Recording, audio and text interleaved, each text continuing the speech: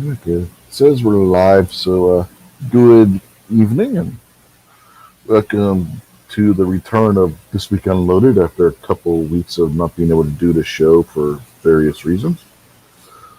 Tonight we have with us Mr. Jason Stewart. How are you tonight? Doing well, man. Happy Independence Day. Well, how was your day?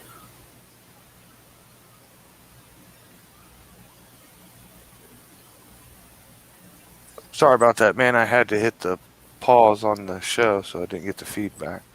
But my day's been pretty good, man. Can't complain at all. Cool. Cool. Uh, Next we have Mr. David Bowling, otherwise known as the Kingpin. How are you tonight? Ah, man, How was your day? Do anything for Independence Day? Get out there and do any barbecuing or anything? no, we don't really do that kind of stuff. Uh, but I did count 40 Let Freedom Ring videos today. Cool. Next, we have Mr. Rob D, the New York Outcast. How are you today? Doing well. Hope everybody's having a good day today. Uh, Hopefully, ate a salad earlier. No, we went over Walmart and bought a little charcoal grill, not one of those $20 blue things with the. We bought a nice little steel and iron charcoal grill. It cost like $60, and we grilled some cheddar brats and some hot dogs, and Mike threw some onion rings and fries in the oven when she got home from work, and that's what we did for dinner tonight.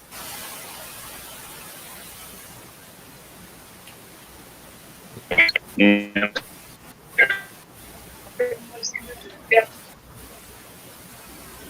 And then next but not least, we have Mrs. Stacy Nelson, otherwise known as Mystic Guns. How are you tonight, ma'am? Tired and exhausted. So, what did y'all do today? Anything? We went to the lake and now we are barbecuing. Sounds good. What you making? Pork chops and ballpark wieners. Yeah, cool. Can't go wrong with that. Yep. They plump when you cook them. Yeah, we had a Kunstler, or I think that's how it's pronounced, but we had those are the hot dogs we had, and then we had the Johnsonville cheddar brats. It's just something about cooking over charcoal. It just gives it a flavor that propane doesn't. You know, Yeah, yeah. I like a regular old-fashioned charcoal grill.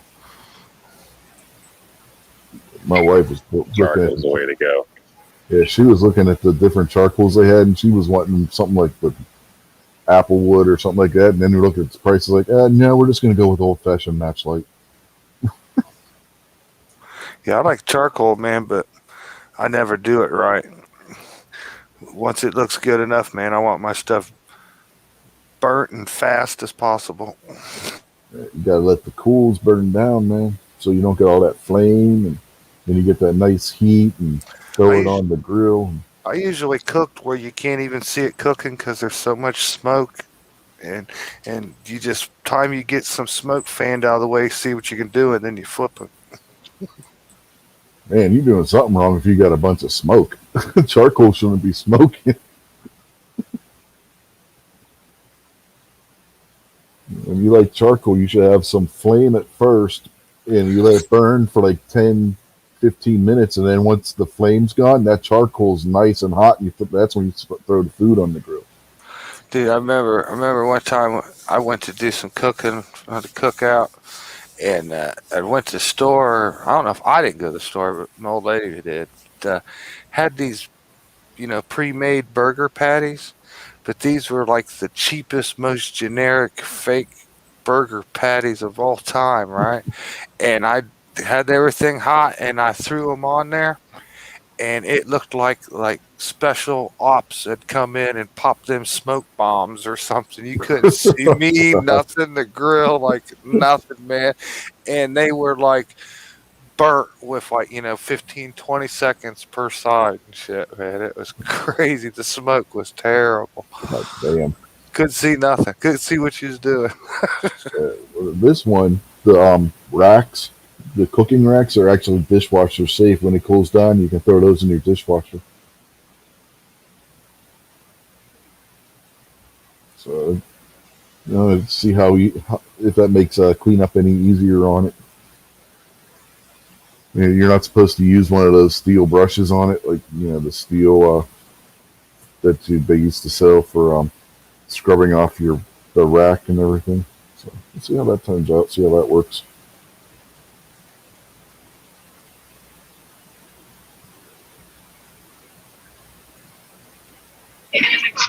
Oh man, it's getting crazy over here. Yeah, Southpaw RX. That's what eventually I want to get. It's like a combination grill and smoker that uses the pellets. They make some really nice ones of those things. I don't know if you guys have seen them. They use the wood pellets instead of charcoal. Yeah, my helper, man, she her and her husband got one of those pellet things and use it almost every single night cooking out on it. It's got a little square place on the side. You pour the pellets in. It's got an auger. Yeah, it's all electronically controlled. And yeah, everything. you got to hook up to extension cord. Yeah. But they cook everything, all kinds of stuff on there. Yeah, you monitor the temperature on your phone and whatnot. And you got the one I want. It's got the grill on the bottom, and it's got the big box smoker on the top of it. And you got the hanging racks for like sausages and stuff in the smoker.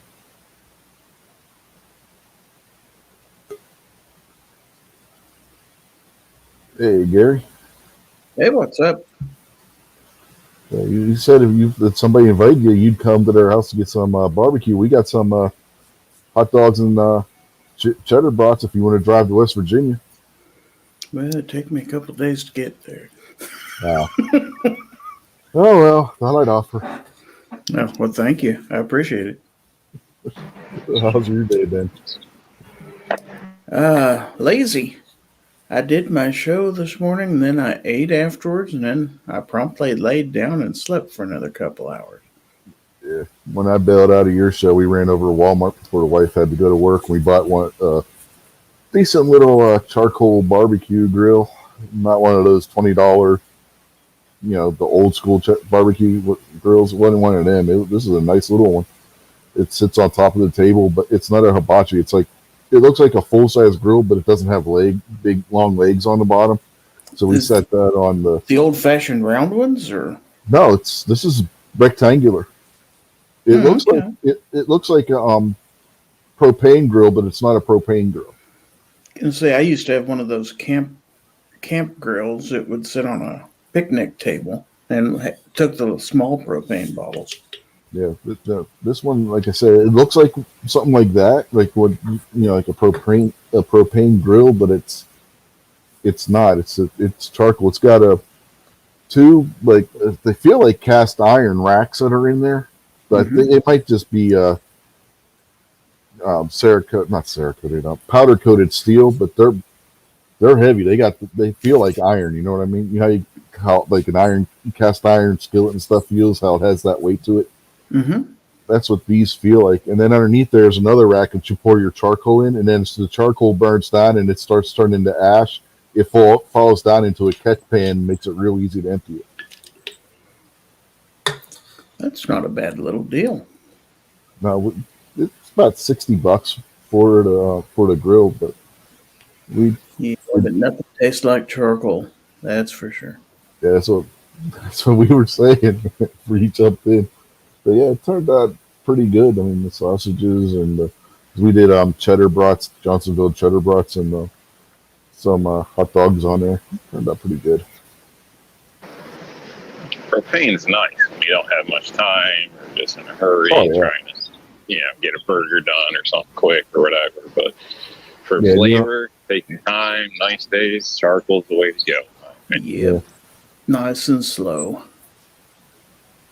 Yeah, if you worked all day, it's definitely better. Easier to come home, and if you want to grill something, just throw it on a propane grill. But propane just doesn't give it the flavor that charcoal does. It kind of has like a propane flavor. Not propane flavor, but I don't know. Almost a flavor to it too. Kind of. Maybe I'm the only one who notices. Yeah, it's not quite the same. You might as well just throw it in a basket and put it over top of, if you got an electric stove, and put it right on your burner, because that's basically what you're doing. you think about it. Well, you can get the lava rocks and stuff, but it's still not the same. No. Get a tin can and a candle, man. Make a prison burger. We used to go out to the reservoir near where I grew up, and they had some picnic areas with grills at the individual campsites, and you could just we'd go pick up limbs that had been broken down and stuff like that and dried out, and we'd break those apart and make our own coals because we were cheap. And it took a couple 3 hours for the stuff to burn down where you could cook on it, but yeah, we'd have free barbecue basically. Yeah, so somehow Jason can't do a charcoal grill right. He said his always gets super smoky. Have a spray bottle of water nearby to where if it flames up or something, you can put it out. I've had issues with charcoal grills. So I don't know if you guys seen Squib's video recently about the Weber grill or something. A little, I think it was Weber. The little kind of cheap grills you buy here or there, charcoal grills, the round ones. Mm-hmm. I've had issues with those myself, not working well over time. So I don't know if they build up and don't function properly. I mean, I know you can clean them out. You try to slide the little air holes on the bottom, that turns to crap after a year. But basically, I had issues with those to the point where I ended up just building one because I got tired of buying one it seemed like every year and a half. I was having issues with those cheaper ones. Yeah, those little Weber grills aren't made to last. They're made for like maybe one summer, and then you got to buy a new one the next year. I know somebody that put charcoal, Kingsford, in a propane barbecue grill, and did that a couple times. And then when went to try to fix it, all the holes and everything were clogged up for the propane to work. Well, our propane. I was so pissed. we had a propane grill that stopped working. The hoses and stuff and all that were all messed up, so we started using that as a charcoal grill. Yeah, but mine still worked before this incident.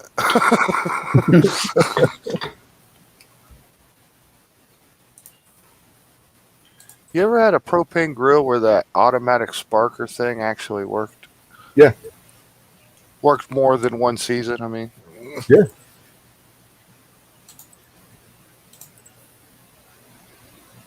Your weather just must be different than ours.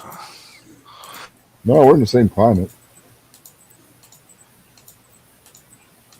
And West Virginia and Ohio ain't very different when it comes to that kind of stuff. Yeah, I've never had any of those work very long. Never use them.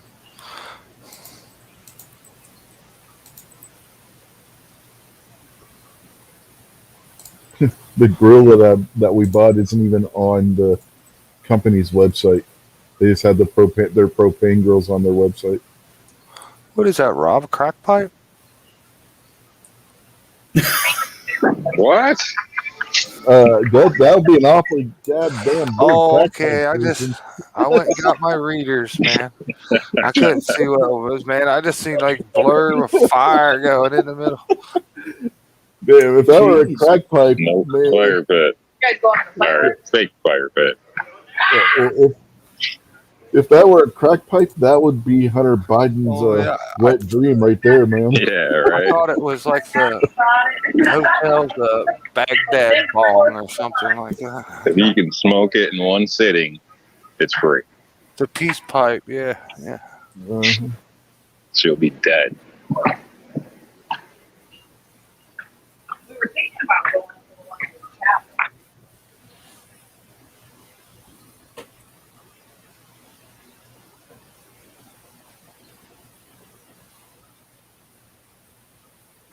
Vanessa Kitties joins us out there. Good evening, Vanessa.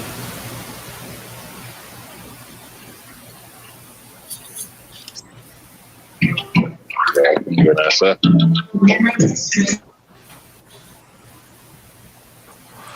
Yeah, I watched the Terminator movie here just a little bit ago. Nice family entertainment. I'll be back. I haven't seen it in many, many years, man. It's pretty cool to see all the old cars and everything and how stuff was back then. Mm-hmm. That we didn't even like when that movie first came out. Like you didn't even notice that. It didn't seem like an old car. You know what I mean? But It's funny how stuff like that becomes dated and iconic. yeah, like you could look at there. Like I was sitting there noticing, like, look, that movie's like made in the 85, 86, something like that, in the middle. Mhm. So a 10-year-old car at that time was like, 4-door LTDs, all the chrome trim, big square, vinyl tops. That's a big change from like a 85, 86 car. It was brand new. Like they're all modern in 85, 86. Like right now, look, a 2012 car. That's still pretty new. That looks pretty modern. But man, there was a big difference between, like 1975 car and a 1985 car. Yep. Styling wise and Oh yeah. how things have changed. You know what I mean? That's what I'm getting at, Old dashboards used to kill. Like looking back at them, how plain some of those dashes are. Everything's so square and buttons. Totally different than modern cars. See, I kind of miss them, man. I kind of miss them like that. I'd rather have a big old boat, little skinny steering wheel. Holy Jesus! $2,000 for a charcoal grill? You better come with somebody to cook the food too. Yeah, right. We got a store down here in Columbus that's all they sell is barbecue grills and the big green eggs and stuff. Oh, there's grills in there cost more than that. Those big green eggs are nice. Yeah, this place like gives one of those green eggs away just about every month for some kind of raffle or something.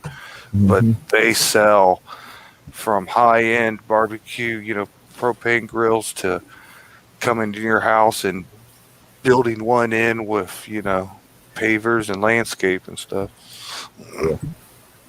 And my wife's dad, he built one of those in their yard at the in-laws' house years ago.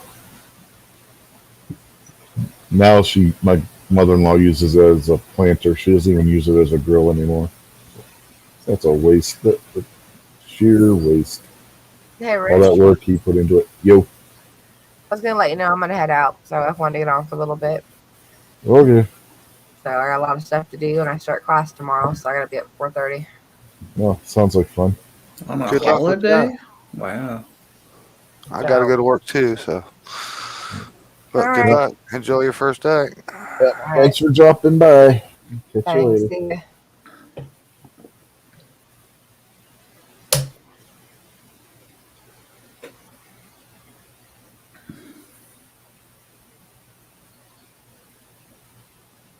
So everybody else got tomorrow off, I assume.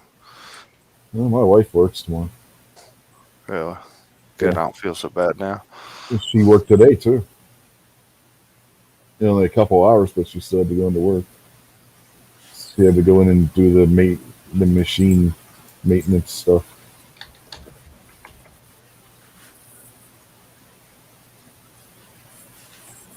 I'm hoping I won't mind. I hope I can go to work and be all alone.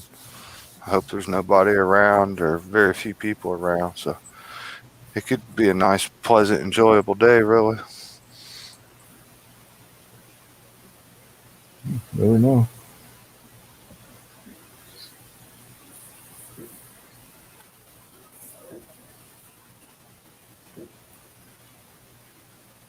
Still trying to find this damn grill so I can show you guys what one it was that we got.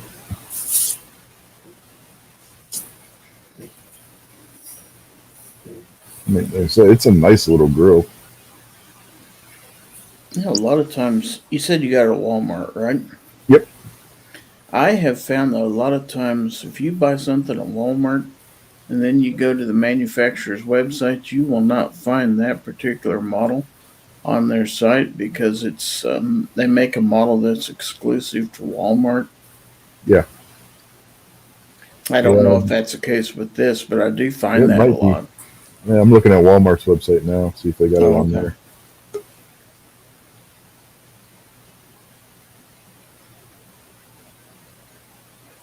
Hey, Buck. Hey, how's everybody doing today? What's up, Buck? Not a whole lot. Feeling independent. Yeah. Yep.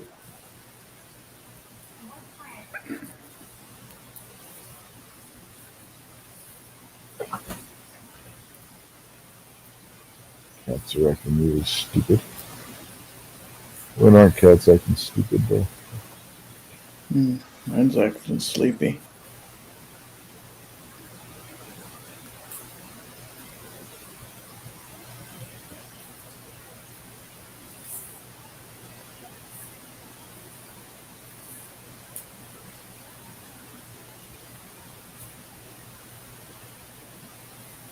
So what's everybody been doing today? Anything good? Here it is. They got it for $59 on the website. We paid $60 at the store. A whole dollar difference.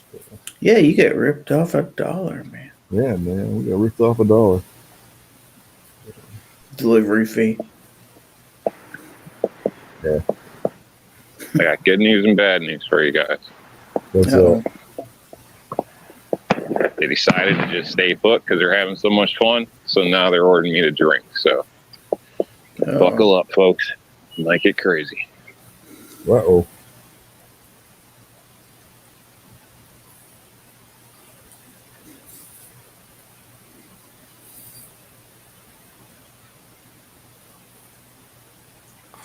Do we got to take like a collection to get you bailed out? Or? Right. Maybe. After last night and the way this is starting, maybe. Yeah, you guys seeing this But it'll picture? be in defense of my lady, because she'll be doing something crazy and I'll get dragged into it. Yeah, Of course, I'm the one that gets arrested. yeah, you guys seeing my screen right now? Yeah, I do. Yeah, it's got the thermometer on top there. It's got the vent here, and on the other side, there's a vent down at the bottom. And once the charcoal all burns down, you just pull out this little drawer down here, and dump it into a bag, whatever. Hey, that don't seem too bad, man. No. So in here, you can see it's got there's the two grates, one on the right, one on the left.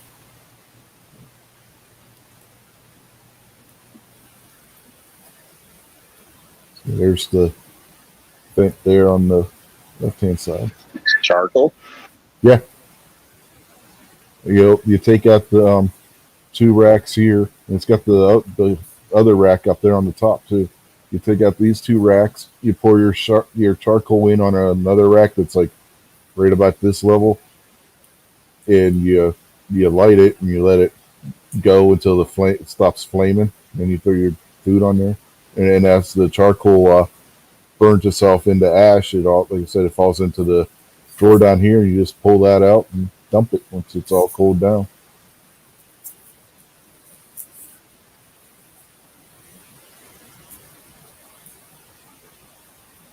Just out of curiosity, when it was all heated up and stuff before I put the food on, I closed the lid.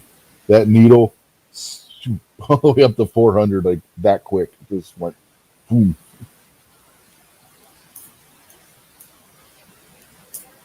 Are those racks on that thing adjustable? No, the racks themselves aren't adjustable. It's just a little tabletop grill, but nothing super fancy. But It was really good. It grilled the hot dogs and the brats really nice. Yeah, But if you want small some, is I think I'd grill everything with the lid open personally, but yeah, that's what we do. But if you want to grill something at a higher elevation, you do have a smaller rack up here. Can't really see it that well in that picture. But Yeah, the see, only reason I was asking because that looks just like mine. It's got the little tray on it. It's got the removable grills on it, the yeah, grates on it. yep. But mine's a little bit taller. And these, I'm telling you, man, those grates right there, they got some weight to them. They feel like iron. Yeah. Doesn't look bad for $60. No, it worked. Like I said, it worked really good. The I first thought one we that was had, going to be like hundreds or something. I was going to say, you're crazy, man. But $60, that ain't bad. no, and the yeah. first one we had to take back because the weld, like right here, that holds the lid together, the weld was broke. I have it all together except putting the lid on. I go to put the lid on, it's like son of a bitch. I had to take the whole goddamn thing back apart and put it back in the box. Then when she got home from work, we ran over to Walmart real quick and returned that and we got the display model because we knew that one wasn't broke. Yeah, somebody could have dropped the box or something or got damaged on the truck. Yeah, You get a discount for a display. the guy just put it together today. It wasn't. He just did it to do it. It wasn't an official display model. He was bored, so he put one together. Well, that saved you a lot of time having to do all that. Yeah, I mean, if you think about it, we got one that was already put together, and we didn't have to put together the labor cost to have it put together. There you go. Win-win. It wasn't like it was hard to put together in the first place. You just put some screwed pieces together. Yeah, it's a nice little grill. You know, if you're on to doing any like a picnic or something with the family or whatnot, and you sit that on the picnic table. Well, Night Strike was showing me an electric one this morning, but my God, it was expensive.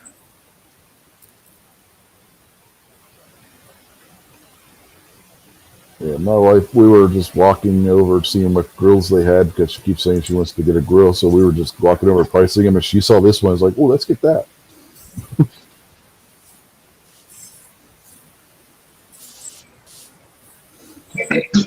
Looks good. It does what it's supposed to.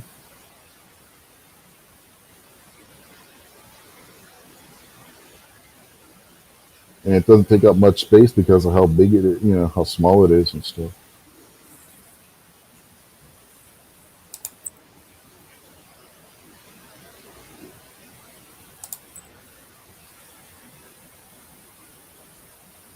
It's all powder coated and the body of it and everything. So. You're not going to leave it outside, are you? It probably won't hold up if you do. It's got a cover or something. Oh, it's stainless steel. Well, you can't use it inside, can you? Burn your house down. Yeah, we got somewhere outside where You we just can don't want to store leave it. it out in the rain and the winter. Oh and no, all we that got we got someplace where we can store it. That's not going to be an issue. Cool. You ever seen people put their barbecue grill like right underneath their garage door or something like that, and then melt the siding off their garage in the front of their house? Yeah, I've melted siding on my back porch before. Yeah, we all know somebody who tried burning his porch down with his smoker. Mm-hmm. Thought that was his kitchen. No, it was on his porch. He was With the auto timer that are where he's watching it from the cell phone. yeah, he was watching it. He's like something didn't seem right because the temperature spiked real bad. He went outside and it was on fire. He's out there in the chat. Yeah, he's Yeah, probably give like, me "You credit." son of a bitch." Pretty much. Should have came this way. Anytime I bring it up, it's the same response.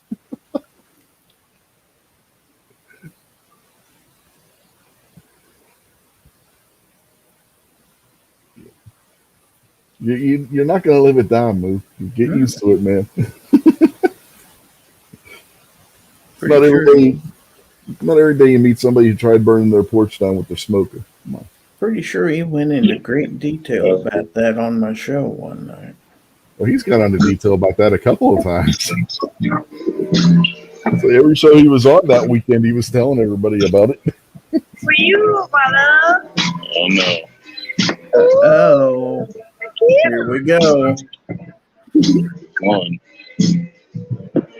Look at this fancy schmancy stuff. Down. I invited the dad.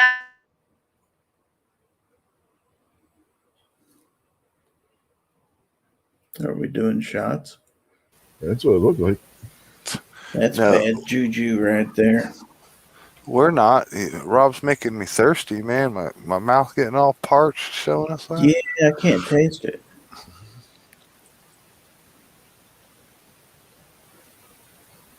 It's all right. He won't be tasting it either here in a few minutes. And next thing you know, they're going to be doing Jello shots and vodka soaked cherries and Mm-hmm. other shit.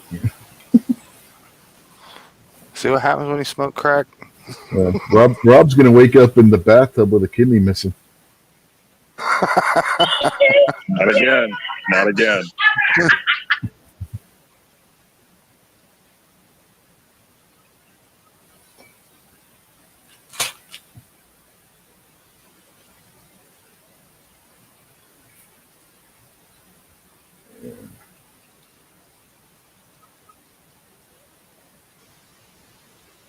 Still ain't heard no fireworks going off yet. Town's supposed to set them off. I think they're doing it around 9:30, 10. Some keep going off around here, but I can't see them yet though. Just over the hill. I asked her if she wanted to go down to the fireworks display tonight, and she's like, "No, I just want to go to bed." She's like, "I gotta get up for work in the morning, and I'm tired." I'm like, Hey, Rob. Hey, where'd you park your car at this weekend? Right out back. I drove it here. But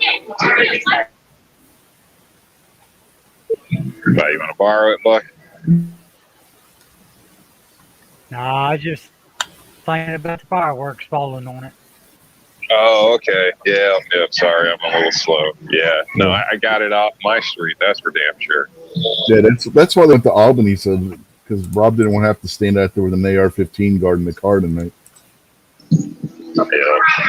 Ever Rob since I Polsky. lost USCCA, I've had to kind of cower down.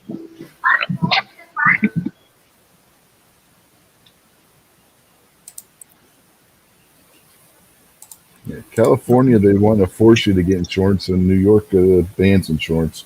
Figure that one out. For firearms, that is. Makes no damn sense whatsoever. But that's liberal states for you, right? One forces you to get the damn insurance, and the other one bans it.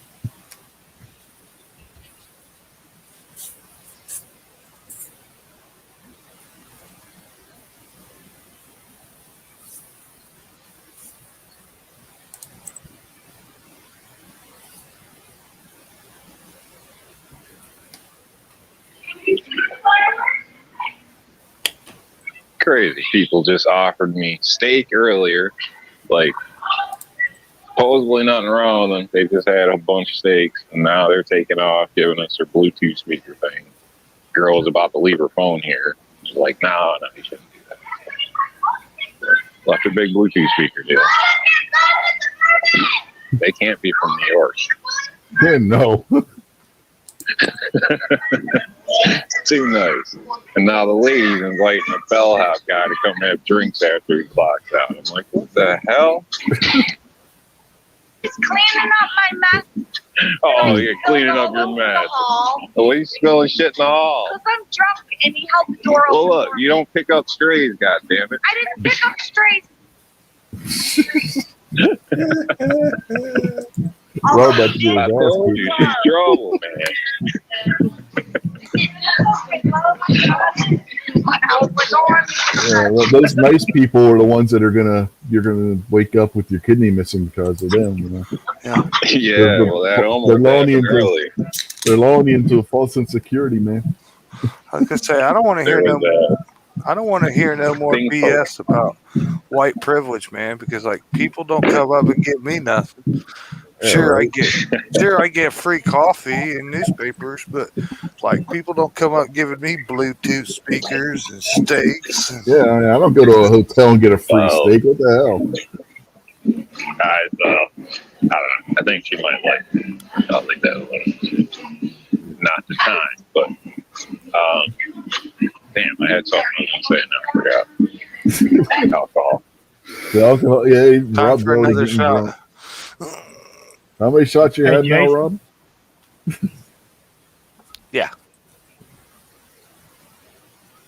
Hey, Jason, going to your neighbor's house stealing their newspaper don't qualify as free paper. That's till you get caught. If you don't get caught, yeah, scary stuff. What's in my yard's mine, man. Possession is 9/10 of the law. Besides, you can't get in trouble here unless you steal like $1,000 worth of newspapers.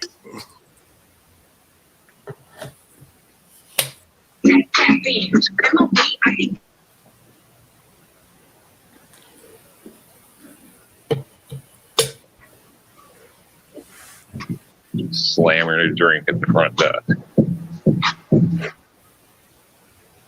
You trying to give me a copyright strike or something, Rob? Jeez.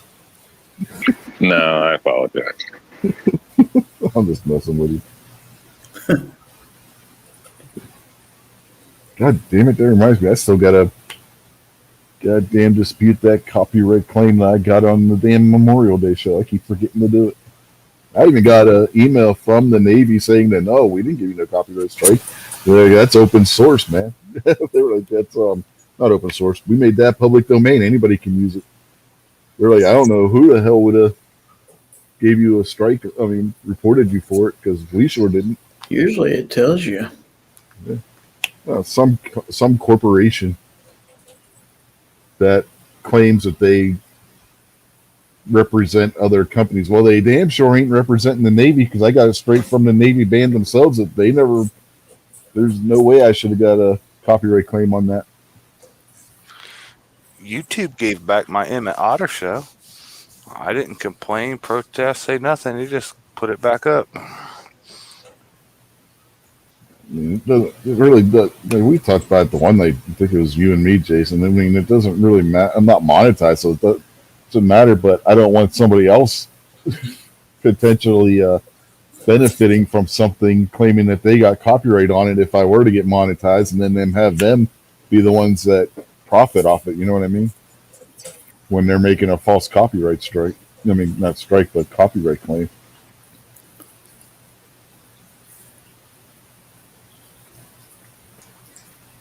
Rob, man, show them how you dunk one. Heck yeah. Slam one down, man.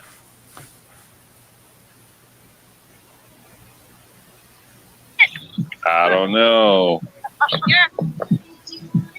It's been a long time. Slam dunk from the free throw line, man. Come on, you can do it. Heck yeah, Michael I Jordan. don't know about that.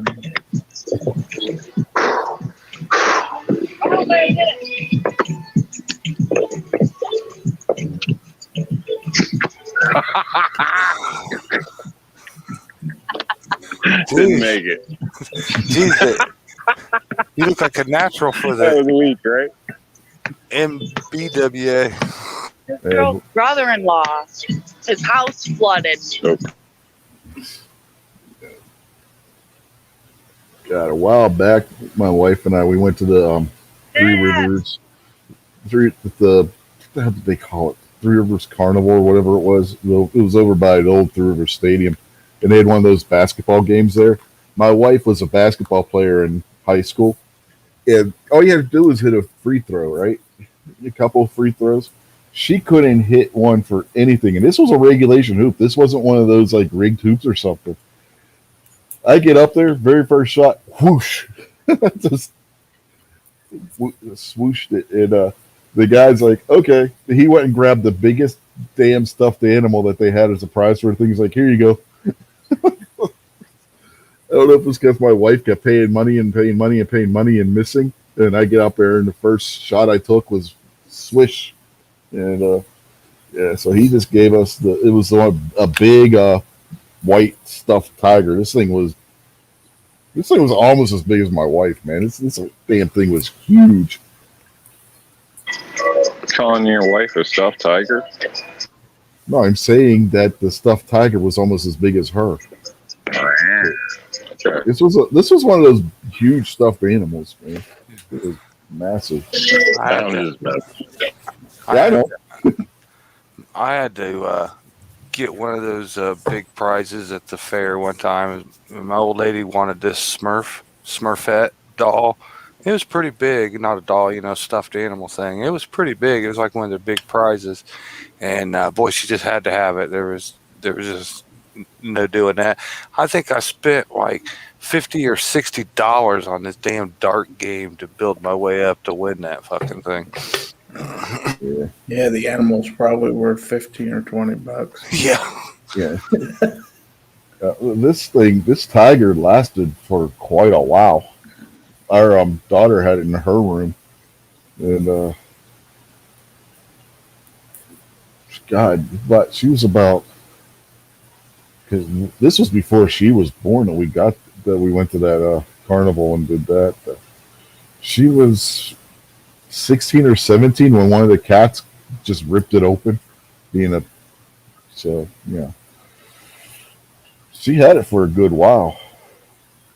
That thing I was shocked that thing lasted as long as it did, because a lot of times those stuffed animals don't last very long unless you get it with like a carnival or a fair or what have you.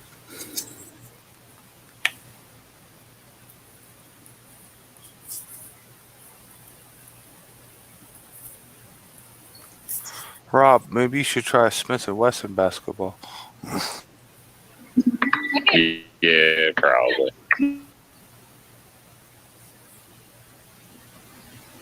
Yeah, if G23 were here, he'd tell him to use a Glock, but we know how G23 is.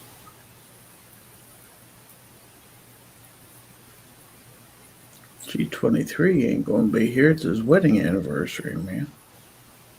No, I was not aware of that. Somebody out there shooting. That was definitely not firework. That was a gunshot. Can't say I'm surprised. Well, that's kind of like a firework, isn't it? Yeah, we used to do it. Shoot into the ground.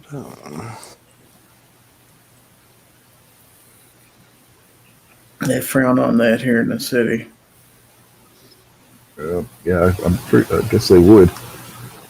When we lived on the other place, man, the first year my sister-in-law and her boyfriend moved in with my mother-in-law, he goes out there on January 1st, New Year's Eve, midnight, and starts shooting off this shotgun. I went out there and I told him, if you didn't put that fucking shotgun away, I was going to shoot his fucking ass. I'm trying to get sleep because I got to be somewhere in the morning. That stupid son of a bitch is out there shooting off a shotgun. I was like, you motherfucker, you do that again, you're dead, man. I was like, don't you ever do that again. And he just looked at me with a dumb look on his face and was like, if you think I'm joking, try me.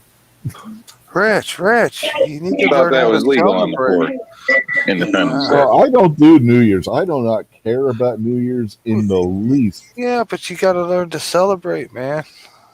A New Year is nothing to celebrate. I'm sorry. I do not give a shit about New Year's.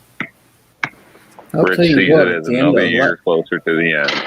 at the end of last year, with all the COVID shit that went on and everything else, I was pretty damn happy that year was over. Agreed. The end of one shitty year and the start of another. That's the way I look at it. Nothing to celebrate. Yeah. We got to remember to keep it this way. It's the way we feel today, man. We all feel good. We all feel free. We all feel mask free. We need to do what we got to do to keep it that way. Shit, I didn't care about the fucking mask shit to begin with. I mean, I don't even want to hear it no more, man. Like, I don't want to hear COVID part 2 and shutting down this and shutting down that. I don't want to put up with it no more. Yeah, we don't have a mask mandate or anything. You still got idiots walking around Walmart with masks on. Oh, And it's usually somebody from Maryland. Because you watch them in the parking lot and they go into their car and their cars all have Maryland license plates on them. I still see a few people at the grocery store and stuff. You have Yeah, we got a few of them around here. Seen people today with masks like that. They stopped all our mandate stuff, but still quite a few people wearing them. Yeah, I in was the middle of shocked. the parking lot out in front of the Walmart, and they'll be right out there with their Yeah, masks. all these idiots here wearing masks need to stop and realize something. The UK ended their lockdown and mask mandate today. If the UK is ending their mask mandate and their lockdown, get on with your life like everything's back to normal, people. Good God Almighty.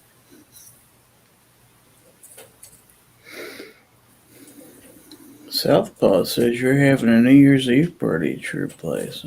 No, that's not happening. That sounds like a deal. After hours, Do we bring our own shotguns? Because I've got a few. after hours party is at Rich's house. Yep, bring your own shotgun. Hot till 4. Yeah, no, that's not going to happen. That is not going to happen. Or maybe he'll let you shoot a shockwave. And you show up and anytime we go to the range and you can shoot that, I don't care. I've never shot one.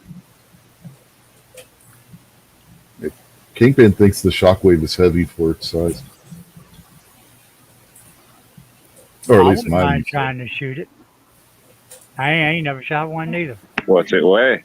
I don't know. I never weighed it. It weighs more than the stock one because of the way I got it modified. Good shot. You say you ain't never shot one, Gary? Not a shockwave, nope. Good, we can do it on New Year's Eve. Heck yeah, over at Rich's house. I'll Gary- bring the ammo. It's a Kingpin- dragon's breath. Kingpin thinks my shockwave actually weighs more than my Vepr 12. I don't see it, but that's what Kingpin said. Did he fall asleep on us? I mean, he's being awful I quiet. could bring some birdshot, or I could bring some double-aught buck. Well, it'd have to be 20 gauge for this one. Oh, Well, yeah. I got 20. some 20 gauge. I think I got some 6-shot or 7.5 shot in 20 gauge. I Hey, do that not. thing don't carry the little mini mag shells. No, this one, they don't make the mini mags in 20 gauge. No, they They don't? don't. No. It's too bad. I got the opposite of the mini shells. I got the freaking full-on 3-inch magnums in this thing right now. 3-inch magnum of number 2 buckshot. 20 don't- would make it fairly manageable, you'd think. Yeah, that's what I need to get. I don't have a single shotgun, man. I need to get a shotgun. But it would have to Thought be you were 20 going to get a gauge. Benelli. I got 4 of them, I think. Yeah, the recoil on this isn't as bad as what you think it is. If you watch the little short I did, it wasn't a short at the time, but YouTube said it was a short. But if you watch that, the recoil on it's not that bad. Even back when 20 I was 20 years younger, I bought 2 different shotguns at different times. I bought a 870 12 gauge and pretty much sold it, traded it off pretty quick. And then I bought a Mossberg 500 12 gauge and didn't keep it very long either and got rid of it. Just 12 gauge just too much for me, man. I hate to say it, but it bounces my brain around too hard inside my head. My wife, she had one of the 870 Police Magnum Tacticals with the integrated brake and choke tube on it. Man, I tell you what, with the recoil pad on that combined with that brake, that thing had you wouldn't believe that you were shooting a 12 gauge when you pulled the trigger. The recoil was extremely light for a 12 gauge. Yeah, seriously, man, it jolts my brain inside my skull, and after 2 or 3 quick shots with a shotgun, I'm almost dizzy. Yeah, try a semi-auto with the gas system. That helps to reduce the recoil too. I would say 20 gauge. You know, I could shoot all day long. and be fine, no problem. 12 Oh, yeah. gauge after probably 30, 40 rounds, like you're going to feel that later. So doesn't mean you can't do it, but it kind of, you might regret it if you get a little carried away one day. So 20 Yeah. though, all day long. Yeah. With the 12 gauge, it 12 gauge, it really depends on what you're shooting. If you're shooting a nice semi-auto, that dampens the recoil so much because of that gas system and the way they operate. It's insane how much. A lot depends on whether you're shooting magnums, whether you're shooting slugs or buckshot versus birdshot. Yeah, whether it's a 2 3/4 bit of inch difference shell, in that. 3-inch shell, 3.5-inch shell. Yeah, you can make them about as weak or as strong as you want to. I just like to have something handy, if you ever had to clean the living room real quick or something. Yeah, that Depper 12 of mine, when you pull the trigger on that feels like you're shooting a 7.62 by 39 because the brake I got on there with the AK gas system, the recoil on that thing is minimal for a 12 gauge. And the M4 shotgun, the Benelli, those things have a really light recoil impulse on them too. Ollie's out there deer hunting with a Mossberg 500 3-inch Magnum slugs. Dang. Every That's time a the camera's shorter. off. That's a thumper right there. Yeah, that's a shorter thumper. abuser. This ain't gonna do the deer any good either. Now, my grandfather, he had a Mossberg 500, but he had one of those pneumatic recoil things in the stock. And I tell you what, that cut down the recoil on that pump shotgun. You wouldn't believe it, but it was expensive as hell too. He paid like $2,000 for that shotgun to be modified to have that pneumatic recoil system in there. Good Lord, $2,000 for a Mossberg 500? Yeah, Might because as well buy one of them high dollar ones. well, they didn't make those high dollar ones then. I mean, this was in the 80s. You didn't have the Benelli M4 and stuff like that then. If you wanted something like that, you had to get like a 500 or an 870 and have it modified. Yeah, well, I didn't know anybody if they did have anything that fancy. Everybody shot the cheap stuff that I knew. Yeah, well, my grandfather had a lot of he had some of the more budget type guns, but then he had some that were really expensive ones too. I knew a guy had a bolt action. I think it might have been a Stevens. He had a bolt action shotgun, and he would pretty regularly get a deer or two every year with that gun. The worst shotgun I've ever shot I don't was even think it had sights on it. Yeah, the worst shotgun I ever fired was my stepfather's break action single shot 12 gauge. Oh my God, was that thing painful to shoot. I love it when I see people's got a sight mounted on a shotgun. I'm thinking, really? Yeah, I got a sight on my a bead sight, but I've seen people, with the red dots and stuff like that. I'm thinking, well, they actually make red dots for shotguns that you can zero it to where you can get your shot pattern. It'll actually show you where the shot pattern on your shotgun's going to go, how big the shot pattern's going to be. Or you could just learn. Oh yeah, you could, but people are lazy anymore. You know that, Gary. Yeah, nobody wants to just go get experience with their gun and figure out what it's going to do. No, they want an optic that does everything for them. Yeah, we did stuff old school when I was growing up. You took it out and shot it till you figured out how it patterned. What we do is take it out to a farm pond somewhere and just get at various distances and take a look at the pattern. You get an idea pretty quick.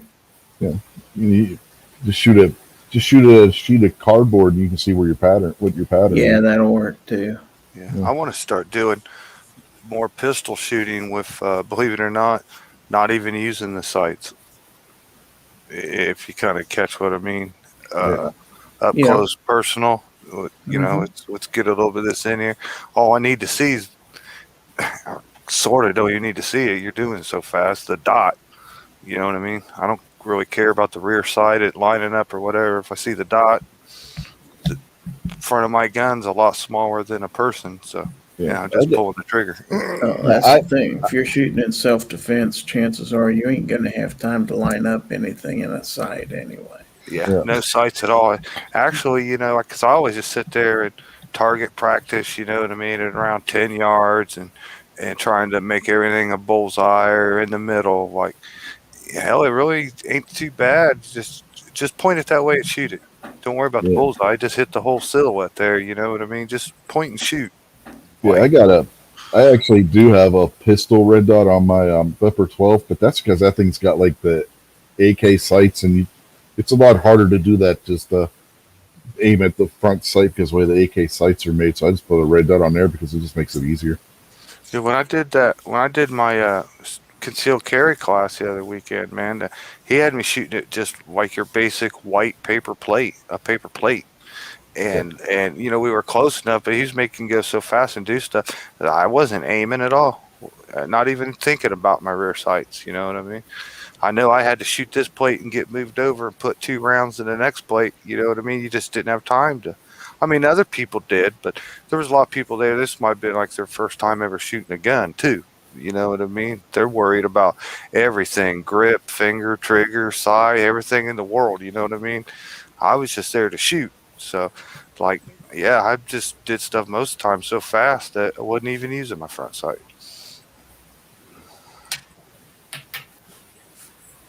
And it was a lot of fun. It was a lot more fun than just standing there shooting.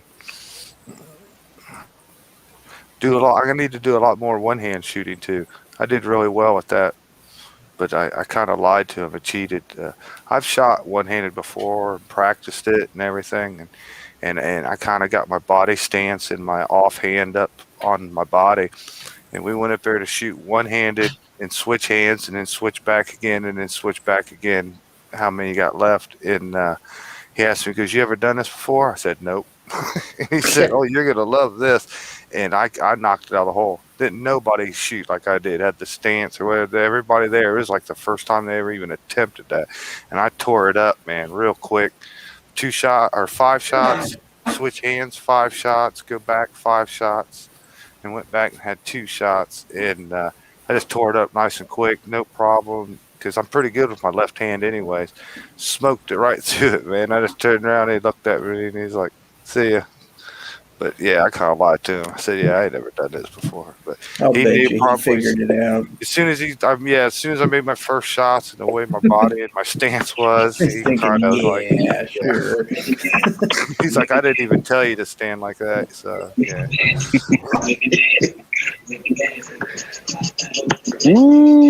But that's a lot of fun, man. That's a lot of fun doing stuff like that. Sounds like fun. Rob's getting shown up on the basketball court. I see that. Rob Yeah. made one, didn't he? He made one, I thought. Well, yeah, I made a bunch, but they're never on camera. Like, I'll get them to testify to that, but whenever I got the camera on, I can't shoot for shit. Yeah, we I don't don't know know, if you're man. paying them or not. When that ball comes back to you, just like you threw a boomerang, it probably didn't go through the net. It kind of bounced off the backboard. Shoot one-handed, Rob. But those are the ones on camera. If you want to get it on camera, you got to shoot I'm going to throw one-handed. this, and I'll miss it because it's on camera. And then that'll prove I'm correct. Build But an I excuse. think all the ones that are off camera. Here we go. Oh, see? Brick. It's real. You threw up a brick. Did you check the air in that ball? Do you got enough regulation? It doesn't bounce right. I think it's the plastic decking on the ground, which is kind of slippery. It's something. If they were playing horse, Rob would have spelt stallion by now. Probably. Or pony.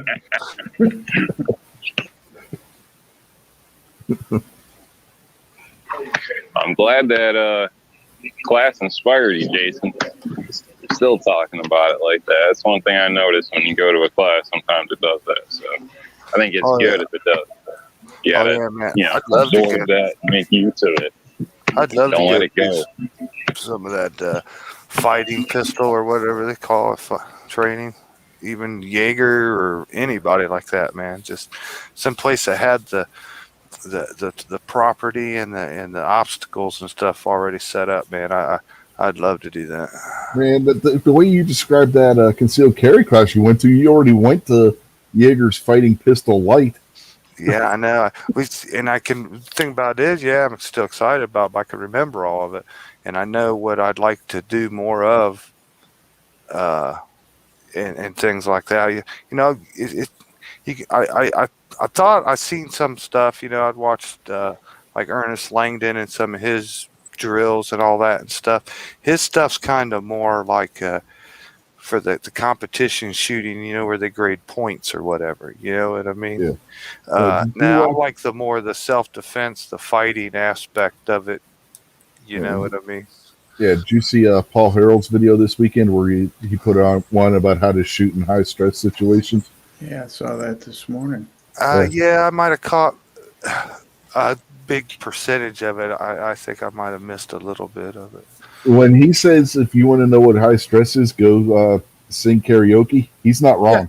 Yeah, I got that part. Yeah. That's He's a fact. absolutely not wrong. That's a fact. Tell you what, man, having done plays and shit in elementary school and middle school and high school, yeah, you get up there in front of front of a crowd doing that kind of shit, your heart is going like this, man. It's a mile a minute. Easy. And eventually you get used to it. I mean, the first time you get up there in front of some crowd like that putting on a play or something, and if you forget your lines or something, man, I feel sorry for the people that forgot their lines, and I've seen it happen multiple times, man. Yep. Hey, let me ask you a question about, like I was just talking to training. Everybody talks about James Yeager, and they say he's going to make you throw your pistol on the ground. Yeah. Whatever, right? I saw some comments in the chat here this weekend with some people, and they were like, they wouldn't do that. You know what I mean? They tell him to fuck off or this or that. Then he'd tell you to go fuck yourself and go home. That's the way Jaeger is. I'd heard this before, and I'd heard both sides. You know what I mean? But I'm kind of like on the impression, like I didn't care what I got in my hand. If he said throw that on the ground, I'm here to learn something to fight. I'm pitching mine on the fucking ground, man. I'm not going to worry about that trivial crap. You know, one time I thought I probably would, but now I'm like, no, hell, show me how to take this and ram it through somebody's skull with it. So, like, give me a 2x4 or a plywood board and I'll smash my gun right through it. You know what I mean? I'm here to learn to fight and get something accomplished here. You know what I mean? So I kind of agree with that. I would throw mine on the ground. You know, don't take word of advice for anybody that's contemplating taking one of Jaeger's courses: do not go with your $2,000 1911. Yeah. I'm not saying take that, but like anything else, like, I mean, you might as well, man. I think it'd be more of don't worry about your damn gun here or whatever. Be open minded, be ready to learn, be ready to be focused. Just nailed it.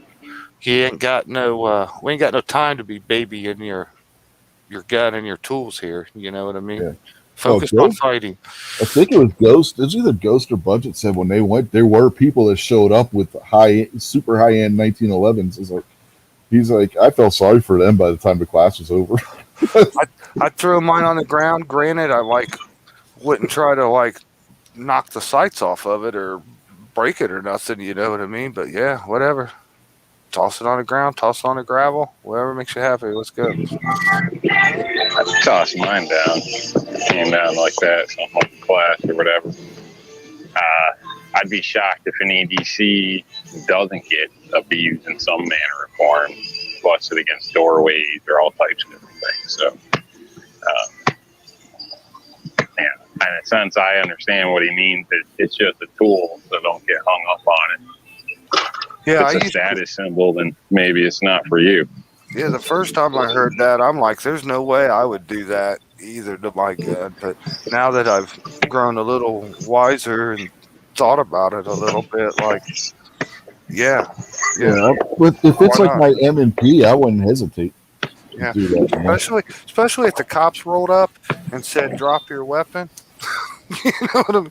Believe Yeah. me, it's tossed. It's dropped. Yeah. You know what I mean? Yeah. Throw down your gun. Are you crazy? This is a $2,000 1911.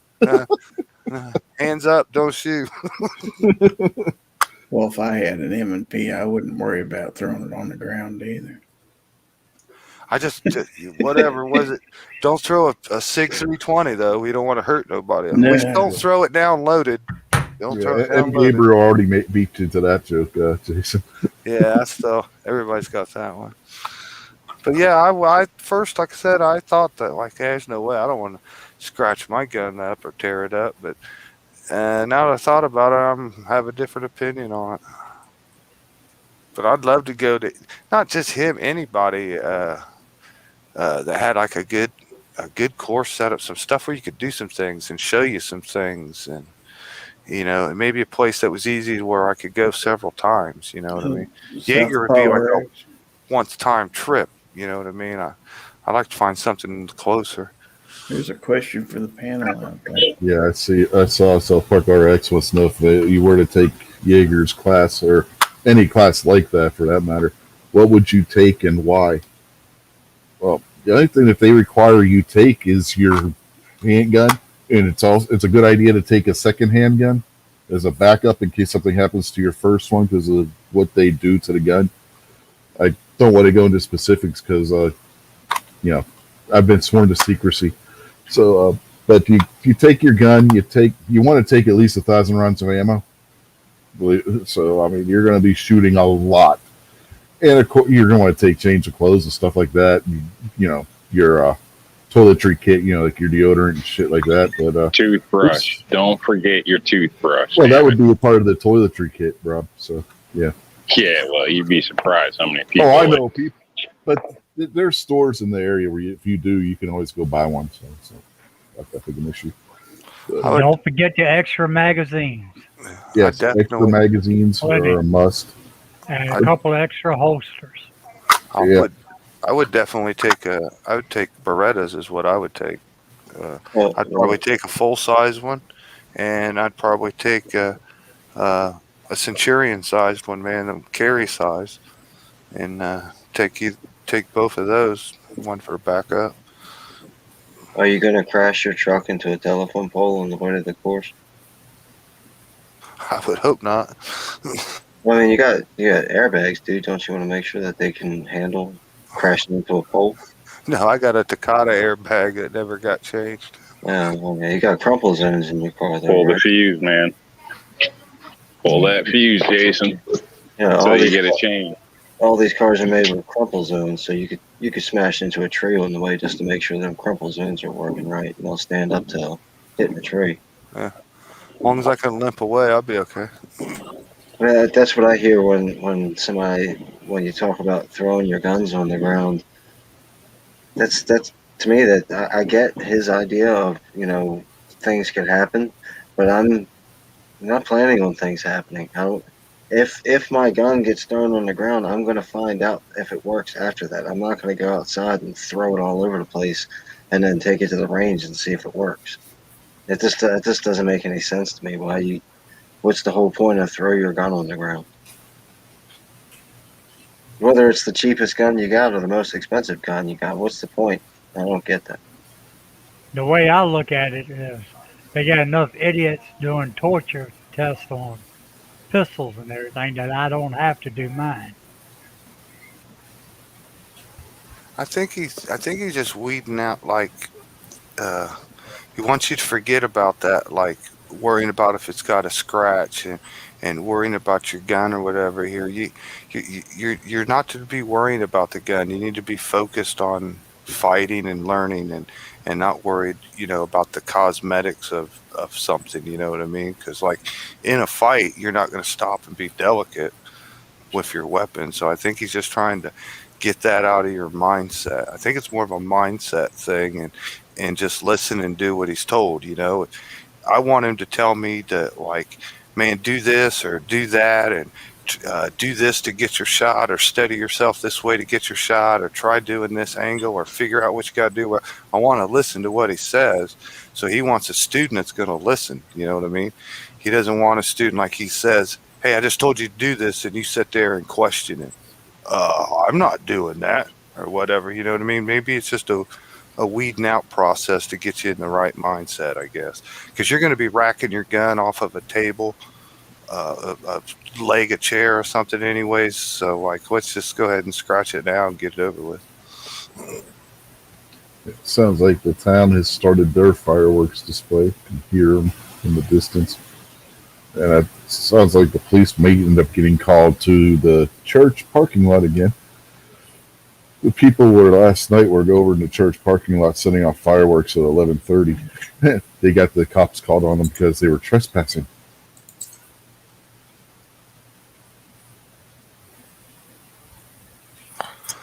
I've seen more videos on his fighting rifle down there than I have any of his handgun stuff. That looks good too. Uh, those fighting rifle courses, but they're training you to show you how to like fight with your rifles in advance and move with a teammate and stuff like that. Like, if you ain't got a teammate, then that ain't doing you much good.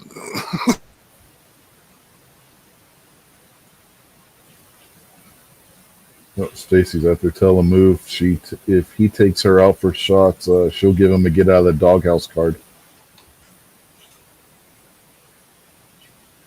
I'd really like to go someplace where I could shoot steel too. I'd like to try that. I've never shot a Come steel up to my place, Jason. If you go, Jason, call me. I'll meet you halfway and we'll ride together. Oh, yeah. Hell yeah, let's do this, guys. Yeah, I never shot a steel like bought in Target or anything, or man size, or trying to hit one with a rifle, 100, 200 yards out or something. I've never done that. Yeah, we used to shoot steel You down got at a the old place. house. You got a place to shoot it if somebody was the sending a piece? Nope. My gun range won't allow you to shoot steel. No 7-Eleven in your town? Well, he doesn't live in Baltimore. You don't get shootings at 7-Eleven where Jason lives at. All right. The first for everything. Actually, we don't even have a 7-Eleven. Got a Moto Mart? We got 2 7-Elevens here. There's none in my local area either, which is strange. Most of them I've seen are exactly the stereotype you would think, but there's a few of them I've seen that are actually pretty damn nice stores.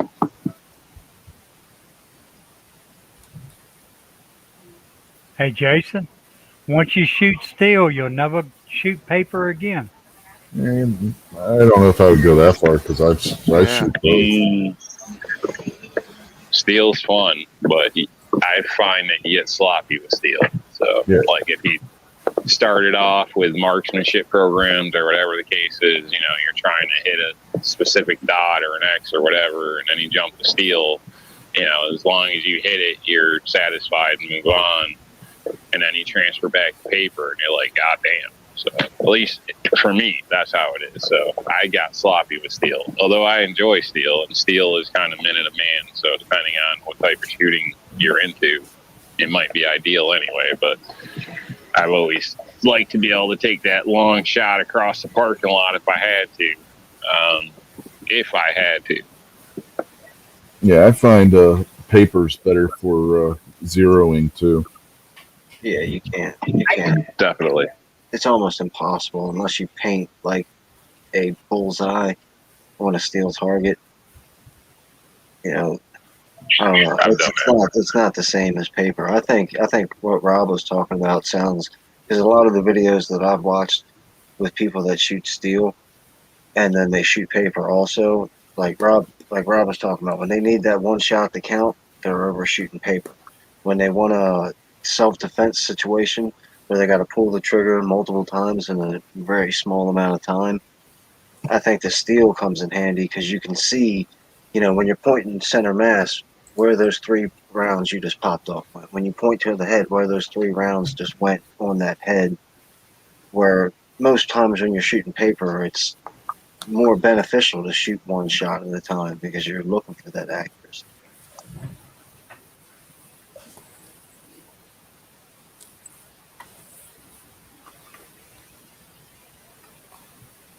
She's online while she's Skyping. Oh, they're going crazy outside here, man. It sounds like Chicago or something. Stop. Now, right now, it sounds like we're being attacked by artillery coming from town with their fireworks display. Yeah, it sounds like we got crossfire here, man, from each sides of the street. Yeah, the idiots over in the church parking lot are having a gunfight. The town's launching artillery at them.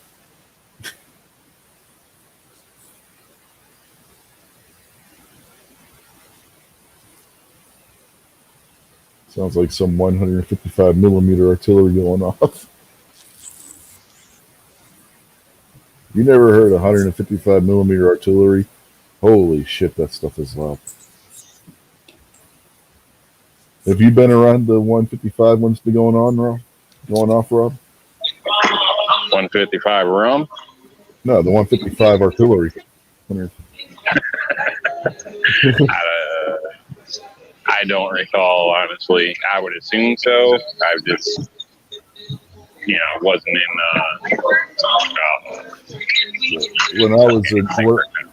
When I was at basic at down in Benning, we'd be trying to sleep. All of a sudden, you hear the 155s going off on the artillery range, just like son of a bitch.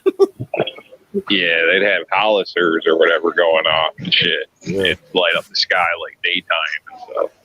Yeah. They made craters like the size of a house, but inverted into the ground. It's a hell of a thing to fall into in the dark during landing. Oh yeah, I imagine. Imagine Crazy. D-Day landing, the craters that were on that beach from the 16-inch guns coming off those battleships.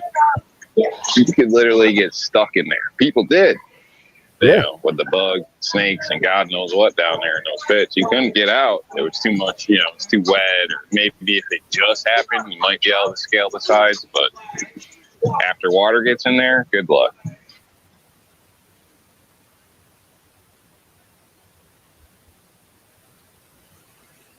I have a feeling you guys aren't having as much fun as I am. And that disappoints me, guys. I'd like everybody out there to have a little bit of fun, okay? Do what you do, the weird thing, the little yelp or whatever you do when you're having fun. But have some fun. But Budget's out there saying his dog is convinced this reboot of Red Dawn and North Koreans are coming to invite him to a barbecue. Let that sink in, you'll get it. If you're a dog, the last thing you want is North Koreans inviting you to a barbecue.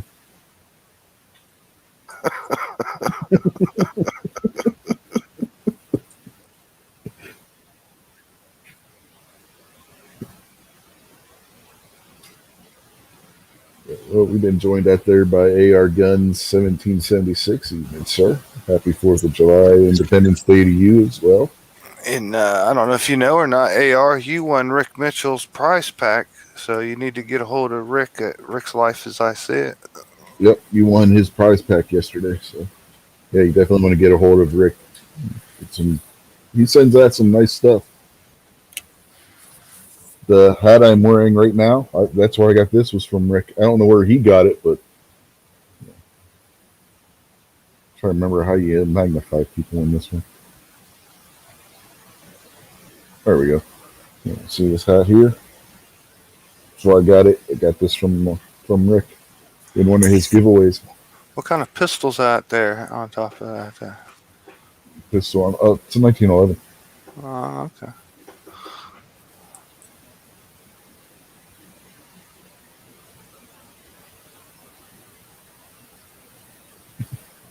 Yeah, a quick programming note, since that's my thing to say nowadays. AR Guns 1776 had some technical diddlies, as Budget would say, and had his channel basically deleted, so he's starting over.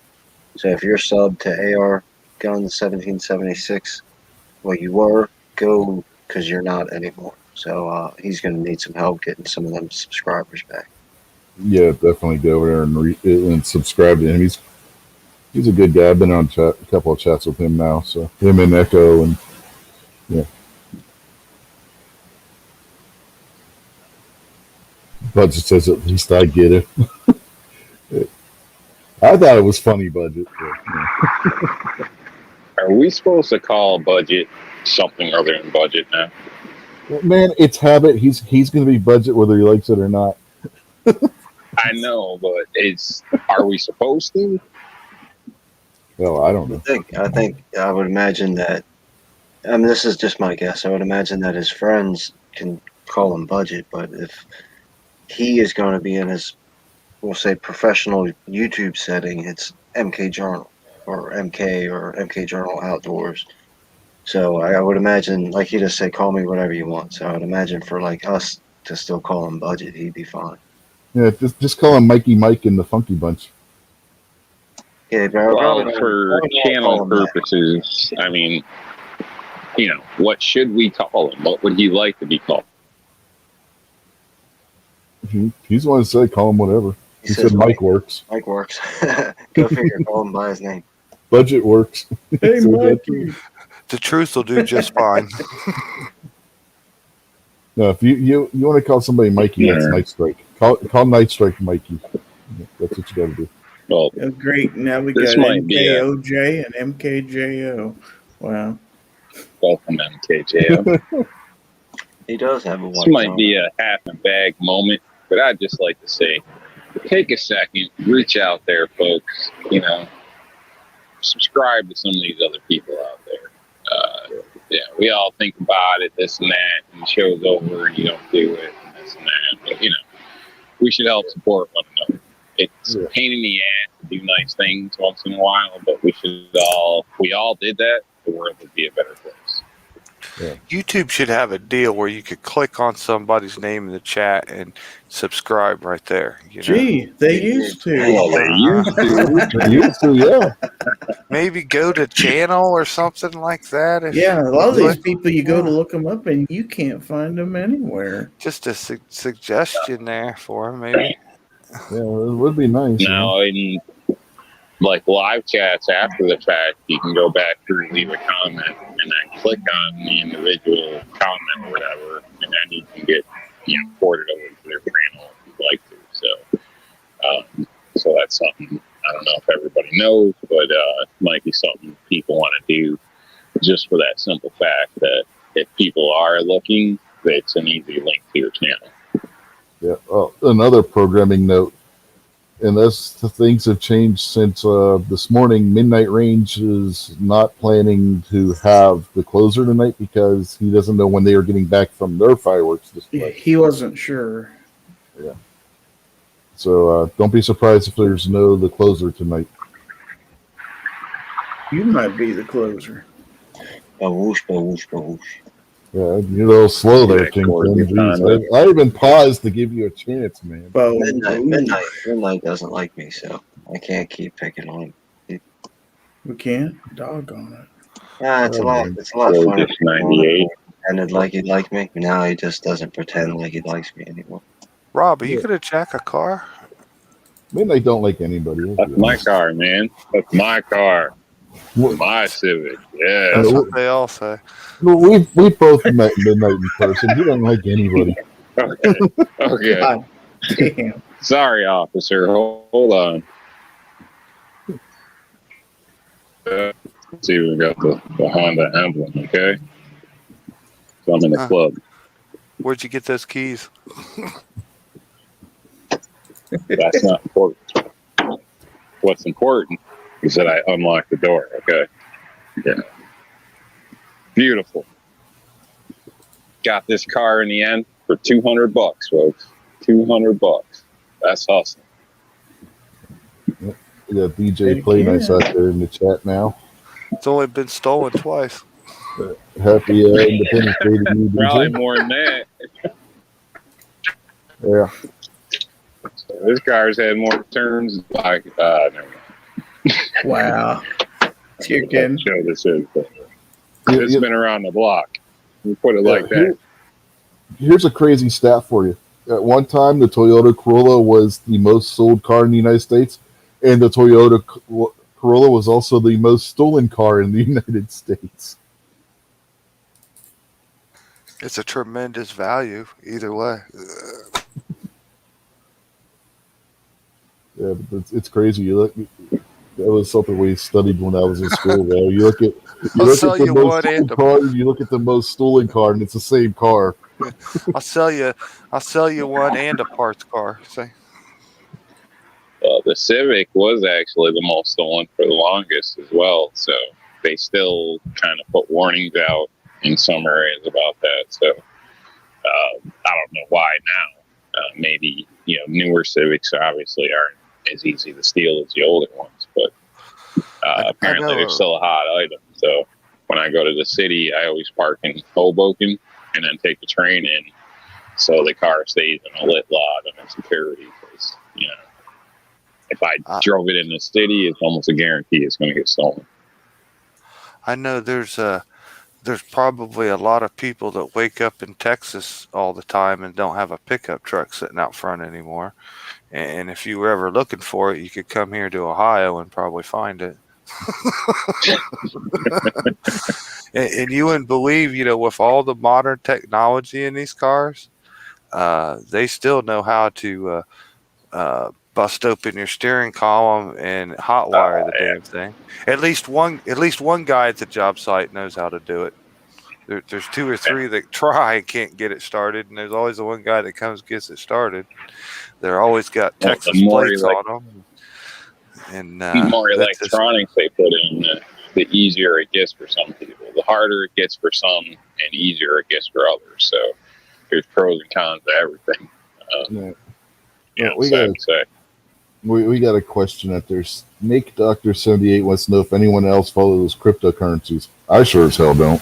I followed mine into the gutter, basically. Yeah. No, I'm sketchy on anything that doesn't have tangible value or something you can put your hands on. On that front, Gary, it came out. The news came out yesterday that crypto mining, what's the ones that use the video cards, the Chinese mining farms, they're starting to sell off their video cards. That's not a good sign for crypto. Mm-mm. Especially for like Ethereum and Dogecoin and stuff like that. If you got any of that, you might want to look to getting out of it.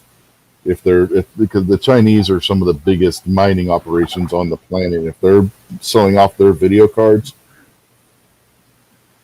that's not a good sign for those that are buying into the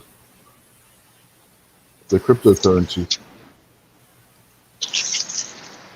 Especially with Ethereum saying that they are going to be going to a different means of mining here soon too. I've got some Ethereum, Litecoin, Bitcoin. I think if you're really careful, you can, and I don't know, I can't think of the word now, but if you're watching things really well, you could probably jump in, make a little bit, and jump out, but it's always risk. So I'm obviously, well, not obviously, but I'm not a gambler, so I'll tell you guys a secret. If I make a bet, it's because I already know I'm going to win. So I don't gamble, so it's not one of my type of things, but I know there is some people that do well, but obviously, like most cases, most people don't. Yeah, here's the funny part. Here's the funny part about crypto. I don't watch crypto, but I watch the video card market because I'm in the market for a new video card. My son's it's the video cards for, it's what makes the picture on your computer work. I'm in the market for a new one. My son's in the market for a new one. So I watch those, and those markets overlap.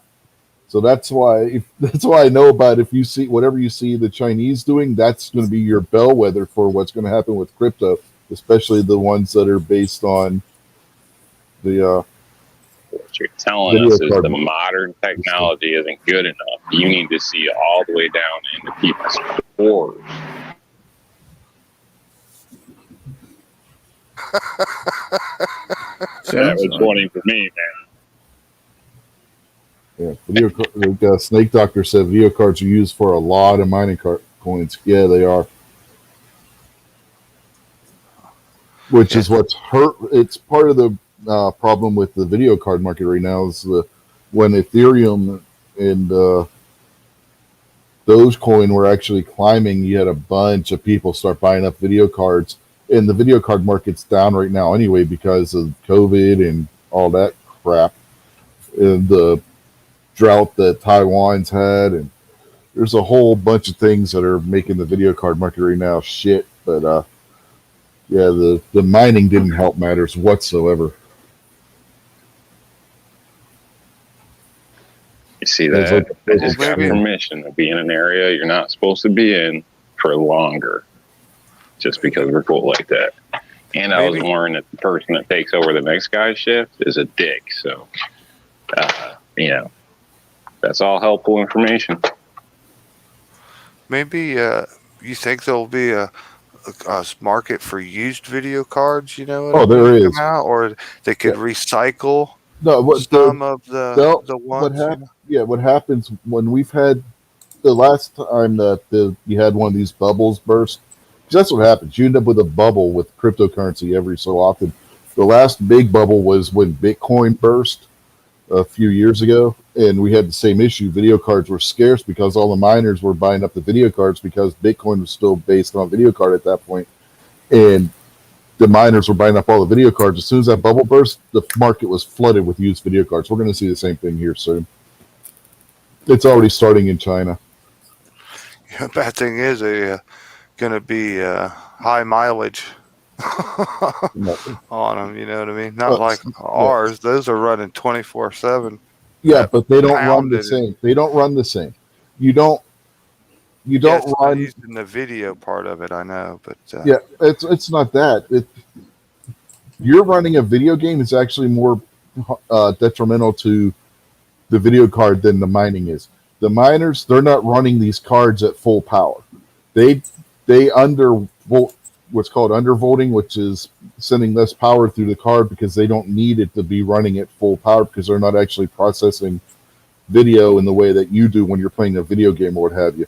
That's actually more stressful on the video card than what the mining is. Yeah, Snake Doctor says, yeah, even the used cards are crazy expensive right now. The used cards in China, the 3070s are selling, they're selling them over there for $400 for a used one. That's $100 less than MSRP. So in China, the used video card market's prices have plummeted, and that coincides with the miners selling off their cards over there. So, like I said, when it comes to this, if you want to see how the market's going to go in both situations, look to China when they sell off their used cards. The used cards in China, the equivalent of $400 for a 3070 is not a bad price whatsoever. Even that, like I said, that's less than what the MSRP is. MSRP on a 3070 is $500, and they're selling for the equivalent of $400 over there right now for the used ones. That's a good price. hey, Rob, who's your friend? Huh? Who's your guys' Lots of friend? friends, man. Lots of friends. I keep telling you guys to come to New York, man. Like, you guys claim you know how to party, but I don't know. Still didn't tell me who your friend was.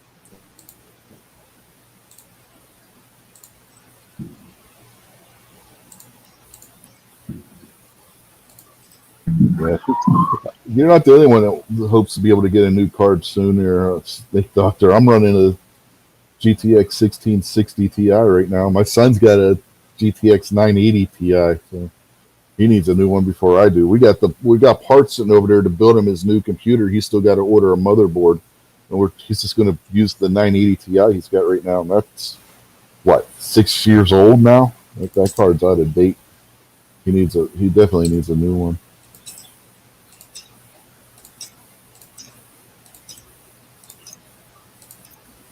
I know you guys in here don't get all that stuff.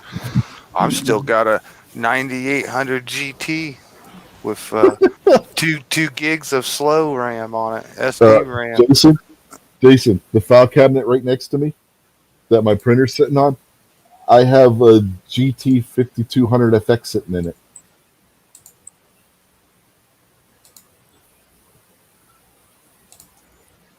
I still got in a computer in the basement a NVIDIA 550. I believe that is a 16 megabyte card. And then I got 2 Monster Voodoo SLI add-on cards for like 32 megs. Nice. With the cable on the outside, the daisy chain. The jumper, the jumper, yeah. Uh-huh. But back in the day, boy, that was... Oh, that was hardcore back in the day. Yes, it was. Both of them, not one card, not one Voodoo card. I got now, both. Are those the Voodoo cards where you had to have the separate 3D accelerator card for it? Well, they worked on their own, but like you'd put in a game, and the game would have like 2 different files in it. It would have like DirectX, and then it would have like OpenGL or whatever that Voodoo was. Yep. And the games would be a little bit different. Like, you know what I mean? You catch some differences in the games, but back then the Voodoo graphic was better, smoother, looked nice, man. It was way more advanced than the others. But then like Windows put all their backing behind DirectX or whatever, and that's because that was killed MERS. the Voodoo. Yeah, it just killed the Voodoo market. So I got the Diamond boards, the Diamond Monster add-ons. Wow. That was a lot of money back then, man. That was like that was over $1,000 in video cards in like 1998, 97 and 98. And like I said, I had a whopping total of 32 megabytes of memory. Yeah, the first gen Voodoo cards, you still had to have the separate 3D accelerator. So you would have your SLI Voodoos, and then you had to have a 3D card too on top of it. See, that was back when you had to have, like you said, the everything was a graphics accelerator before 3D came out, and you had to have a 3D card to even play like a simplest little modern game. Yeah, you know, wanted to play like Duke Nukem the 3D or Doom or any of that, you had to have the 3D accelerator card. If you didn't, you were in trouble. It would not run it. That machine I was talking about, that was a Doom playing machine, man. I built it off the AMD, like K6. Yeah. The only other way you were going to play Doom was if you had it for like Super Nintendo or Genesis or something like that. That was the only other. If you didn't have a 3D card for your PC, you better have one of those consoles where you weren't playing Doom. Yeah, that stuff's not worth a penny now, really. Like, hell. I bet it would turn on. I bet I could fire it up and just tell it the date was 1999 or something. I bet it still worked. I was like one of the best, all my friends, I had like the mega computer. I got a 3.1 gig hard drive in that computer. Yeah. Remember when remember when hard drives first came out and everybody was like, I got 5 megabits of storage. Office Depot, one of those stores that we had here, they were selling computer parts, and they had a coupon one time in the paper, like from 9 a.m. to noon or whatever. I had a ticket for like $100 off if you bought like a $200 item or something like that. So I was out there waiting in line just like it was Black Friday or something, and I got in there and I bought my very first CD burner. Right, very first one I ever had was like 2X and 4X on Macs to copy and burn a CD, and I got it for like $100 with that coupon, and I put that in. And first album I ever copied, I copied like Def Leppard Hysteria. It took like an hour to copy and burn a CD disc, and I thought I was on top of the world, thought I was king. Oh my God! Look at the Those are the abilities I good have. days. Yep, I remember. Burn it off Napster. Oh man, No, just all copy to CD. I had a second drive. the first album I burned was Anthrax, State of Euphoria. I downloaded that thing song by song off of Napster. And then Oh, burnt the CD. Remember ripping music? So to Oh, put yeah. on your MP3, I've spent hours of my lifetime, months of my lifetime ripping and storing on CDs and borrowing and that. And now I pay like $7 a month to YouTube, and I got YouTube Music, and I can click on any song that I ever had or wanted, and hell, watch the MTV video if I want of it and all that on demand right now. Yeah, Man, I haven't had cable in so long. It's been like 15 years. Sitting in this hotel, I've been, killing some time. I was watching. They got some newer MTV thing. I swear they had like 12 girls lined up with G-strings just shaking their ass. Like, wow. Like, what a difference. Like, I don't That's a know. fine time for your camera. Maybe I'll get cable. Heck yeah. Get them adult channels. You got some old computers. That's there. crazy, man. Like, that's the normal. That's what's on TV. You know what I mean? People don't want girls getting raped or all this shit. Men are supposed to be respectful, but yet modern culture puts them as sexual items, young girls. you think that's bad? Have you not seen the videos about Lil Nas X's video where he's taking it up the butt from Satan? These music videos, man. No, I think thankfully, we've all no. Damn, bro. Go overseas That's like on sometime. TV? Yeah, that shit. They play that shit on TV. Wow. Yeah, I mean, there's people who put out videos about that shit. I mean, it's insane. My goodness. That's why I don't watch TV. I watch Roku. That way I pick what I want.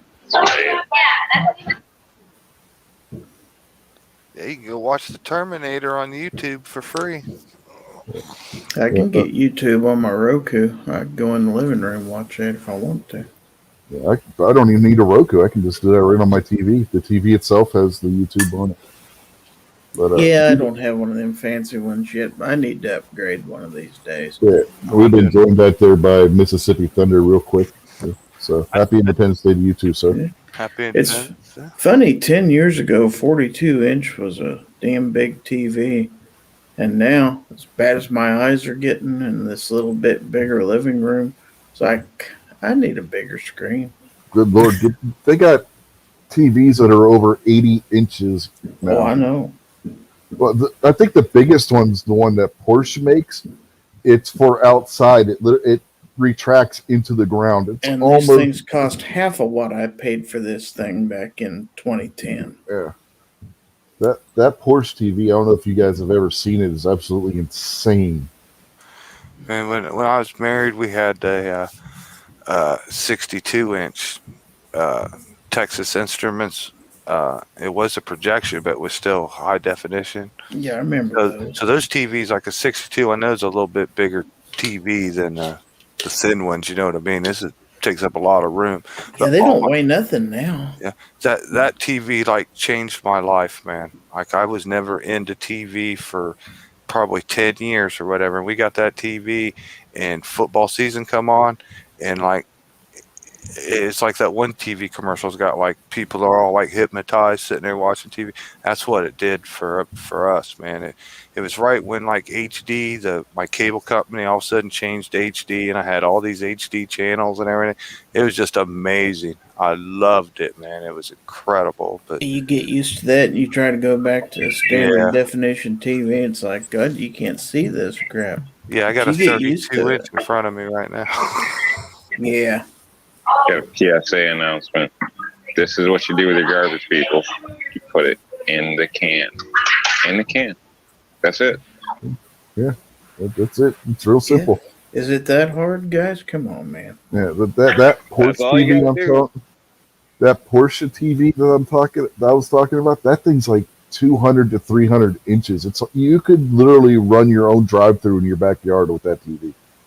It's absolutely insane how big that TV is. I do Porsche that out makes at a work TV. when there's trash blowing around. I pick it up and put it in a can. Somebody said one time, "What are you doing that for? It's not your job." It's like, well, somebody needs to pick up stuff around here. It needs to start with somebody. Everybody did their part. It'd be such a better world. Yep. Can you believe my broke ass staying in a place where there's Tesla parks, BMWs, everything? It's amazing. I tell you, you use those shop around online, use those little things they offer for searching for rooms and stuff. You can get yourself a good deal. I'm sorry, I don't mean to interrupt. Also, I drove probably by a don't. Walmart the other day, and out the front of the parking lot, they had about half a dozen Tesla charging stations. Like, damn, people actually drive them things? There's a single one around here. Good luck if you get a Tesla around here, man. If you got This is in Wichita. if you got the money for a Tesla, what are you shopping at Walmart for? Well, not all because you Teslas spend are. all your area, money on your but- car. That's why. Yeah, and not all Teslas are super expensive either. I mean, that you can They get ain't them. cheap. No, they're not Don't cheap, kid but they're yourself. not the super expensive either. $55,000 for a Tesla is not. If you consider some of the other cars that it competes with, that's in the ballpark. Man. That's not super expensive for one of those.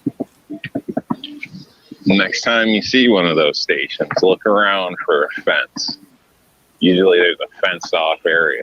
And just take a peek at what's inside that fenced off area. I think it's quite ironic. What does it I what can does tell it you cost if to charge them? you don't know. What's it cost to charge one? I don't know. You got to pay them. It's not Yeah, free. you pay. Sure. You pay it. You pay it for by the water or something, and it takes like 45 minutes to charge the car. You're not just pumping gas and leaving. You're sitting there for a while. You don't go up to the girl at the counter and say, "Give me $20 in electric." Let me There's get an IC2 different with charges that. you can do. So you can go for a quick charge and a slow charge and like a medium or something.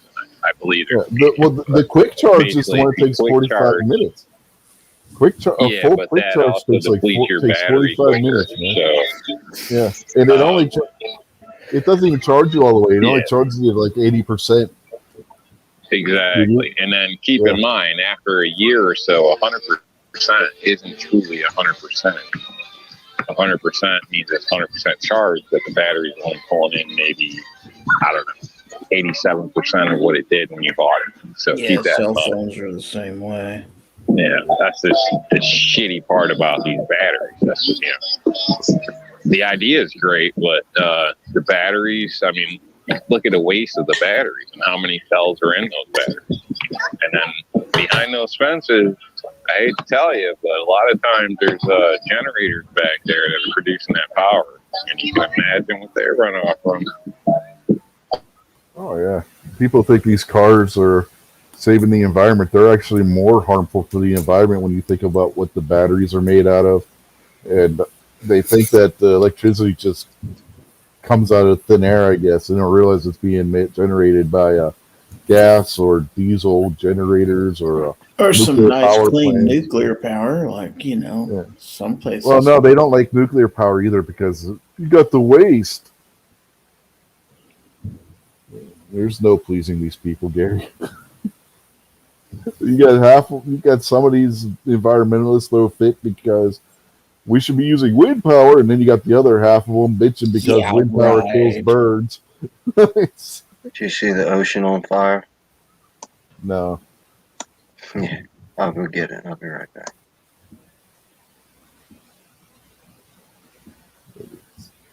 These people were just lunatics. Oh, we should be using wind and hydro. Then then they bitch about how the wind turbines are killing birds and the water turbines are killing fish. To Eagles, build those Rich. wind turbines, they don't just grow on trees. Mhm. It's killing eagles, Rich. We can't have that.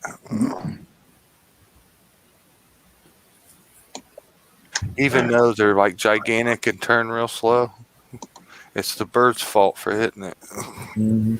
Oh, I've seen birds fly into a bridge. So I've Ask told the this story people. before. We were fishing on the Allegheny River, and then you see there's a flock of geese go by. You're whack whack whack as they're flying by, and then all of a sudden you hear bong, and one of the geese is falling into the goddamn river. It flew right into one of the bridges. Birds are stupid as hell. A bird flies into my back window here at the house Birds are mean. once or twice a week, man. They play games. The whole flock will fly like from the front of the house to the back of the house and like up the driveway. And this is like a extension room edition. So when they turn the corner, the thump, I see like the shadow of them as they come hit the window and go thump. They do it like seriously once a week at least. You see this, Rich? Yeah. All right, this is in the Gulf of Mexico. All of that around that cauldron of bubbling fire is the Gulf of Mexico. There's a oil refinery, one of those platforms. Man, that's worse than when the BP pipeline burst. It's on Holy fire, shit. dude. The BP pipeline was just pumping oil. That's Yeah, I know. That's what I'm saying. That's a hell of a lot worse than the BP one. Look at all that oil. Holy shit. Okay, I got a question. If the water's on fire, is putting water on it going to put the fire out? Probably not. Well, that's not standard water that they're spraying. I think what they're probably doing is just trying to contain this circle here as tight as they can keep it. Yeah, I mean, look at all that oil. That sheen on the water, that's oil that's coming out of that pipeline. All this out here is boiling water. Yeah, boiling water mixed with oil. Because if you look up in that right hand corner, that's oil up there. That's the trail of oil that's coming from that pipeline that hasn't got fire yet. They're trying to keep all that from becoming that orange spot in the middle. So is this ours? Does this belong to America or is this From- belong to Mexico? From what I've been able to come and find out, it's a Mexican state-run pipeline. So there you go.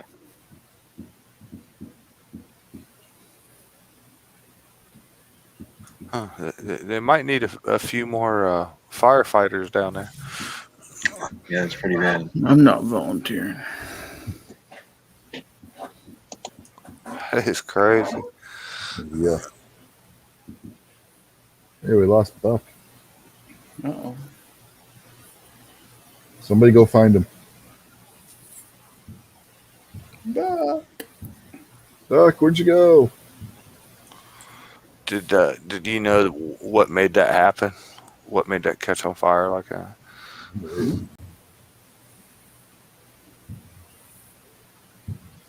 No, I haven't got. They haven't. At least I haven't been able to find anywhere where they say what caused the fire to start. Yeah, I didn't even know about it.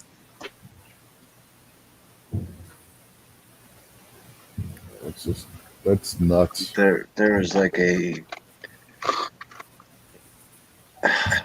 It was a mushroom cloud. It wasn't quite what like a nuclear bomb would look like, but if you're thinking about what a nuclear bomb would look like, it looked like a nuclear bomb went off in the Black Sea, either earlier today or last night.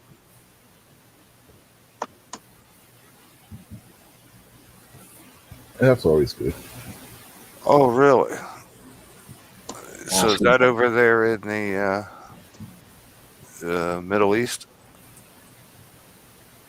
No, it's not in the Middle East. That's The Black That's Sea's like, what would you call it? Like Northern Europe, Rich? Oh, Yeah, okay. it's- Okay. Yeah. north central or northeastern. I might have been thinking of the Dead Sea.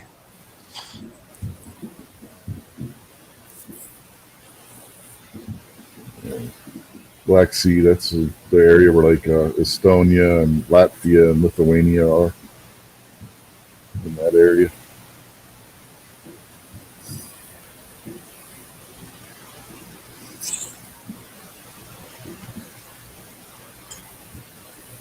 Looked like a nuke went off, huh?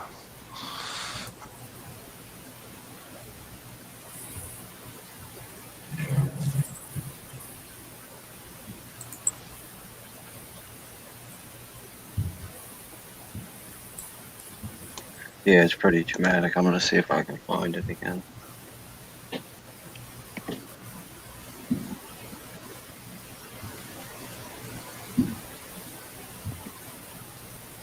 And Gator says that's the Baltic. Is that where it was Yeah, at? that's right. The Baltic Sea? I don't know. I think he's saying the geography that we're thinking that's the Baltic and not the Black Sea. Black Sea, is that more down towards like Greece and that? Georgia, Azerbaijan, etc. Yeah, that'll be farther south. Yeah, okay. More towards the Balkan states is where the Black Sea would be. Gotcha. And the Balkans are the area right above Greece, so yeah, that's where the Black Sea's at. That's what I was thinking too. With them, Baltic and Black, I mean, they're all you got these damn seas that both start with the letter B, and it's trying to keep track of things, and you don't got a map in front of you. Yeah, it might be the Baltic if it. So yeah.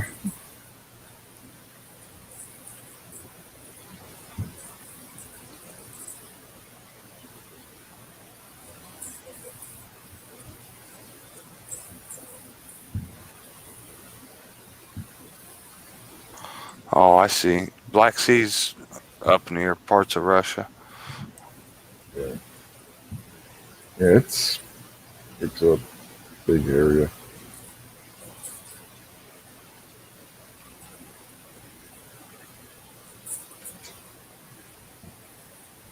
Still Eastern Europe.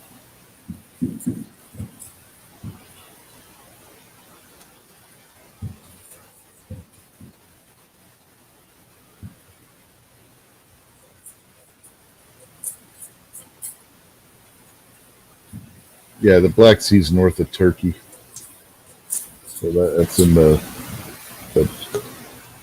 Russia, Georgia, Bulgaria.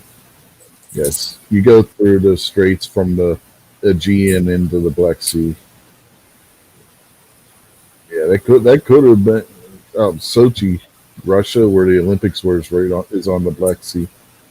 I'm looking at a map of it right now.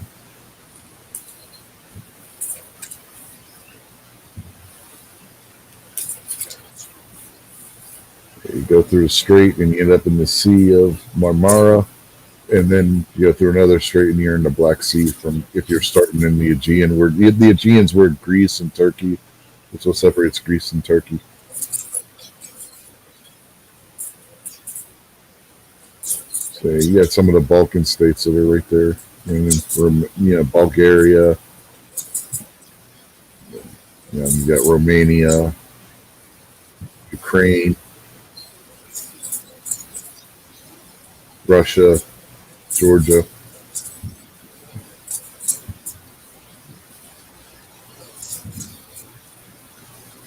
There you go. Let me screen share that. Hold on.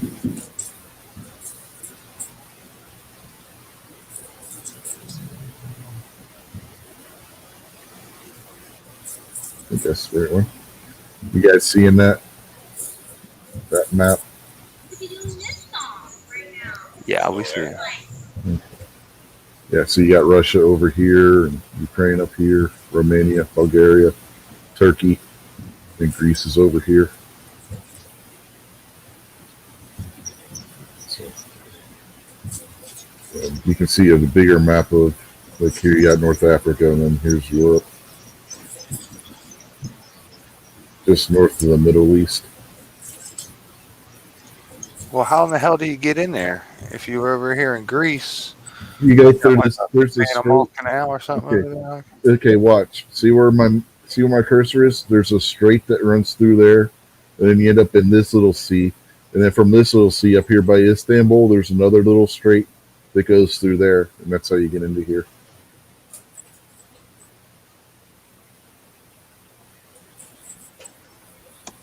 I can't find the second one. I'll have to find it and yeah, I'll do a video about it, or I'll send it to you guys or something.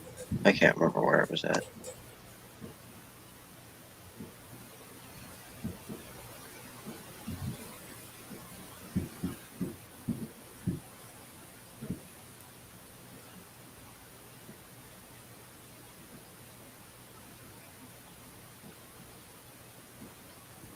Yeah, here's Sochi, Russia. This is where the Winter Olympics were a few years ago.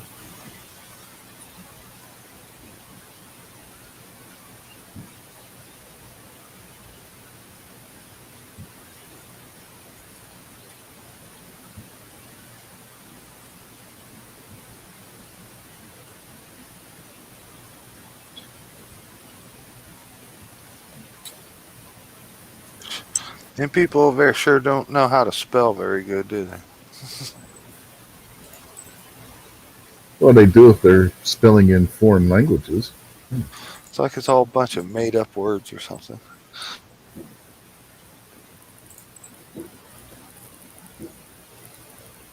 Well, it's all like Bulgarian and Romanian, and Ukrainian, and Russian. What's that town right there? What, Yalta? Y'all from Yeah, right here. Yalta? Yeah, Yalta. Sevastopol. Over Yalta.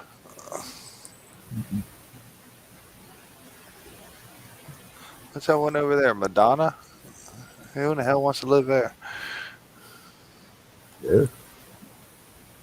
Moldova. A-Rod.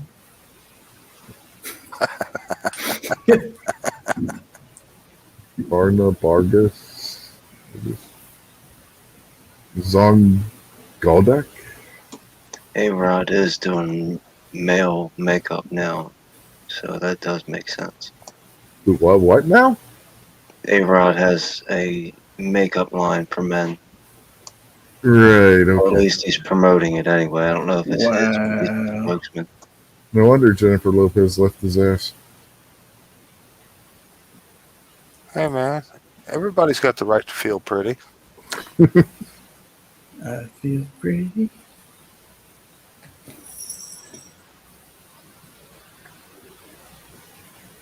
Anyway, that's where the Black Sea is. So.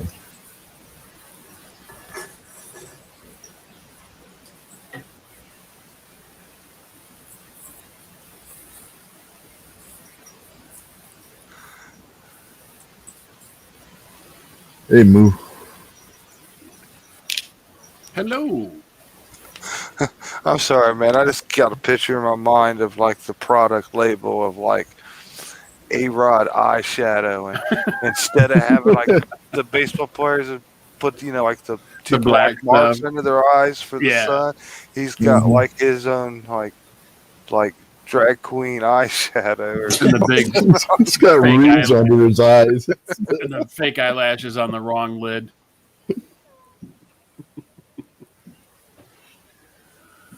What's happening, He fellas? pencils on a mustache, He's not the only one. There's another. There's a like basketball player or some other famous dude that has fingernail polish. Joe Exotic. All right, let's go. Here we Dennis go. Rodman. There you go. Oh, he. Well, what do you Now say? you're going way back, Gary. He did that a Mhm. long time ago. He's a Oh, pioneer. yeah. Hey, Ron, putting on foundation. It's like Is that real? yeah, no, it's totally real. Yeah, it's Worse. absolutely real. It's this is like, you know how people have like blotchy skin, like some that half of their cheek is slightly discolored than the other cheek, and the girls put the makeup on to make all their skin look like perfect and unblotchy. That's what this guy's doing, is putting on, I guess, I I don't know like if the it's called natural look. foundation or what it's called. Yeah, he's got to cover them imperfections, man. There you go. I don't Them understand. blemishes. Don't want them blemishes showing. The guy's a millionaire. He can pay people to tell him he looks good. Millionaire, dude. He's a billionaire almost. Almost. Oh, good lord, millionaire Give me doesn't that. begin to describe him. You can give me that crap for free. I wouldn't do it. Although you can't, enhance perfection.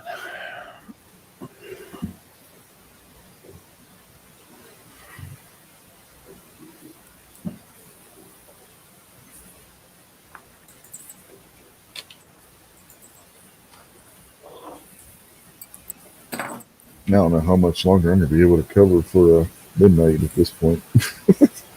Starting to get the yawning bug.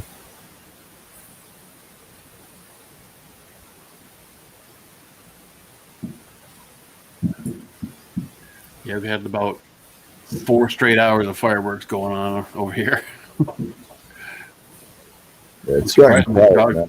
I'm surprised my dog hasn't crapped on the carpet. Budget earlier said his dog thought they were being invaded by North Korea.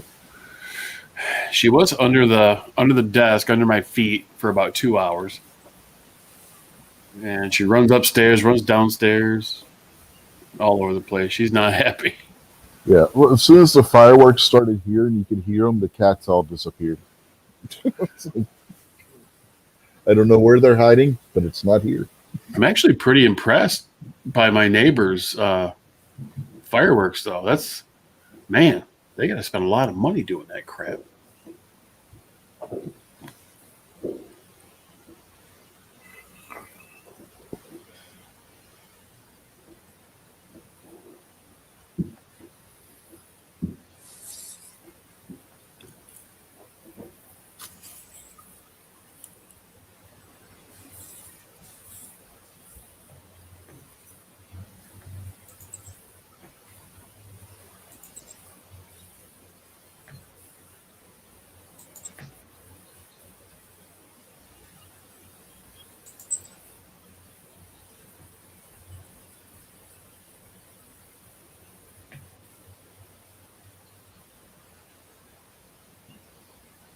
Yeah, we went to the fireworks tent where they were selling them.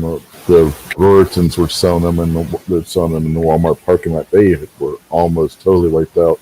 All the good stuff was gone. We got the whistle rockets going here. You can hear them. Yeah. Yeah, it's faint, but you can hear them. I remember those. That and bottle rockets. Can't have bottle Yeah. rockets here no more. Yeah, the rockets red glare. Yeah, my sister-in-law's idiot boyfriend, the one I was talking to you about earlier with the shotgun, he got drunk the 4th of July. He starts holding the bottle rockets as he's launching them. One blew up in his hand. He's like, "Oh shit, that hurts." We would take a section of pipe about 3 feet long and put a cap on one end of it where the threads were. Those would make perfect bottle rocket launchers. You could hold them in your hand or lay them on the ground or whatever, kind of like a mortar. The good thing was the dumbass was holding it by the stick and not the bottle rocket part itself when it blew up. So it only like burned him a little bit. It didn't blow his finger off or anything. You had to have somebody shoot one into your car. Oh, Rob has. I have to. While I was in it. No, that's always good. Yeah, No, it wasn't good at all. Yeah, I know. That was sarcasm. We got some pretty good fireworks here, man. We got fireworks stores that's got like the good stuff, man. The big stuff, the powerful stuff, and most of them got deals like it's buy one get one free. Like everything's like you go in there and buy like $300 worth of stuff, you get $300 worth of stuff. You buy like a little membership or something, costs like $10, and you save a whole bunch on packages and deals. And yeah, we got access to all the good stuff, man. Yeah, But you're not supposed to let it off here, but you can buy it here. yeah. We used to go when we were kids. We used to stepdad and mom. We'd go on a road trip with them over to Ohio and West Virginia and buy them.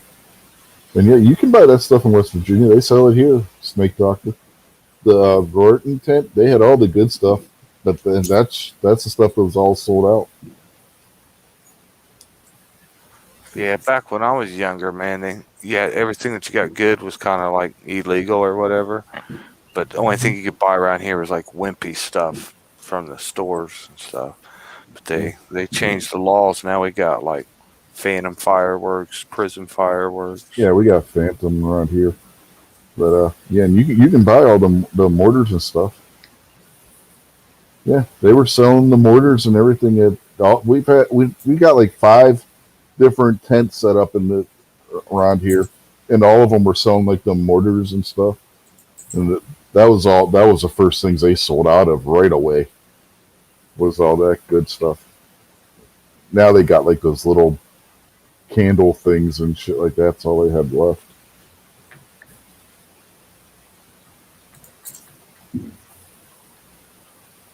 We had a thing once called like a quarter stick of dynamite. Oh It yeah. was a big firecracker, and we let that off, and it cracked the bathroom window on the house. We let it off out on the road. Like That's your exactly what M80? it was. Yeah, it was like an M80 that weighed 3 or 4 pounds. Yeah, a quarter stick of dynamite was no joke.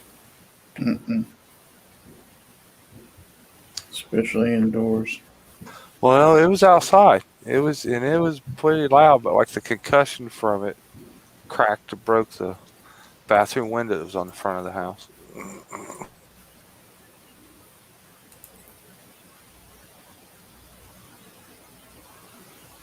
Yeah, you just draw too much attention around here with one of those. You think? Do not flush the M80s. That's all I got to say.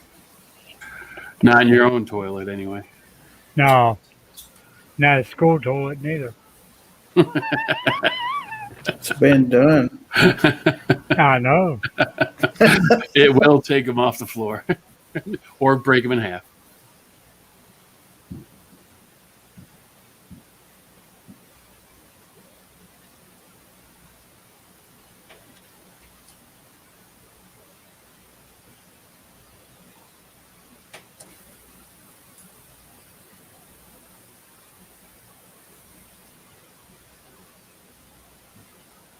Snake Doctor is now in a state of shock if he didn't realize you could buy mortars in the state of West Virginia. He thought you had to go to Ohio.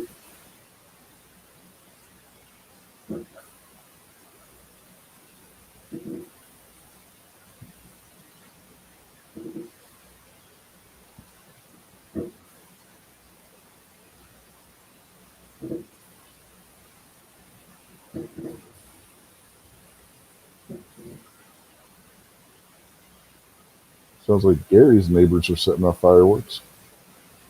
I think it's a city fireworks display. It's tonight. Okay. Do I need to mute? No, you're fine. I don't care. Is this? I'm trying to figure out where the fireworks sound was coming from, and I noticed you were the only other person that wasn't muted. So it's like, process of elimination. I wonder who it's coming from. But yeah, I don't care. You don't have to mute up.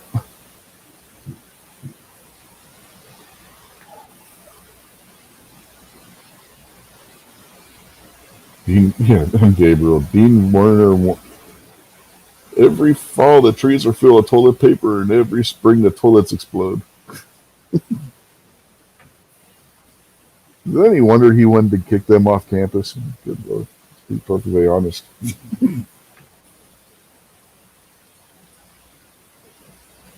I mean, logically, when you look at that movie, they were kind of the bad guys.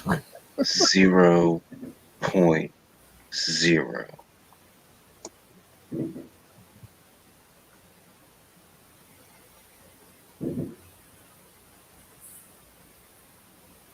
And Gabriel says there was a fireworks shortage here this year. If I remember right, that would be Missouri. Probably because all the people from Kansas are coming across the state line to buy their fireworks. A possibility. They have those big fireworks factories right there, or places you buy them right on I-70 as you basically right as soon as you cross over the state line. I mean, obviously, that's what they're expecting people to do is cross the state line and buy stuff there. Yeah, Rob saying his mic died. That's not good because wasn't he using his phone? Mm-hmm. Like this, the mic died on your phone. He had a set of headsets plugged in too. Well, That's he's why you using always carry a earbuds. spare set.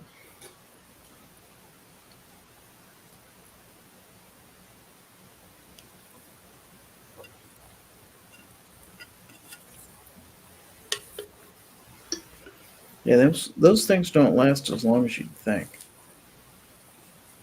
About an hour or so if you're talking into them.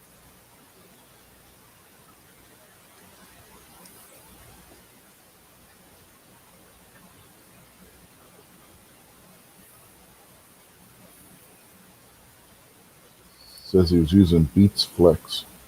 Well, there's your problem. You're using Beats. Come on, man.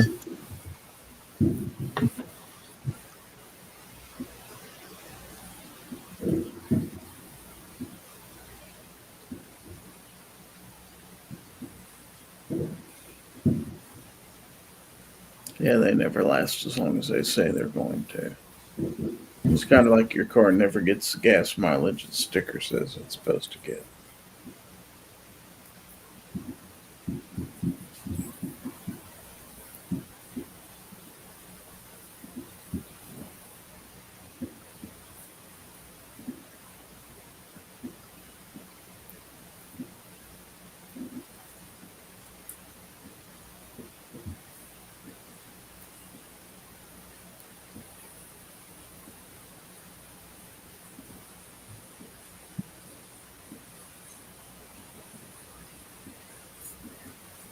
I keep checking my email, hoping Midnight sends out his invites. I don't know if I Yeah, I haven't gotten anything. Yeah. He's not having a show tonight. He's still up at camp.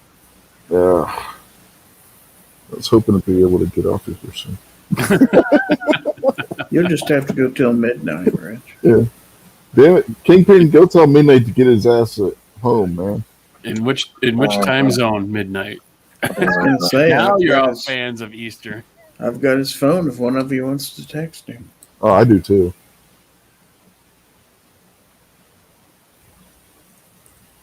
We could all text him at the same time. Midnight, get your ass home. No, he said he was not having a show tonight. Yeah. Yeah, he just expects me to cover for him, I swear. But Get paid double. somebody, I believe Paid? Honda's getting ready to go live here about 7 minutes. Who, what? Honda. Oh, who cares? I was just reporting. I was not. I'm already dumb enough. Yeah, right. Let's listen to that crap. I didn't say it was quality entertainment. I just said it was coming I'm on. just reading the text. That's right. It is there for your perusal. Shit. Your mileage may vary. Maybe Moo will go live. Dude, Who I'm doesn't do that? about half dead, man. We've been entertaining people all day. Been out on the boat this afternoon. I'm spent. Boat. It's a boat. It's a boat. Yeah, haven't you ever seen Phineas and Ferb? It's a boat. My God, there were so many boats out today. And everybody's like, let's go for a boat ride. I'm like, how about tomorrow? No, it had to be today. Dr. Doofenshmirtz invented the boat, and he explained it. And somebody's like, you know, that's already been made. They call it the boat. He's like, wait, what? Like, he didn't know boats existed. I don't know if you guys ever watched Phineas and Ferb. My kids were addicted to that. That show was hilarious. What show was that? Phineas and Ferb. It was a cartoon that was on Disney Channel. Yeah. I do remember it, yes. My kids watched that too. I never watched it. Oh man, you should have. That show was hilarious, man.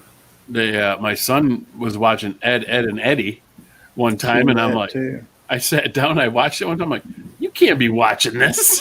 And then some of the stuff they pulled on that show, it's like, how did they get this past the censors for a kid Fairly show? Odd Parents. Oh yeah, watch that. Jimmy Neutron. Mm-hmm. Of course, SpongeBob.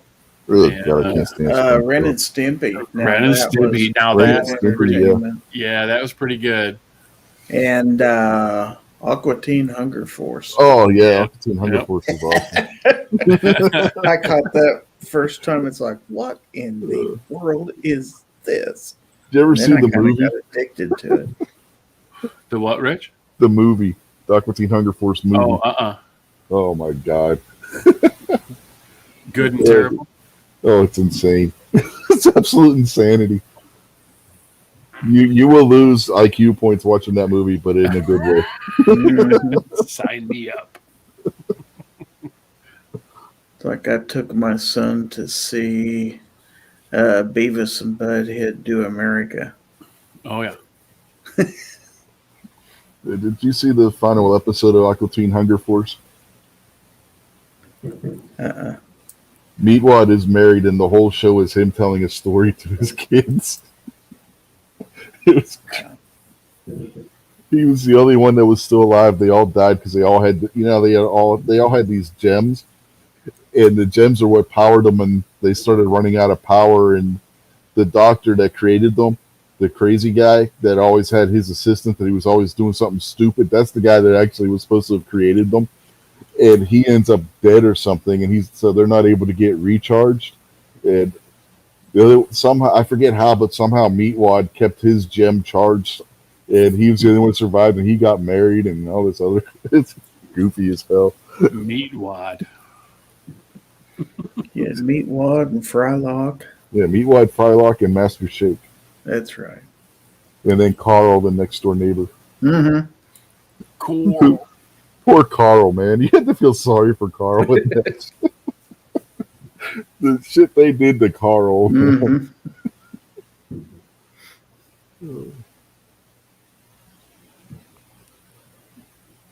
Carl was like Mr. Roper, but even worse. Come on, knock on my door. Mr. Roper had one of the best cinematic things. When he would look at the camera and give that half smile, that was the best. Then they replaced him with Mr. Furley. Played Yep. by Don Knotts. Yep. Mhm.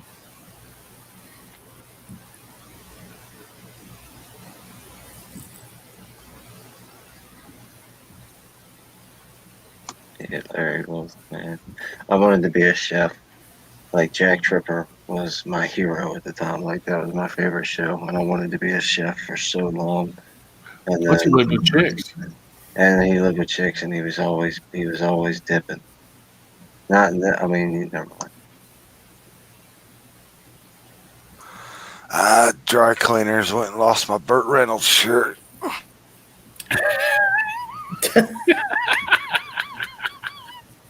You could say that anywhere, and it's funny.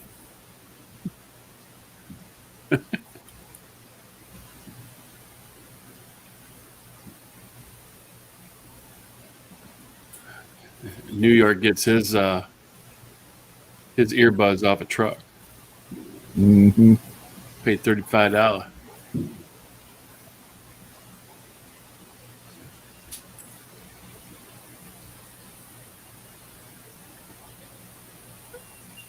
Hey guys, I'm gonna head on out.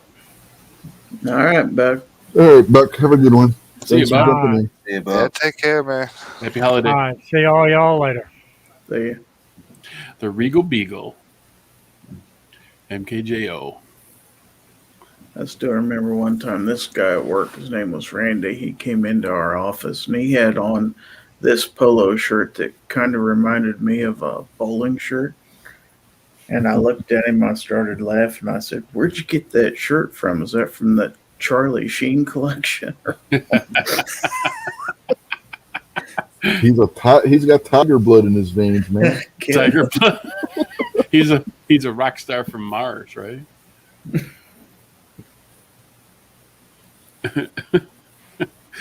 Maybe Tiger King. Yeah, Or- really.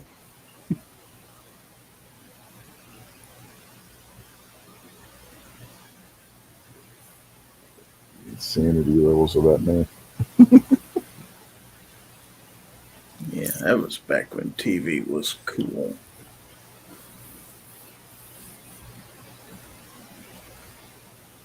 But I still say most of those cartoons weren't fit for kids to watch. Those were meant for.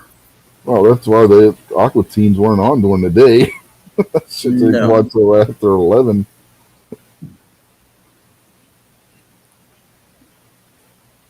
That was on for the longest time too. Like I say, I watched that for a while, and I was like, "What is this?" And then I kept going back and watching it over and over, and it's like, Yeah, it's like once you got watched "This it, is you a couldn't train stop. wreck." You couldn't stop watching it. And they had some big name guest stars on there too. Yeah, it did. Zach Wild was on an episode. Glenn Danzig was on an episode. I think the best one was the demon rapper guy. Kept getting turned into different shit. A spider, a cow, I forget what else he was turned into. And then you had the ghost of Christmas Future Past or whatever it was. The robot guy. Mm-hmm.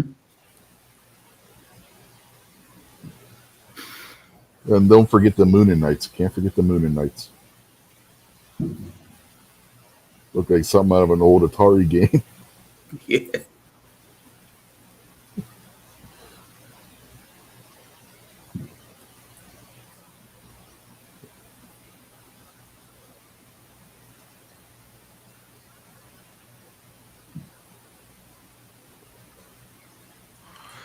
Oh, my dog just conned me out of my snack, man. I had to give him pills, medicine, and he took them in his treats, and then he spit the pills out, and then he didn't have no more treat. And I had me a couple Chips Ahoy here and a Reese's cup, man.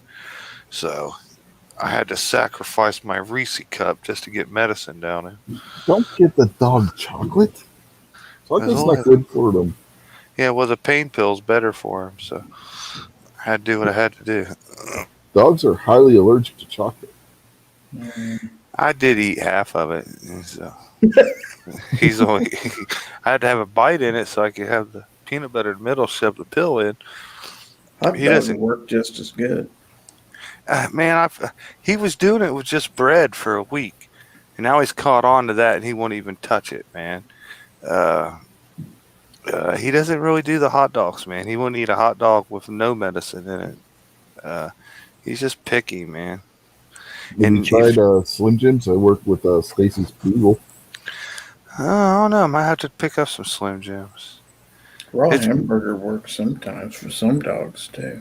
It's been a challenge. Whatever works like great, like, oh my gosh, this is so easy.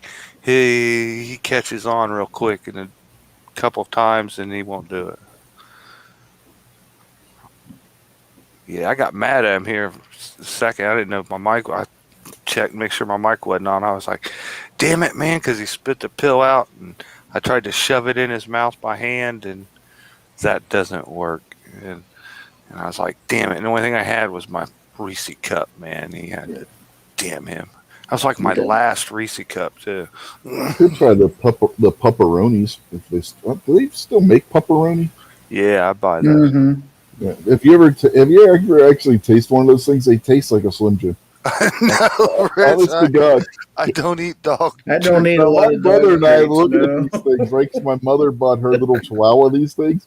It's like, dude, this looks like a freaking Slim Jim. We broke off a little piece and taste it. Tastes just like a fucking Slim Jim. Honest to God, it does. Slim Jim made out of horse meat and expired. Hey, that's probably what Slim Jims are made out of, man. Let's be perfectly honest. They probably come out of the same Now I know goddamn what's factory. wrong with Rich. Eating them dog treats. Hey, man, at least I'm not eating dog biscuits like in that one show. What the hell show was that? They were like, these dog biscuits taste pretty darn good. Eat too much dog treats, man. Then you'll have to start taking flea medicine and stuff. That's right. Heartworm. Take my heartworm pills. Going in and getting your shots every few months and stuff like that. My Yeah, brother you was have to get wormed. That's My fair. brother was worse than I was. I mean, I just tasted that one little thing. My brother would actually taste like the dog food and the cat food and shit. He's like, oh my god, this stuff's nasty. Why do these animals eat this shit? Hey man, can you transgender into I identify as a dog?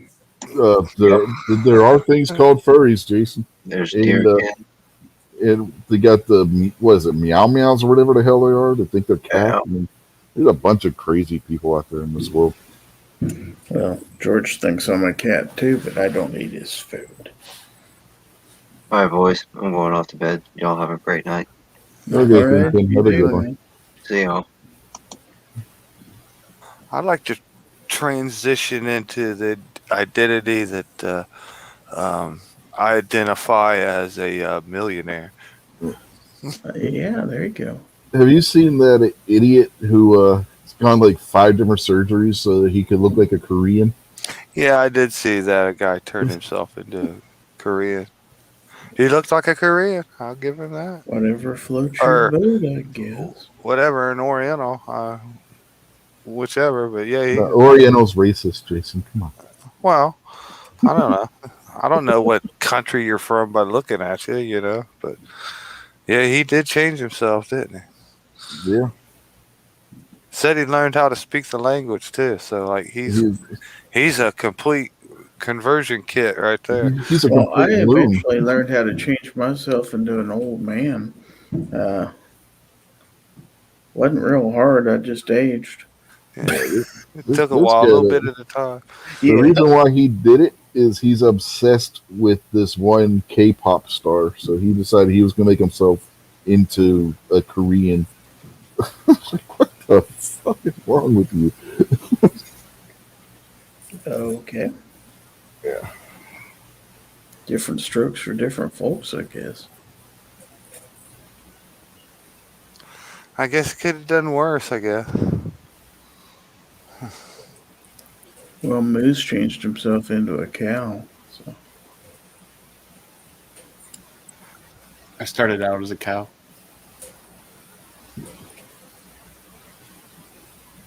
well, what steered you in that direction?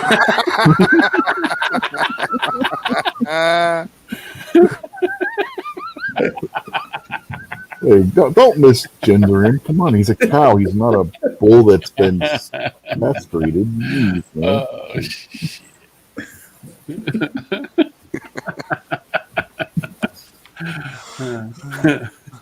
Whatever, left him bullheaded. Yeah, I was on the fence.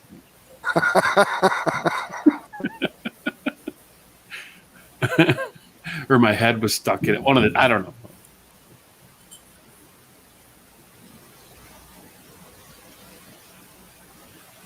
Did you ever get in trouble for playing with that electric fence? You know it.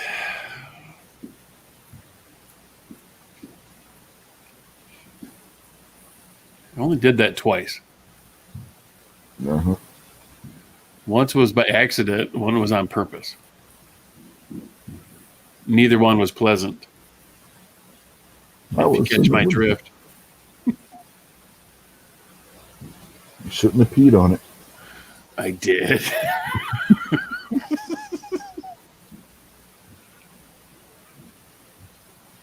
Not good. I'd never been around one because I didn't grow up on a farm, but we had this dog we got when I was about 14 or so, and he kept jumping the fence. So my dad put this electric fence, put the wire around the backyard so the dog wouldn't jump the fence. And I was there when he was hooking up the very last of it, and Dad said, I said, "Does it hurt when you grab that fence?" He said, "No." He said, "Just take your hands and grab that wire up there." I said, "No, it'll hurt." He said, "No, it don't hurt." Like a dummy, I did it, took both hands and put on that wire, and all of a sudden it knocked me back off there. My dad just about died laughing. What kind of sadist is your dad? No kidding. He thought that was so funny. Well, it's funny because it's got that interval to it, and somebody just Yeah, goes, it takes a watch, split second for it to do it. yeah, like watch this. He just slaps it, real slow, and just happened to get it in between. You're like, oh, okay, I'll grab it. Shit. Son of a. Uh huh. Yeah, he thought that was funny. Yeah. Then I ended up having to do it myself when I got to be an adult because I had dogs that would jump the fence, and so I put up my own. And I wasn't dumb enough to test it or anything, but of course I'd accidentally touch it while I was mowing and stuff like that. And yeah, that whole scene came back to haunt me. Gary has PTSD of his dad bullying him with the electric fence. You had to know my dad. He was kind of ornery sometimes. He did like playing practical jokes on people. So.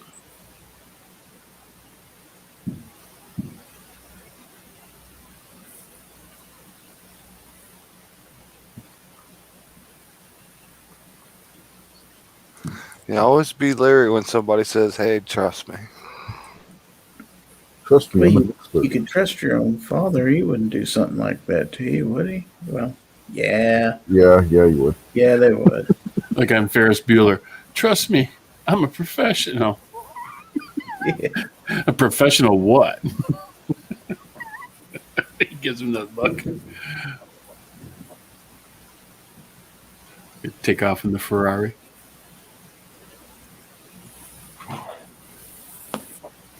Is anybody still out there watching this? Yeah, there's 10 people out there watching.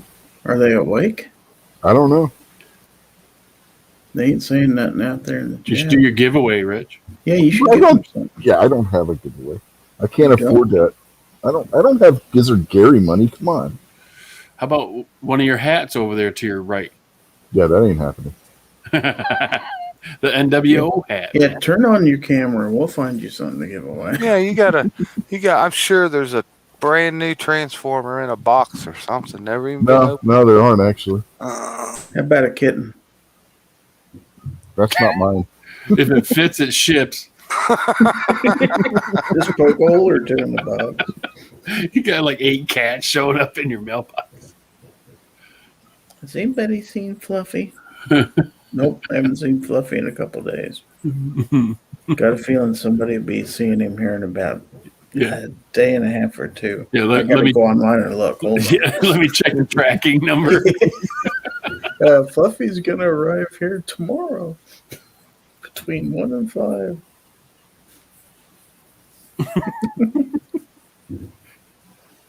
Yeah, you're gonna be pissed. That's when you do the reverse porch pirate thing and just go put that on somebody else's porch. Yeah, wait for somebody to come take it. Right. That's a good question. Can you be charged with trespassing if you're leaving something? If you're giving a gift? Not yes, stealing? You can. Yes, you can. And don't stick it in their mailbox, whatever you do. Especially if you don't quite fit. Yeah, remember the guy that was leaving bombs on people's porches? Oh, well, I'm not talking about leaving Well- bombs. I'm talking about leaving. Well, if you leave a kitten in a box, you're leaving a bomb. Oh, okay. Yeah. Yeah, what if I was allergic? That kitten's gonna jump out of that box and claw the shit out of the Slow- first person he sees. Well, if that To was the slow case, down, you couldn't you even know. leave peanut butter at somebody's house because they could be allergic to that too. Could kill them. Or a job application. Oh yeah, true. So safe bet is don't be nice to anybody and don't give gifts. Right. Exactly. Fuck them. Charged with criminal trespassing, found with a bag of gifts said welcome on it. Just put a box on your own porch. That Welcome says, to the neighborhood. do not steal. I was just going to say that. Yeah. Yeah, then New neighbors got video cameras. Guess how I know? Get arrested putting a welcome to the neighborhood package on their porch. That wasn't me in 1080. Well, you could wear your cow mask or your horse mask. Yeah, it's a horse. It's definitely not a cow. Henry, some guy that looks like a horse dropped off a package on our front step. Out He the walked front or over out towards the the back? neighbor's house when he was coming. We just had a rubber horse to put a box on our porch. Don't touch it, Mabel. And he was riding a broom. I don't know. I don't get it.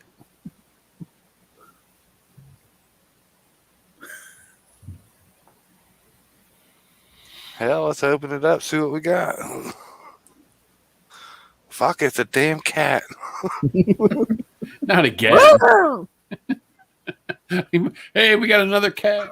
The cat of the month club. Where's my mustard or my jam? It's the gift that keeps on peeing. By the time you get 3 or 4 of those, it's like, all right, damn it.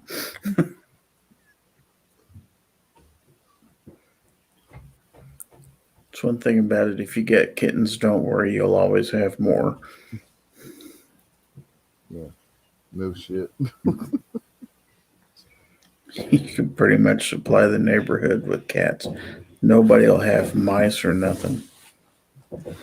Pre-order today. Hey, you don't have to worry about birds shitting on your car. Cats will kill them all. God, I hope nobody in this neighborhood plans on going to sleep for the next hour or two. Yeah, Sounds like we're being shelled. yeah, that's what it sounded like here earlier.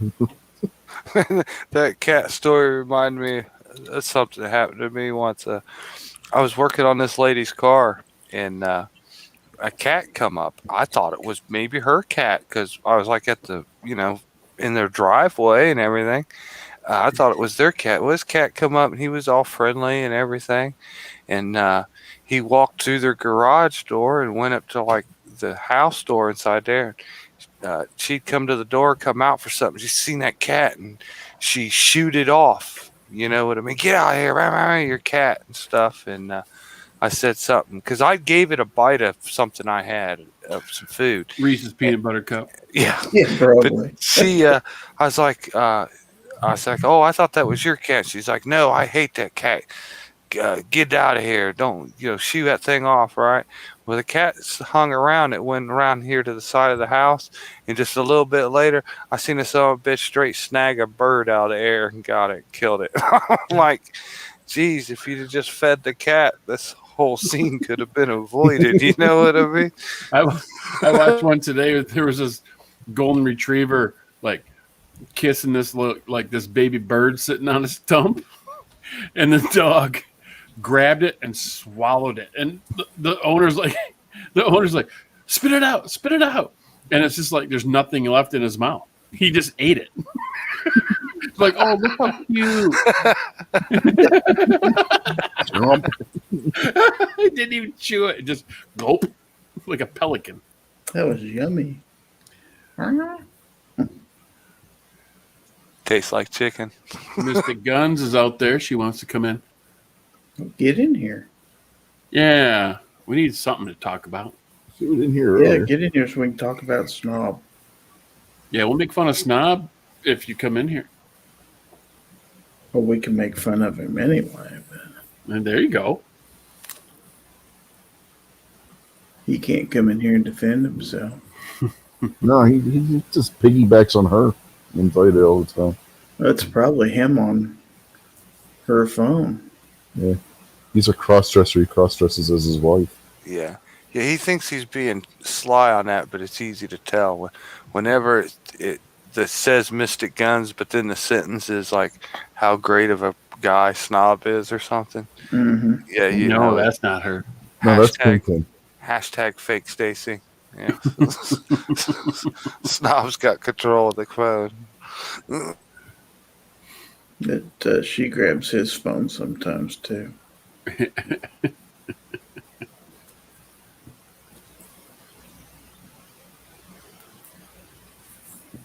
I got an email from somebody. Oh, Busted. Snob says, I can hear you. See, he's got both phones now. Yeah, he's got I both. guess. He's masquerading here. Now, she said she's going to bed, Snob. You better put your favorite nightgown on and get in there. He's not nice, Drake. Come on. Give him more credit than that. Yeah, then it would be blue. Put that move on her. Gotta wait for that A-Rod cream to dry. Don't let your eyelashes fall off. Go with that mask set up, you know. Snob's Yeah. already naked. Moo has a blue dress picture somewhere. Yeah, it's an image we don't need, Snob. Thank you very much. Bad enough some of us in this chat have already seen you topless. I mean, that's bad enough. Movies. Oh. Mystic doesn't want me stoking the fire. Hell, don't worry about it, Start Snob. the fire. That's how the good Lord made you. Put that on him. Is Amber? You can text me anything you want, Snob. It wouldn't be the worst thing.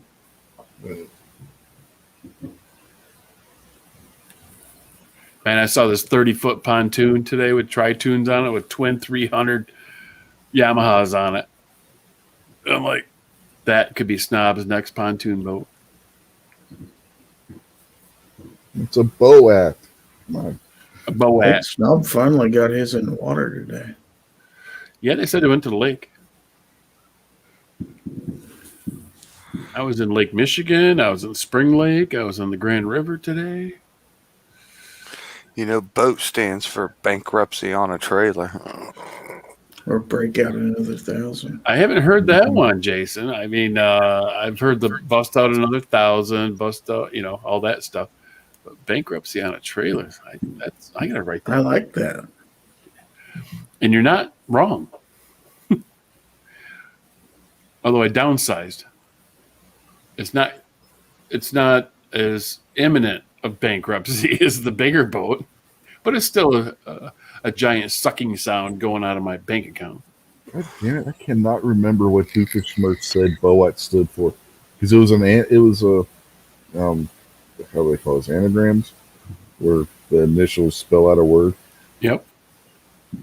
What the hell it was. My boss has like I think it's a 59-foot formula. It's got twin 502 big blocks in it with Whipple superchargers. Yep. Oh my God! It's just everything in it's been changed. It's got its own custom fuel systems, fuel tanks, exhaust, everything. There's just something always constantly getting broke or something. Always. But he's a person that, him and his dad the same way. There's no just riding or driving a boat or an ATV or something. It's either full gas or full brake. There is no in between with them guys, man, at all. But that's a big, nice boat. But it's just one thing after another. I think this year he ended up somehow he bent one of the axles. Has like 3 axles underneath it on the trailer. It bent one of them. And then that caused some other stuff, and it was like blowing tires and doing stuff and whatever, how it's made or whatever. He basically had to order and have custom axles made to replace everything for it. It's just one thing after another. But geez, this is well over $100,000 boat. It's like, because they listed it as like a yacht here or whatever, just to get your boating sticker thing or whatever on your boat for this year, that's like $3,000 or $4,000.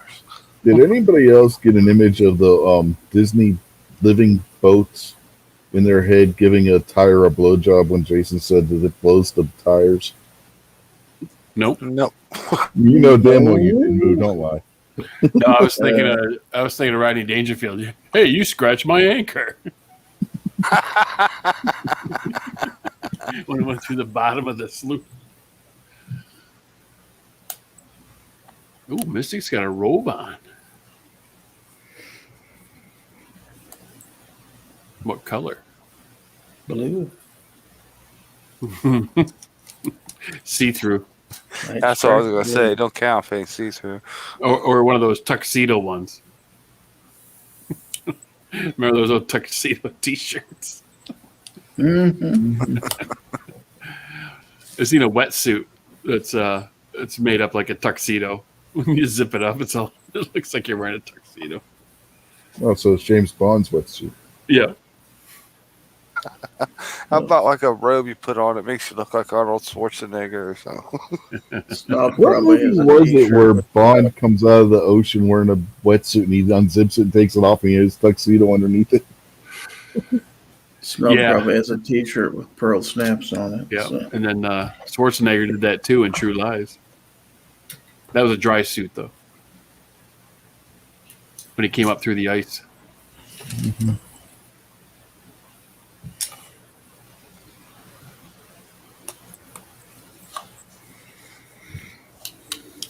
Here's my invitation. Uh-oh, you have people in the back room, I hear, Rich. Yeah, that's an amber. I don't know if I want to let that in. Yeah, you do. Well, I know who I sent links to. So. Don't get Amber. I knew it. He doesn't have a shirt on.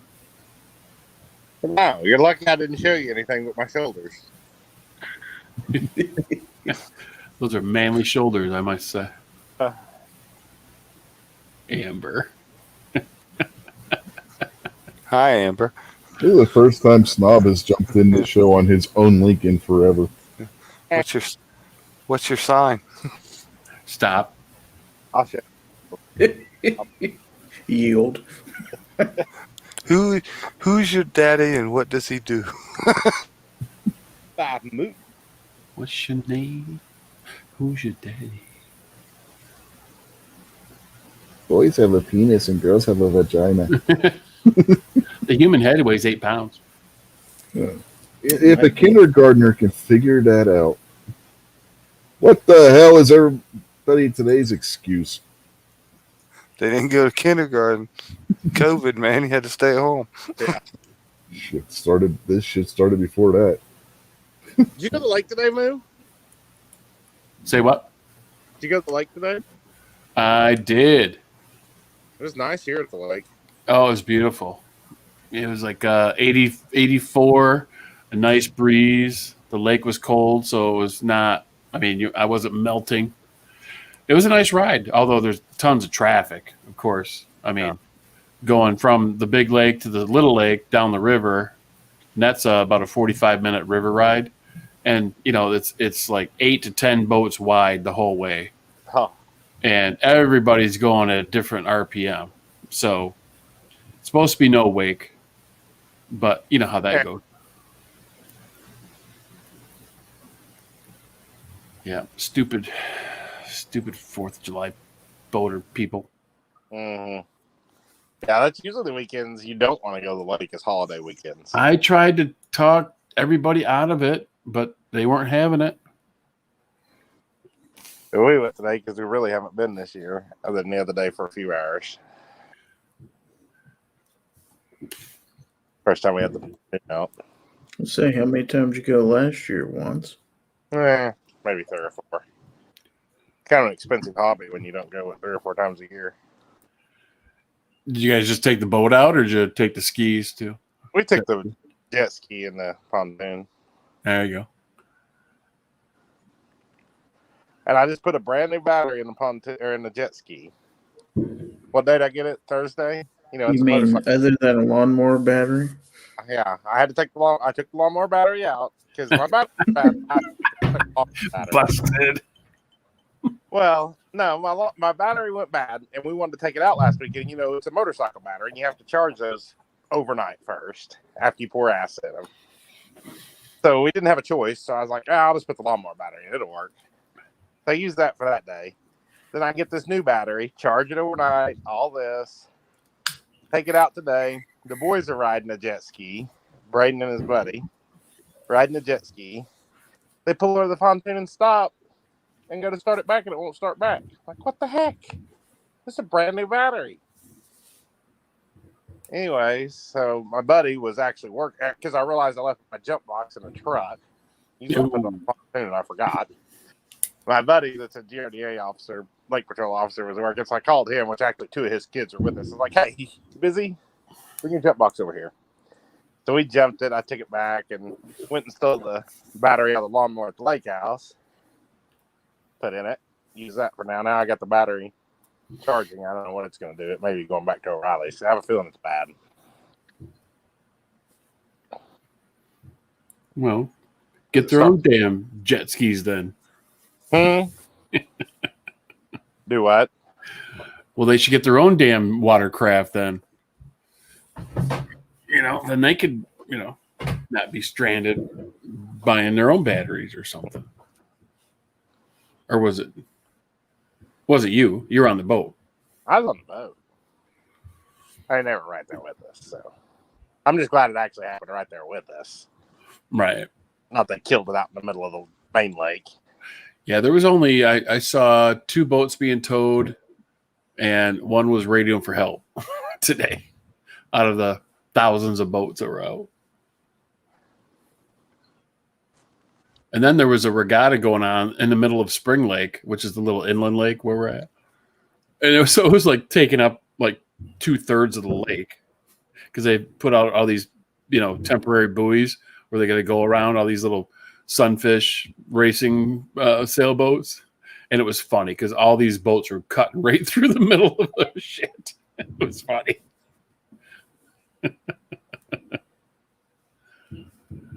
Stupid sailboaters.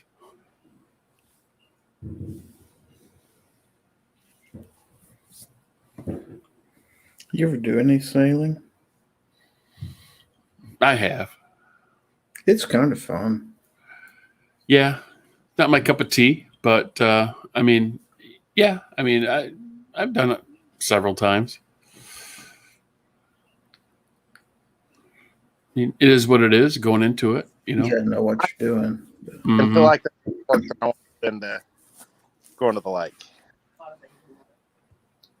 Because going to the lake in general is just a lot of work. Time you load the boat, do all that crap. I don't think I want to sail.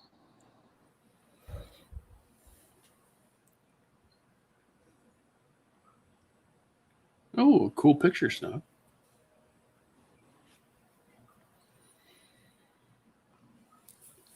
I'd really like to have that boat. It was parked kind of by us there. That'd be my pick for the boat. Yeah, I didn't take any pictures today. I was too busy dodging boats. I mean, literally, there was boats probably 30 feet in front of me, behind me, beside me, both sides. I mean, it was just a constant on the throttle, off the throttle, in gear, out of gear. It's for 3 hours. Yeah, that's not even fun. And I got out on Lake Michigan, and it was a little rolly, and the occupants didn't quite like that a whole lot. So we turned around, came back inland to go into the little lake, and that was about as bad. I mean, it was, That's like this lake, which this lake's a huge lake. Well, it's the 3rd biggest lake in Oklahoma where we go all the time, but it's a big lake. Nothing like your lake, but sure. It was ridiculous today, and it wasn't even busy today compared to most 4th of July's. I guess because it was on a Sunday or something, it just wasn't as busy as it usually is, even. And it was still busy as crap. But you get out there on any holiday weekend, it's usually miserable trying to go across the main lake. Yeah. We were kind of off to the side, kind of in a cove area there. But I rode out on the main lake once, and I was like, nah. It's a little rough, even on the wave runner. Mm-hmm.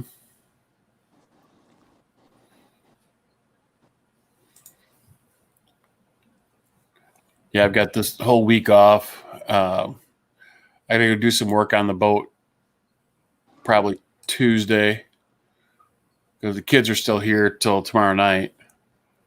And then Tuesday, it's just me. Go down and finish getting my boat ready for prime time for fishing and hopefully enjoy not the giant crowd. I mean, that's the best thing about boating is you just go out and you're all by yourself. That's what I love to go on a weekday. We can go on a weekday up here, Yeah. not around the holiday. Oh, it's so great. You can just go out there and just chill and just relax, laying on the boat seats or whatever.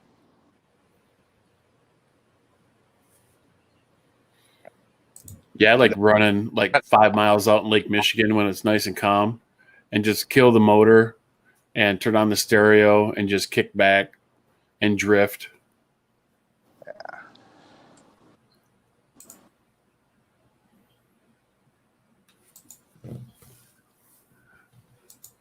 I want to take a couple ARs out and stick them in my rod holders and take some pictures of it.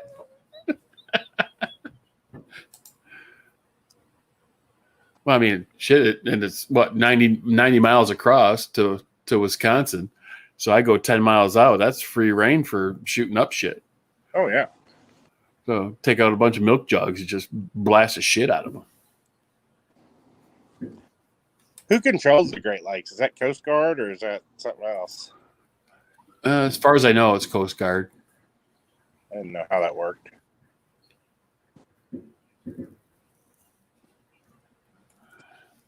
I'll just make sure I'm not drinking when I do that because I'm sure I'll get pulled over. Yeah. Uh-huh. You'll know who's controlling it when you do that. Yeah, definitely. They will be sure to introduce themselves. Make sure I spend all my ammo. Are those loaded? Not anymore. Are those high capacity magazines?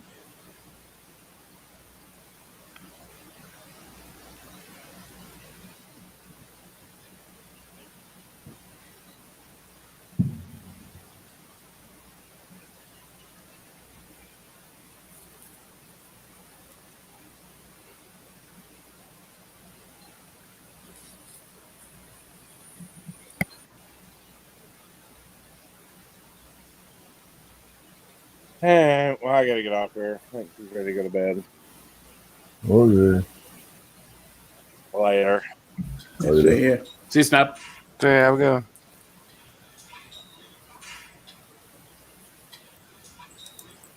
Devil in a blue dress. Mm-hmm. Mm-hmm. Yep. Yep. Yep. Who brought the Alamo? We need a couch in the back alley and some Alamo. Yep.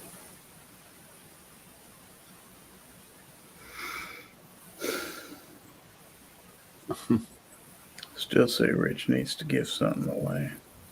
I ain't got nothing. Take the hat off the very bottom of this stack.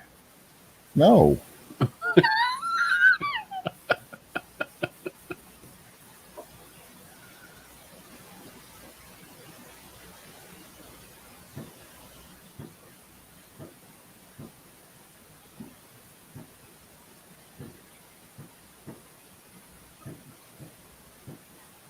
No cats, no hats.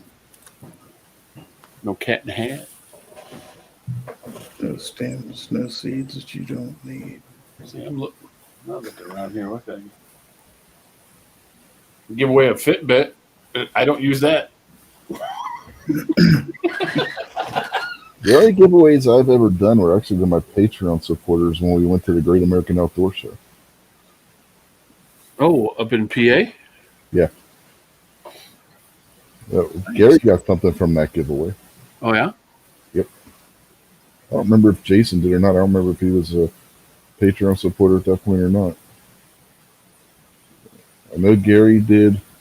Gun Toting Pacifist did. Seven Wonders did. I don't remember who else did.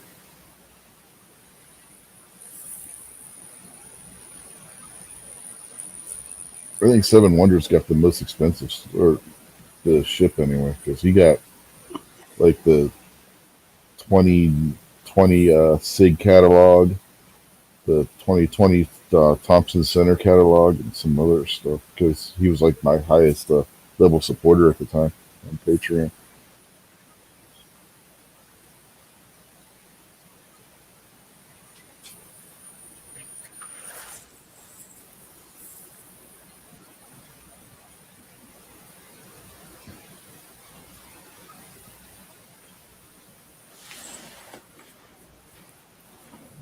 That was back when he was a $20 patron of mine.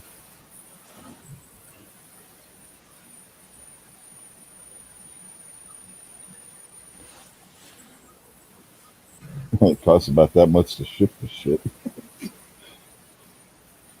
And gun catalogs were heavy. I was going to touch off a few blanks out of my AR tonight, but that didn't happen. With my cannon. That thing's loud. Mm-hmm. And my 14-inch 50 cal pistol. I got one of those Optima V2s. Just throw a little bit of couple, maybe one or two pellets in there and stuff it with a cotton ball. Well, That's pretty loud. The cats have come out of hiding. Yeah, it's settled down here quite a bit. Since about 11 o'clock, they stopped shooting them off around here. I could load this Glock 22 up with a few 357 SIG rounds. Glock 22, that was my first handgun I ever bought back in 1998. That's a fun one. I shoot 40 out of it at 357 SIG. Yep. I've got the micro conversion kit. I can put that in. Oh, yeah. I can do all kinds of fun things with the Glock 22. 22 rimfire. That's That was crazy. a police trade-in. I picked that thing up. But yeah, that thing's fun. Mm-hmm. I mean, the 19's fun, but the 22's even more fun. They got the conversion kits for the CZP-10C now too. I was contemplating maybe getting one of those for mine. With the I can put the 19 or the 22 in it, but if you're gonna put an MCK, you might as well shoot your big stuff out of it because you really don't need it for 9mm.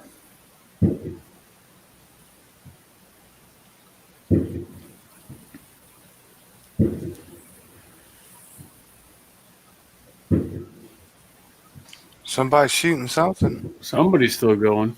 Yep. I don't know if we're going to be gone much longer. We already been going for 3 hours. Hey, you got to go another hour to keep up with me. I did 3 hours yesterday, man. I did 2 hours on Friday. Well, I do 2 hours on my Friday show. So we're then equal. I think the off air is usually 3 more. Yeah, we're even.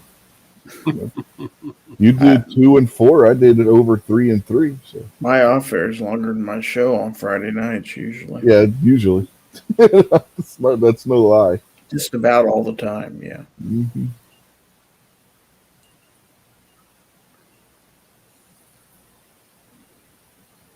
But we had a good show this morning, I thought.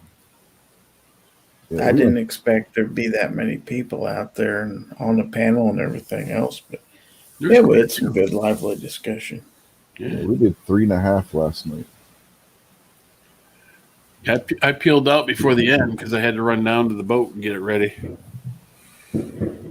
Yeah, we had people popping in and out. Yeah, last night we had fireworks of a different variety. Uh-oh. Yeah, that was cool having Snob show the fireworks Friday night. I think that's 2 different Fridays we've done that.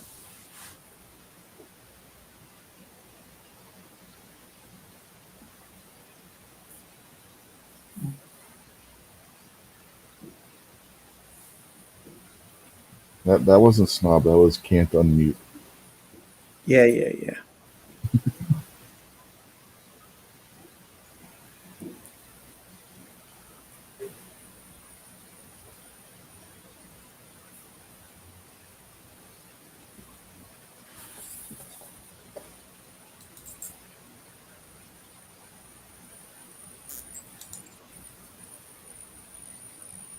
Still 9 watching. Wow.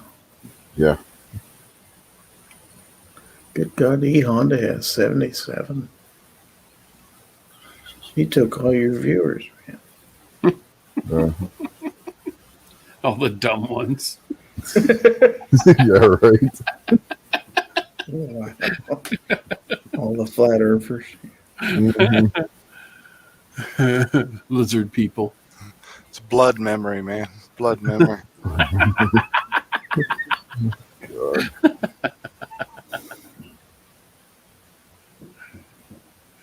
Dude.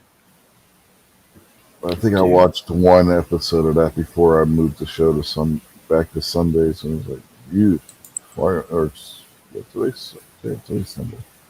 Forgetting what day it is. Yeah, after last night, I lost 3 subscribers, by the way.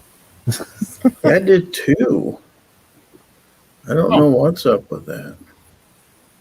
Ooh. Yeah, that's no joke. I looked this morning. It's like 1705. Wow. I went from 250 to 247. Like, son of a bitch. Finally, I don't know who we ran off, but yeah. End of fun, though. But you know what? Fuck them. I mean, is it really? You know, who knows? knowing YouTube, they could be back tomorrow. Right. Sometimes YouTube does purges. Mm-hmm. Let's see. What's my...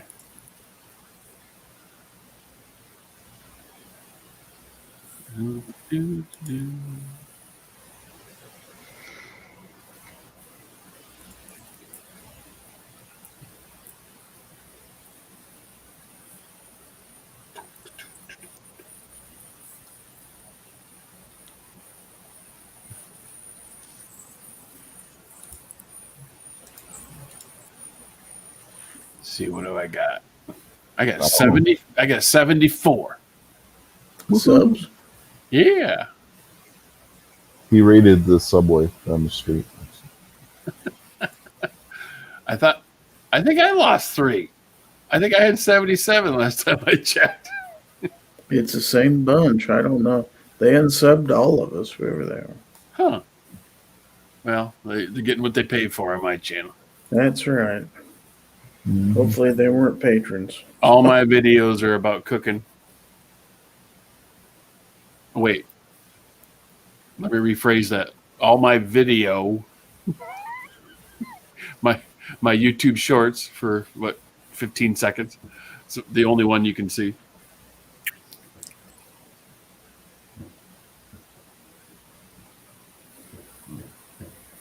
Yeah, I could do a short on microwaving a burrito or something like that. Should.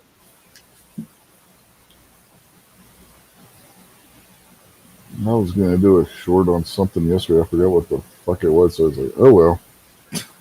Completely forgot what I was going to do it on. I just go back through my my videos on my phone and just go short. How to make a cup of coffee in your Keurig. No, that would take longer than a minute. Lift Yeah, up no the kidding. top, put in the K-cup, push it down, select Oh, you the got- size. You Hit got to the fill the button. water. You got to fill the water vessel first. Oh, it's already full. Not around here. Yeah, after Usually 3 I cups. drink 1 cup of coffee a day. I only have to fill it twice a week. But today I had 2 cups. Well, we got the one that not only does it do the K cups, but it also does the standard drip coffee maker. Oh. Oh, I And- just bought this. It's the Keurig Slim or something like that. It doesn't take up much counter space, which is nice because I don't have a whole lot. But Well, that's it's why we really got this. nice little Keurig. Yeah, that's why we got this one because it got rid of the Keurig and the automatic drip coffee maker because they combined them both into one machine. So it freed up some counter space there. A long time ago, I had one of those fancy ones that you actually put the whole beans in, and then it would grind them, and then it would put the grounds down in the basket, and it'd do everything in one fell swoop, but it's a real mess to clean. Hey, look, the kitty's back. Hey, kitty. Kitty, kitty, kitty, kitty, kitty. Well, fellas, I'm gonna hop off here too for the night. Hop to it, Jay. Everybody have a happy 5th. Yeah, you too. All right, you guys enjoy. See you later, Rich. See you, Yep, man. later. Gary. See you, Yeah. bud. Gun toting pacifist says he's surprised that 73 other people would substitute live news. I'm surprised too. What's wrong? That you have that many relatives too? What's wrong with people? Jesus. What's wrong with you? You ask that question, and E Honda's got 77 people watching his show, and you ask that question. Right.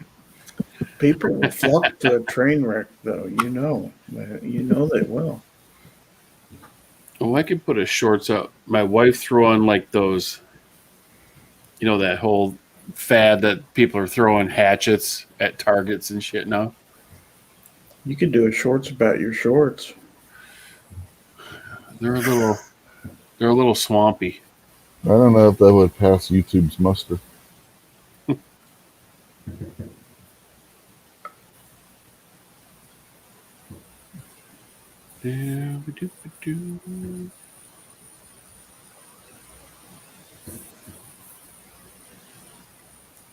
What's this one?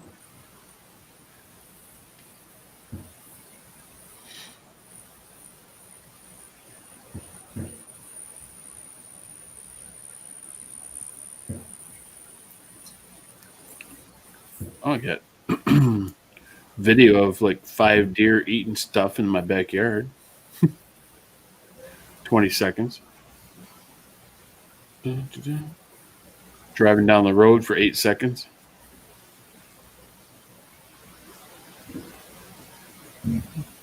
That's riveting.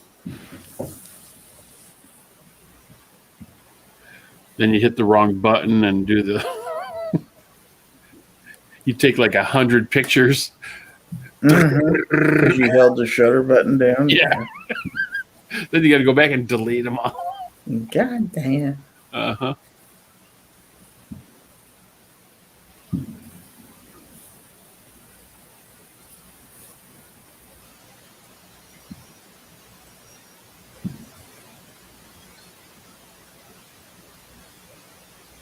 So they're still shelling your neighborhood, Gary? Yeah, I think so. Not near as much as it was before, but I still hear them. Trust me, if I was trying to sleep, that wouldn't bother me.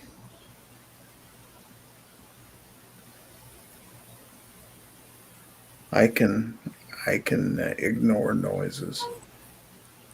Certain noises, yeah. Other noises just... Like thunderstorms going through. People say, "Did you hear that last night?" I'm like, nope. I was asleep. Yeah, it's got to be a pretty bad thunderstorm for it to wake me up. Yeah, and usually if it's a bolt of lightning or something, it'll wake me up for a second. I'll just go like, God dang it. Roll over and go back to sleep. Usually it's one of those things where the thunder goes off right above your house and it shakes the windows and shit. Mm-hmm. Like, boom, what the fuck was that? Yeah. Where the flash and the thunder hit. Like, At the exact same time, yeah. You think you did get hit with artillery? I unhooked the damn weather alert radar because it's like, even if it is a tornado warning, I'm not getting up and leaving 2 o'clock in the morning. That's right. You get that thunder and lightning hit you at the same time, and if you end up shell shocked, it's like, what the? I, at one time in my life, lived right across the street from the city electric plant. They had a small substation out there. And that thing would light right up sometimes during that thunderstorm. The Oh, big post out there would get struck. And Yeah. man, it was like somebody was outside with a flash camera. Yeah. Well, right after we first moved here, down by the Walmart, the transformer on the pole blew up. God Mhm. damn, it sounded like somebody was blowing up the church or some shit. I was like, that thing was loud when that thing blew. Yeah, shake the whole house. Mm. Of course, I did wake up one morning several years ago, think it's in 2015. And I woke up and I don't know what happened, but I heard there were these little drawer pulls on my dresser. They kind of dangled down and they were all shaking. I'm like, what the heck? I got up and they were shaking, just like the house was vibrating. Sometimes it would do that when like the Air National Guard would fly their test routes over the house and stuff. Oh yeah, that was down the old place. We were always getting the Air Guard flying over in their A-10s. But then I got a text message right after that from my daughter, and she said, "Did we just have an earthquake?" And I said, "Well, I don't know. My house is vibrating." She said, "Well, I think we just had an earthquake." So I got on Facebook, and there were a bunch of people in this area that were talking about why it's centered down in northern Oklahoma, but strong enough that you could feel it in most of eastern Kansas. Nothing that was doing any damage or anything like that, mind you, but it shaking people pretty good. Yeah, we had one a couple of years ago. That was my first, I guess, anyway, that I know of, earthquake I ever went through. Yeah, the one that hit here was centered just outside of D.C. It was like a 3.5 or a 4, something like that. Yeah.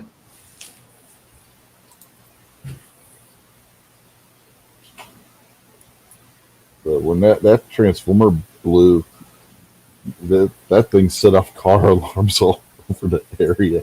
All you hear is a bunch of beep, beep, beep, beep, car alarm shit. It's like, God, people, turn your car alarms off.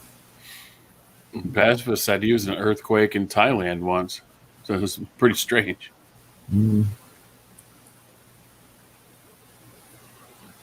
All that wet ground moving around.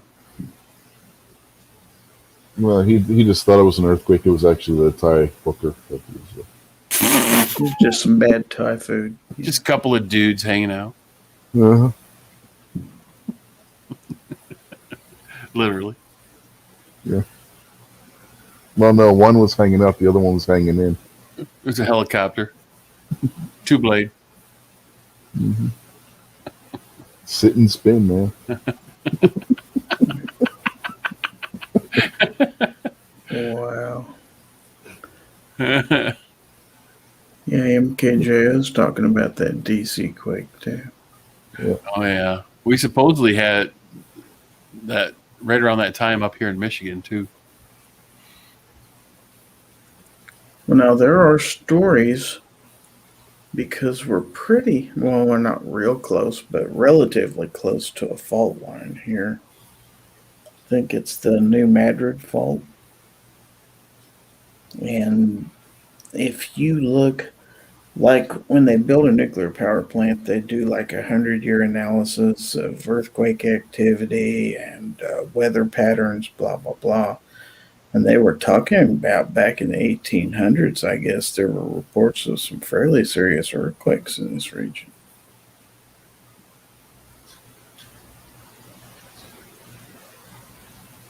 Of course, they didn't have equipment to measure it at the time. They just were going by, newspaper accounts and stuff like that. Earthquake, that'd be a good name for a pro wrestler. I believe it was.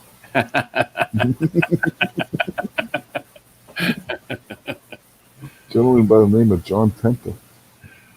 Oh, Pacifist said, yeah, and MKJO said his wife was there in Japan. Yeah. Damn.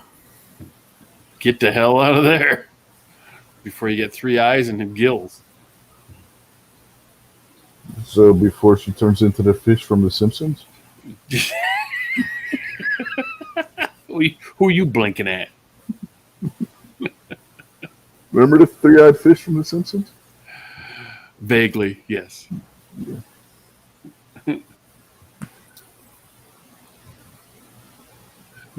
My phone's blowing up. We have this private Facebook group for our subdivision, and our garbage pickup is on Monday morning. It was like, is there garbage pickup tomorrow? Because everybody's like, it's like recognized holiday or something. And everyone's like going, no, I don't think so. I'm like, I'm putting my shit out. I'm not missing one. I'm not missing the garbage pickup. Gonna say if it sits out there an extra day, it just does. Exactly. Plus, I got 2 pork shoulders that are rotten that I got to put in there. Are they froze? I threw them back in the freezer after I. So that's what I always did with stuff Yeah. like that: is freeze it and then put it out there frozen. Yeah. So, yeah, that's what I was doing at 4:30 in the morning. Technically Friday morning, firing up the smoker, getting the pork shoulders ready for the invasion. All these interlopers coming to my house, so they had something to eat, and opened up one of them. And pork does not lie, you know. Mm-mm. So I put that back, grabbed the next one, opened that up, and it wasn't as bad, but it was bad. So I threw both of them in a garbage bag and threw them in my garage freezer. I'm like, that's stinky as pork, man. There's only 2 days. I mean, my wife picked it up on Tuesday night, and this was technically Thursday night, Friday morning, when I opened them up. And the Best Buy date was a couple days off, a couple more days. So we called them and like, oh, okay. You want us to bring them back to prove that we're not lying? They're like, don't be bringing no stinky meat back to the store. So, and I went there on Friday, and they credited my wife's card immediately. Didn't ask any questions. And then I went back to buy more meat, and they were sold out. So Got rid of all that nasty stuff. ugh. I've had that happen just maybe 2-3 times in my whole life, where I cracked open the, whatever, and it was somebody either rancid. stamped the wrong date on something or something got Maybe. warm that wasn't supposed to. Or, Yeah, I don't know. But it's always by and been, large, they don't do stuff like that because they'd get shut down pretty quick. yeah, but it's always been pork. It's either been ribs or pork shoulder. And then one time I bought 2 racks of ribs, and one rack was totally rancid, and the one right next to it, same exact data on it and everything, was totally fresh and fine. That's why you need to go to the meat market and buy your shit, man. Come on. Oh, I like to. I've got 2 really nice meat markets around here, but they're like double the price. Around here, they're competitively priced with like the Oh. Walmart and the Martin's supermarket. So, Oh, okay. and it's a Yeah. lot better quality stuff. I mean, the ribs you get there, dude, the amount of meat on them is ridiculous. Cool.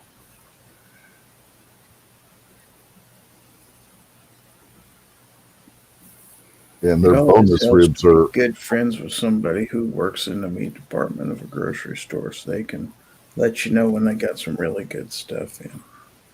Yeah, before we moved, our neighbor, I mean, we're still friends with him, of course, but neighbor, he was a butcher for our Meyer stores over here. And I should call him up. Yeah, my wife. They know. My wife, when she does the sweet and sour pork, she'll get their boneless ribs from the meat market and cut them down because that meat is always super tender. Right.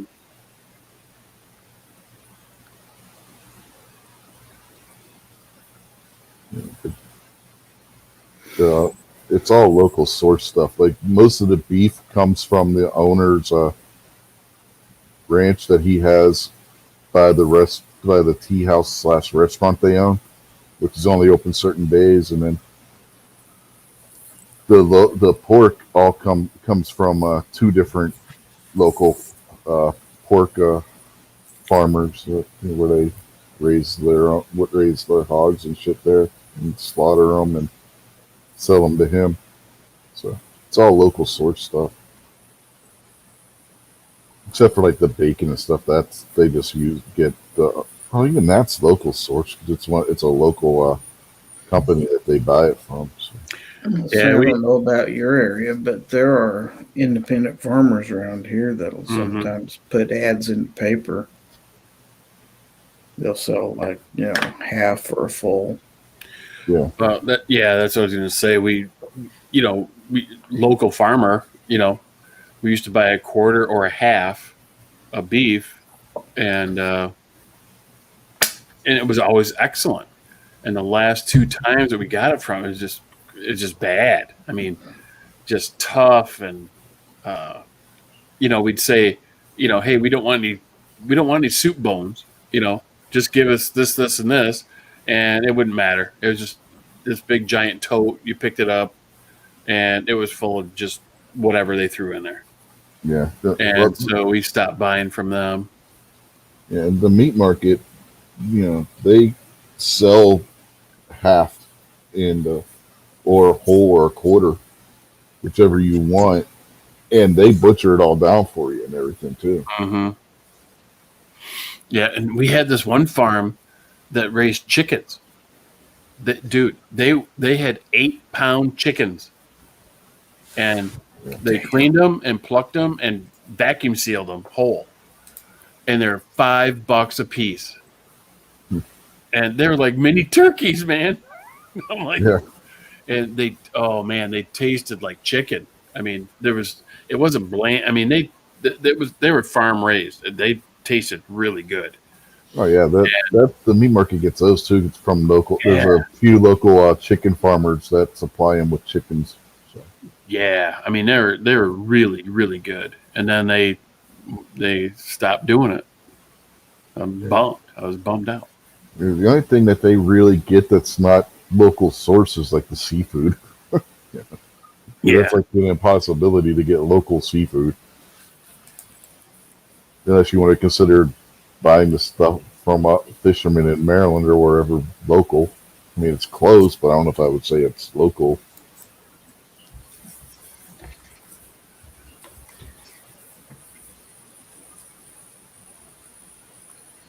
Yeah, I gotta go visit my my niece. She just got a new job in Manchester, New Hampshire, which is not that far from the coast. And she went to medical school up in Bidford, Maine, which is only about 45-minute drive from there. And according to her and her husband, it's like, we're sick of lobster rolls. You want to come get a lobster roll? One of those things. And just fresh seafood. Same thing when we go down to the Keys. You get shrimp and fish and whatever. Yeah. Pacifist's last comment, it sounds like he's cruising the mail strip clubs. I don't know. I think you might be going to the wrong clubs there, man. Oh, maybe he's the next town over from Manchester. Yeah, nice. Yeah, we got to go see them. They bought a nice house just south of Manchester. They're on a couple acres. Her kid can finally be a kid. She's gone through med school and her residency, and her kid is like 7, so they've lived in like apartments and where the kid couldn't be a kid, and now he's got room to roam. So he's riding his bike and running around like with his hair on fire, and nobody cares. Not like before, like shh. Yeah. Pacifist asks, "How dare you, man? You've been on this show before. You know how this works."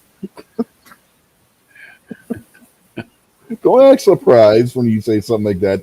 Somebody says something. Come on now. Oh, I just reread that. Going to meat markets. Oh man. Meat's a little saggy. They make a pill for that. Yeah. Same. Yes, they do.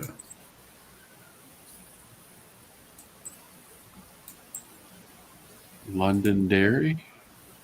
Is he asking me that? Oh, let's see. What's their... I don't know what their address is. Hang on. Who's going to Ireland now? Londonderry Island? What? Huh?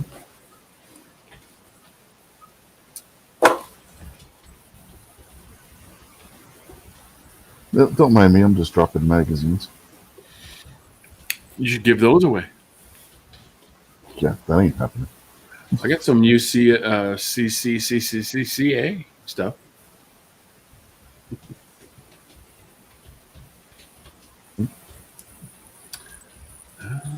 I'm not giving away P365 mags. Sorry.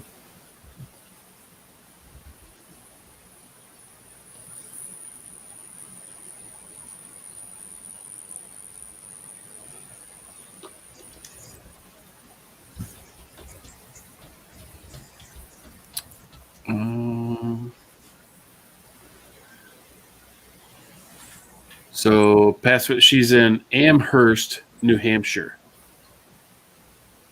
Amherst. So I think that's just due south of Manchester, isn't it?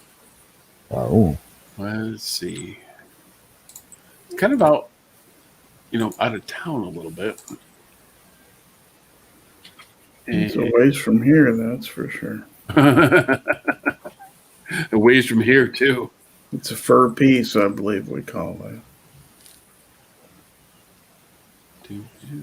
Well, that's what he's looking for. He's looking for a fur piece. Looking for love in all the wrong places. Oh, he's definitely doing that. Oh, Manchester. It's yeah, man, after south and west. Just barely south, barely west of Manchester. But not too far from Portsmouth and Bidford. Bidford's up there where she went to med school. What the hell's with all these towns named for places in Ireland and England, man? Come on. That's where they landed, dude. Ooh, Boston. Well, pacifist, he's one of the Irish, man.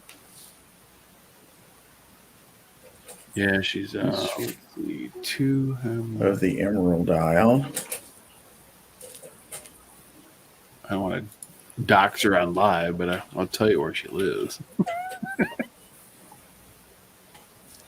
Yeah, just throw the address out there. Why not? Yeah.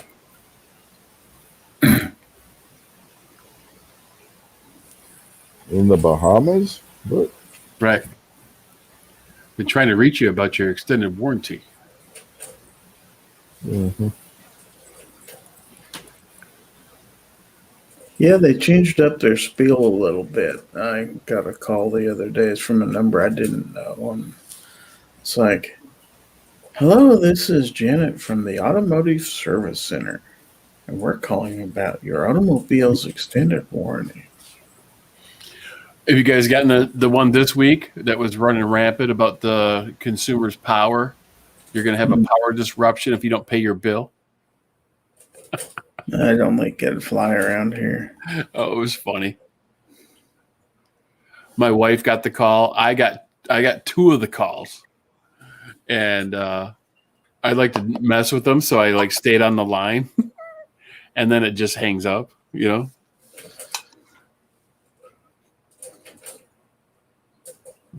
Off air, I can tell you a little story about.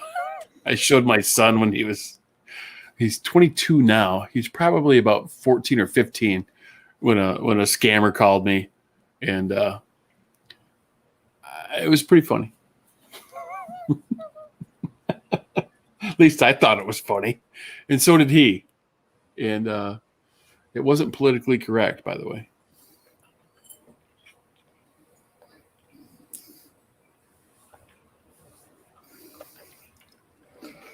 I'll never forget when the dude from Microsoft called me and wanted to tell me my machine was infected with malware. That was the one.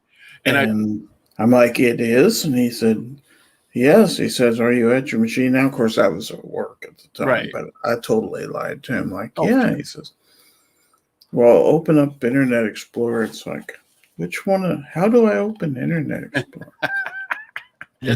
How do I open Internet Explorer on a Mac? Yeah, I let him go for 5 or 10 minutes. It's like, you do realize I'm on a Macintosh, right? I did the same exact thing, Gary. I let him down the road, and then I'm like, well, I'm on this Apple thing. Oh, we do Apple too. Microsoft does? Wow. Well, one-stop shop. They finally got wise to me after 2 or 3 Windows times, emulator? and they said they were from Apple. Uh-huh. It's like, well, I got rid of my Macintosh. I got a Windows PC now. I just sold the Mac and bought a Windows. Yeah, I figured you BlackBerry. guys kept calling about my Mac and said it had a virus on it, so I got rid of it.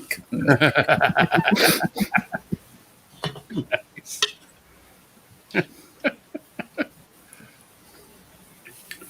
I sold it to one of them there foreigners. I sold it to one of your people.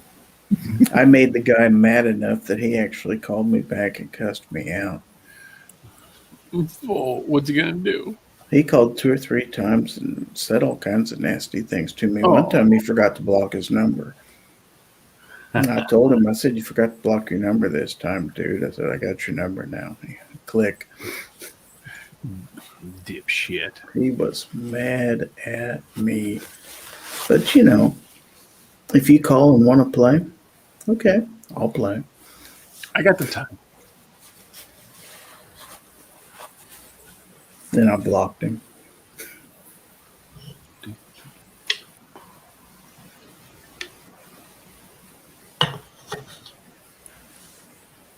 But those people with the car warranties, man, it's a different number every time they call. I don't know how many numbers I have blocked on my phone. Yeah, and they get like your local area code too. Oh, yeah, they make it look like a local number. Yep. Yep. And so at one time, I actually set my phone to where it wouldn't ring unless it was somebody in my directory. And then I missed an important call from somebody. It's like, well, crap, that ain't going to work either.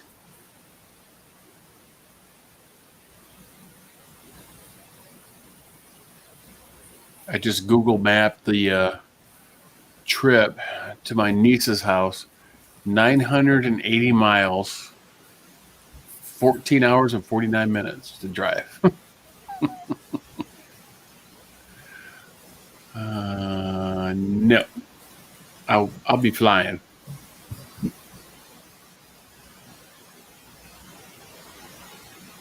Are you going to play Chuck Woolery for your niece and pacifist? Chuck, the dating game? Love Connection. No, she's been married for like 5, 7. No, well, let's see. Nolan is 7, so she's been married for 8 years. Pacifists don't care. And she's expecting their second child in November. Pacifists don't care. So, it's just like a goalie. You get one past the goalie, it goes right in the net. No matter how many pads are in front, how many blockers. My brother and his wife drive out there all the time. 14-hour drive. They just go hang out for a few days. Go see their grandson. Married, not married, whatever. He'd be like Scotsman. He says, a wedding ring is just a challenge. It's a ring on your finger. Don't put a lock on your box.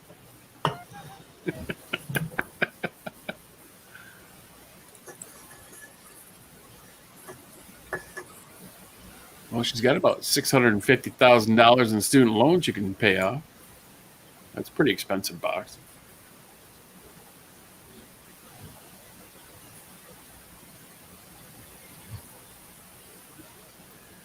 Yeah, damn, we've been going for 3 hours and 40 minutes.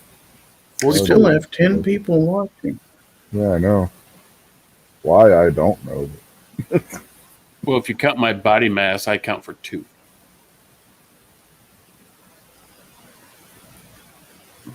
And in all honesty, 3 of them are probably us. And Pacifist's the only one who's awake.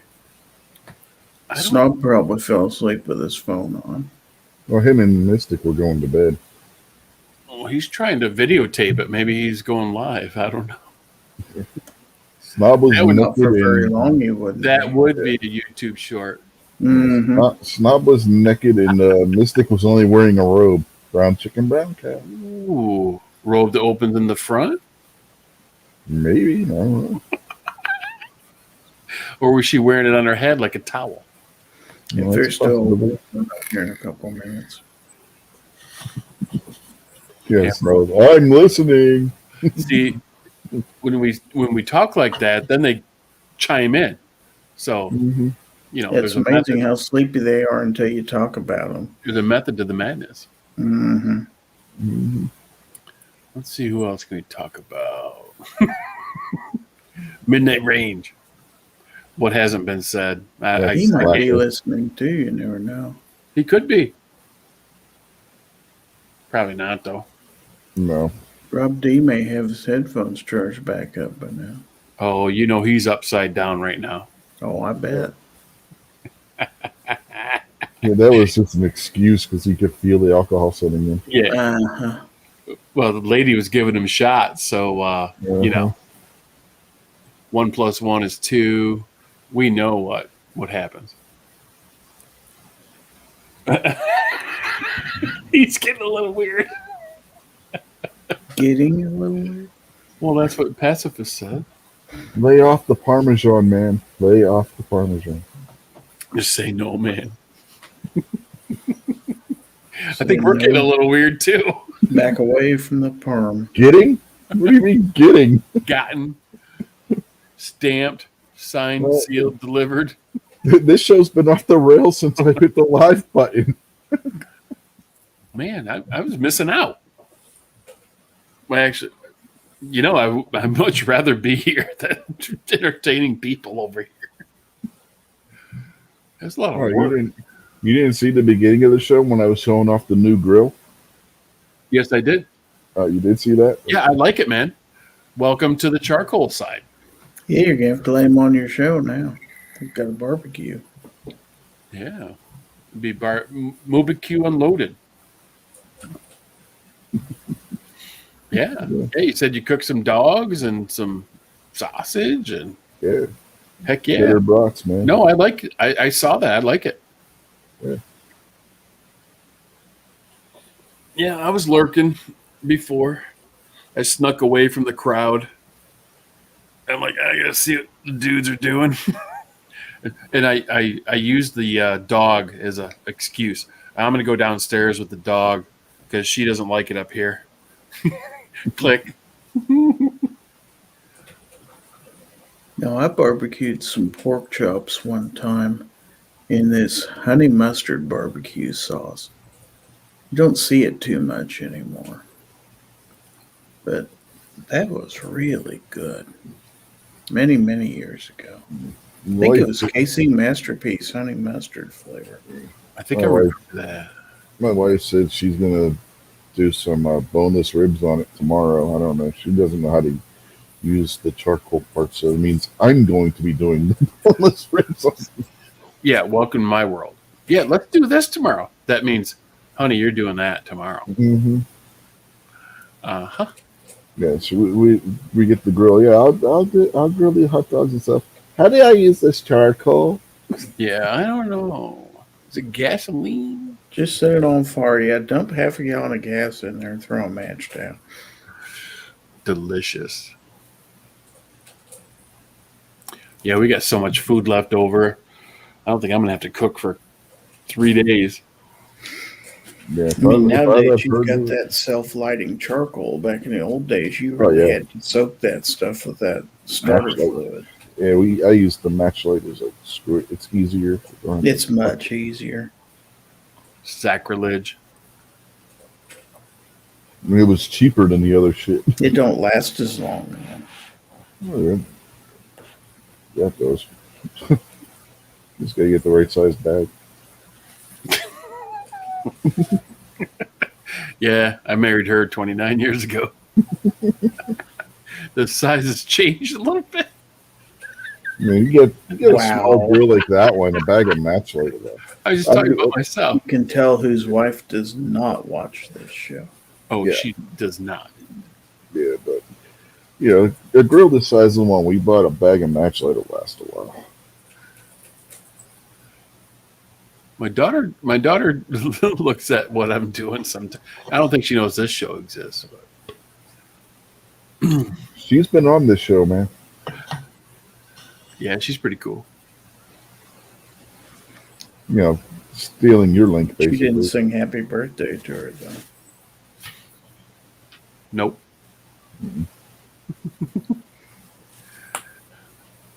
Yeah, That's a good thing. she came home tonight and just a pissing and moaning about because she's waitressing while she's home from college, and my wife is working at the same place in addition to her real job. I mean, owning a jewelry store. She helps her friend out. My wife bartends at the same bar restaurant, and they get talking about all the shit, all the politics, all the crap that's going on, you know, at the restaurant. I just walk away. I don't know who you're talking about. I don't really care. It's a, you know, a service industry. You're always going to have people, you know, well, my burger's not done enough, or this drink doesn't have any booze in it, you know. And I was like, okay, whatever. Customer service. Bye-bye. That sounds like my wife when she gets home from work at the hospital. Is like, I don't care. I don't know these people. I don't want to hear it.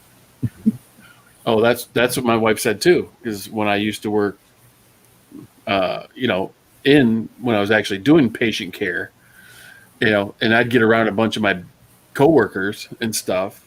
You know, we'd go to the bar or whatever after work, and my wife would show up, and we're all talking about who got shit on today, literally, or who died, or, you know, this funny thing happened. And she's like over in the corner going, sucking her thumb, not knowing what's going on. She goes, can you guys stop talking about healthcare? No. Yeah, I gotta do that. Amy, I have no idea what the fuck you're talking about. Don't tell me. I don't care. So same thing, only flip the other way, you know. Mm-hmm. So it was like, okay, whatever. Don't bother me none. Yeah, she goes home. Well, we had to do this. I was like, I don't care. I have no idea what the hell you're talking about. You might as well be speaking Greek. Keep it to yourself. I don't want to hear it. This guy's PO2 was 82, and he just walked in like nothing was wrong. We had to do this with the machine. Amy, I have no idea what the fuck you're talking about. Mm-hmm. My medical training doesn't cover dialysis. I don't know what the hell you're talking about.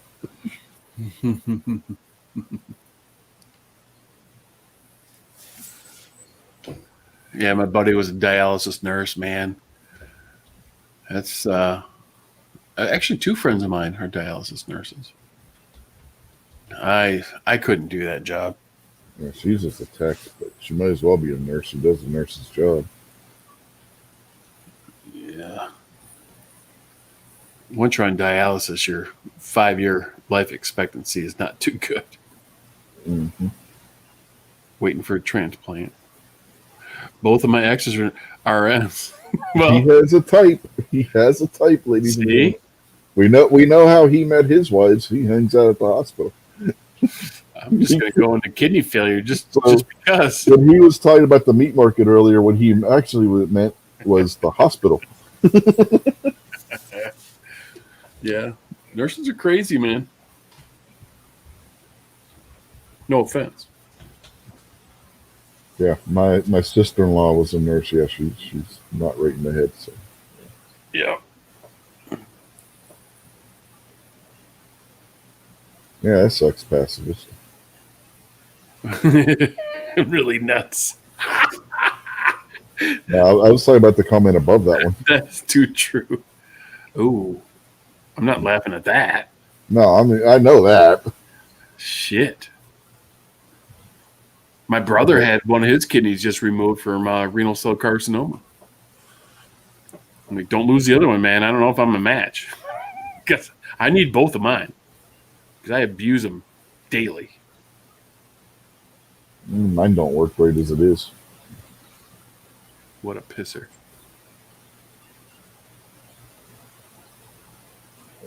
Kidney disease sucks for joint pain and shit because they don't filter properly. Toxic shit collects in your joints and. Ugh. I'm catching up on the chat. Gary, just say no to marriage.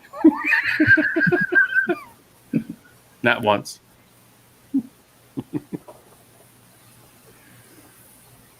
Took me a little longer to learn it than some people. I gave it plenty of chances, though.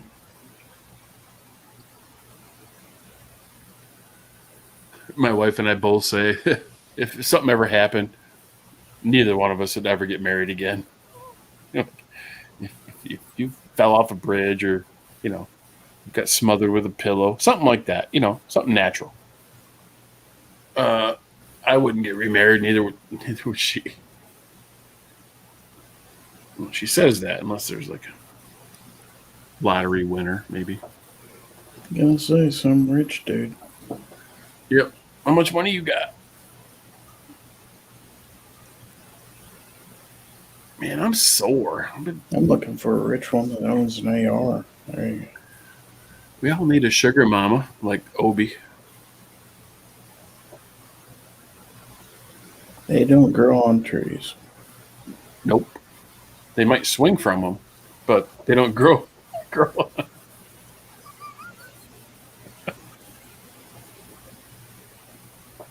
Oh, man. Sorry, pacifist.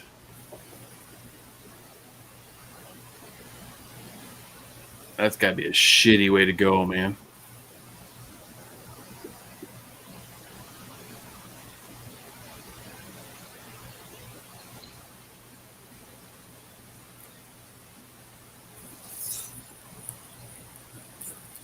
You got 3.5 minutes before you hit 4 hours, Rich.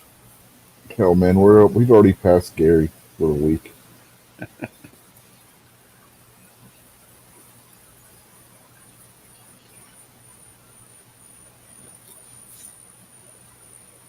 But if midnight was on, he'd still be going. Is my name Midnight Range? Is my first name Travis? No. If it was, you'd have to change it. Yeah, I definitely would. There's too many Travises as there Who is. names their kid Travis? Midnight's You mom know, and dad. Well, practically everybody, evidently. Next thing you know, name him Skylar. There's what, like 6 of them bastards? Come on. Yeah.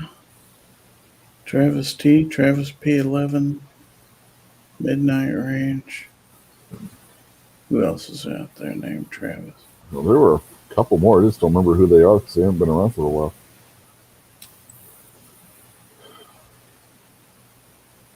Well, and then people change their names all the time, too, on the... And there's lots of mics. I mean, you got Budget, you got Night Strike. Mike Strike. Some other dude I can't remember. No, What Pacifist his is name is. Some cow dude. I don't know what the hell his name is. Bovine guy. Yeah. You wait till we're about getting ready to wrap the show up and pop in. There Yeah, you go. sorry about that, bro. Now he's in. There you go. God damn. I figured I'd jump in and say hello, I don't get too many Sunday nights where I'm not, having to wake up at 5 a.m. the next day. So you got tomorrow off? Yep, tomorrow off. I was actually on vacation the whole week. I took my kids up camping. Oh, nice. Where'd you go? We went to Ware, New Hampshire. I don't know. You tell us where. Is that state? That is the automatic joke from everybody. Is that state or national or what? Where'd you go? That's why I said it the way I said it. It was like I knew that was going to be common. It's actually spelled We Are, WEARE. We Are. Mm-hmm. It was nice. I cooked over the fire all week. They have a whole pool complex and a little pond we could hang out at. You guys in a tent or a camper or what? We rented a cabin. That's even better. Because my kids are a little too young and they see especially my daughter, 6 years old, she sees the tank at Bass Pro and she's like, I'm not swimming in a lake, Dad. Come on. The pond has little minnows and We catch sunfish and Awesome. the crayfish with the nets and the frogs and stuff. Oh yeah, and some turtles, that brings back memories for me. but nothing big. It's basically a creek that's dammed off that builds up to a pond. Mm-hmm. So you get the crayfish and everything, but nothing big gets in there. They don't stock it. We used to swim in those all the time and fish in them. Never bothered me.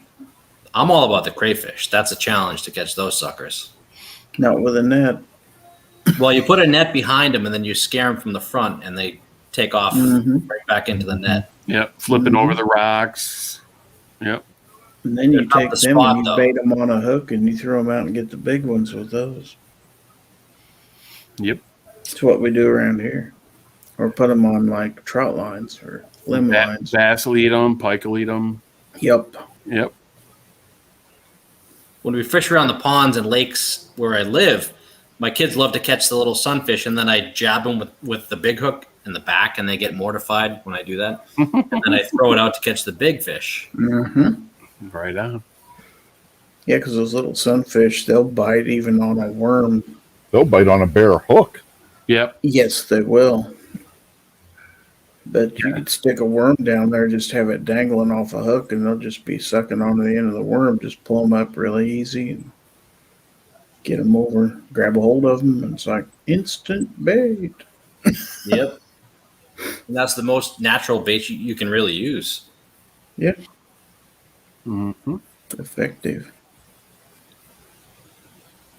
Remember, I was a kid. We stand in waist deep water with a stick that we broke off a tree, about a 2-foot piece of fishing line tied to a hook, and just sit there and pull one right after the other and throw it in a bucket.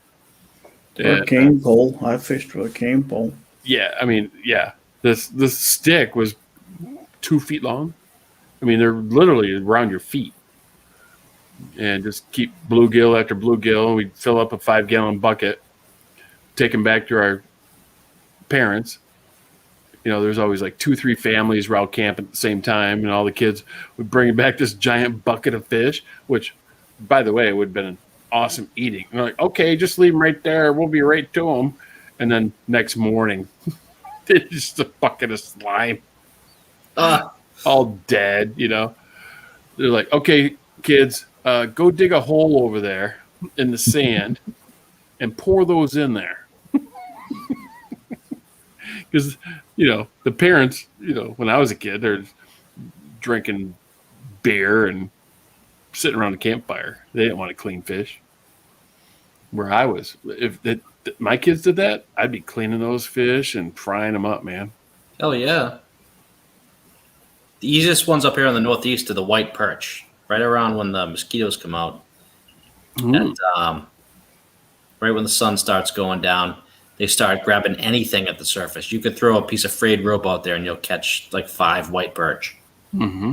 And they're really good eating. Not a ton of meat on each one of them, but they're really good eating. If you're lucky enough, they have fish cleaning stations where you're at, then you can even get them prepared. I fillet them and then I descale them, then I fillet them, and then I put them in over the fire with some butter and some tin foil. Delicious. Sounds good. Mm-hmm. I'm hungry now.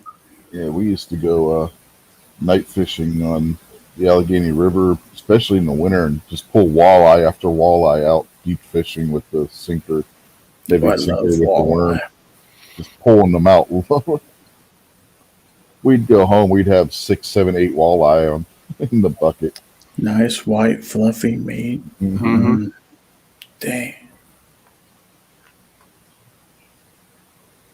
Yeah. Get the bejesus out of you if you're not careful, though. We just slay the walleye over in Lake Huron. My in-laws, they just left. They're like, "You got to get over. You got to do some walleye fishing. They're hot right now." I'm like, "I'm on vacation. I might show up." Yeah. Is that a bony fish, walleye? They do have pin bones, but not really. You know, it's not like a pike where they have the Y bones.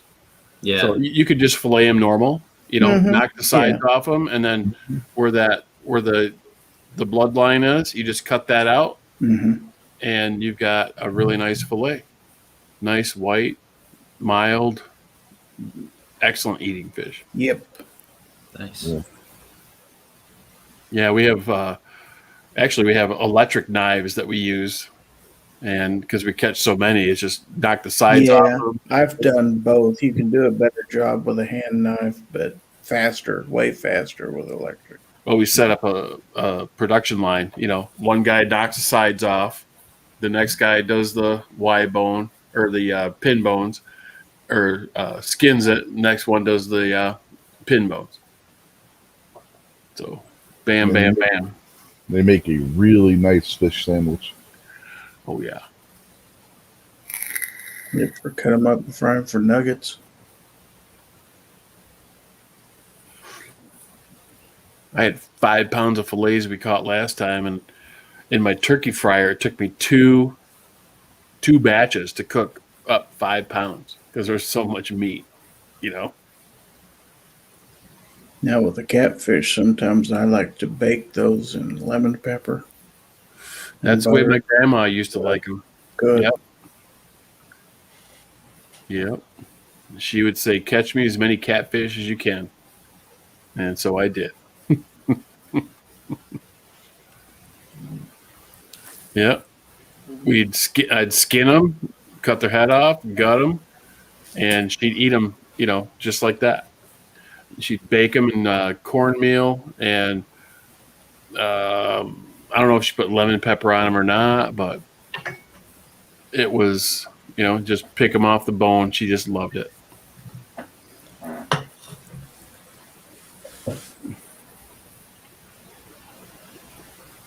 We were at camp, we'd have a nail sticking out of the tree.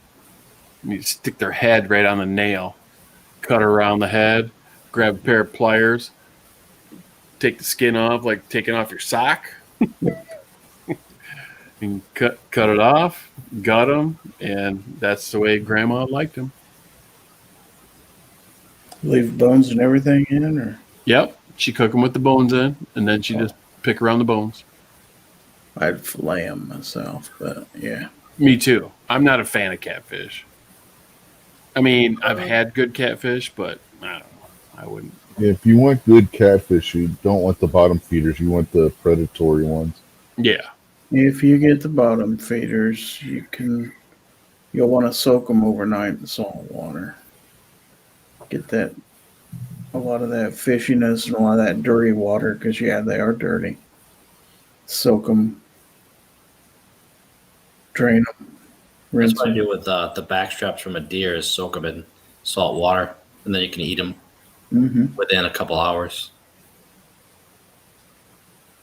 Get the gaminess out of it. You haven't shot a deer in like 2 years. I haven't gone in 2 years. That's why. Shit, I haven't been in 4 years since my son was born.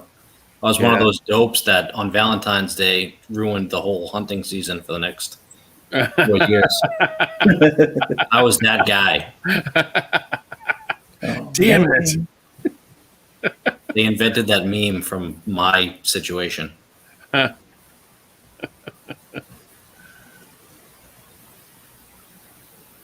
remember shooting my first deer. I took it to the meat market that everybody suggested, and I went and picked up my shoebox full of meat, like a week later. I'm like, what the? This was a big deer. And they're like, oh, that's your deer. I'm like, okay. After that, my buddy goes, you took that to the meat market? What are you, stupid? So I'm like, well, I don't know. And he's like, You butcher them yourself now? Yeah, he says, you shoot a deer, I'll show you how to clean it and butcher it. I'm like, okay.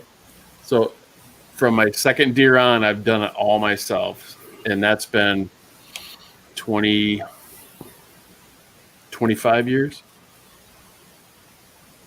I've always done it myself. If you do it yourself, obviously you hang it for a couple days, let the meat tenderize a little bit. Temperature dependent, yep. Yeah, you put the put it in like a block shed or something like that. Yep. And then you can get all the membrane and shit out of there yourself. You follow the lines and then you clean it up with an electric knife. And that membrane and the bone and stuff like that, a lot of times you bring it to a butcher and they put it through a bandsaw and that bone fragment gets into the meat. Yeah. And then you taste No, I don't dig that. it's so much better if you do it yourself. Yep. Because you take your time and you're just steaming it out. And yeah, I mean, Yeah, if it's cool enough, you do it outside and then you bring it in to finalize it and Yep. vacuum seal it and everything. yep. 100%. But getting that membrane out of there is a big part of it too. Yeah, you got to get the silver skin off. That's a lot. And the fat, especially if they're a swamp buck or something like that, you really got to be meticulous. If they're the other place I hunt, they're pretty much freaking corn fed. You know, you don't have to be as careful. Shit, around here they're mostly apple fed. Yeah.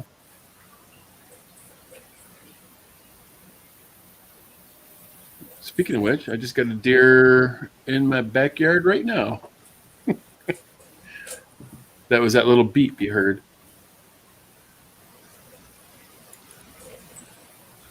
That's live. Oh, I don't know if that's going to focus. There it is. Is that a young one? Yeah, that ain't big enough to eat. Yeah.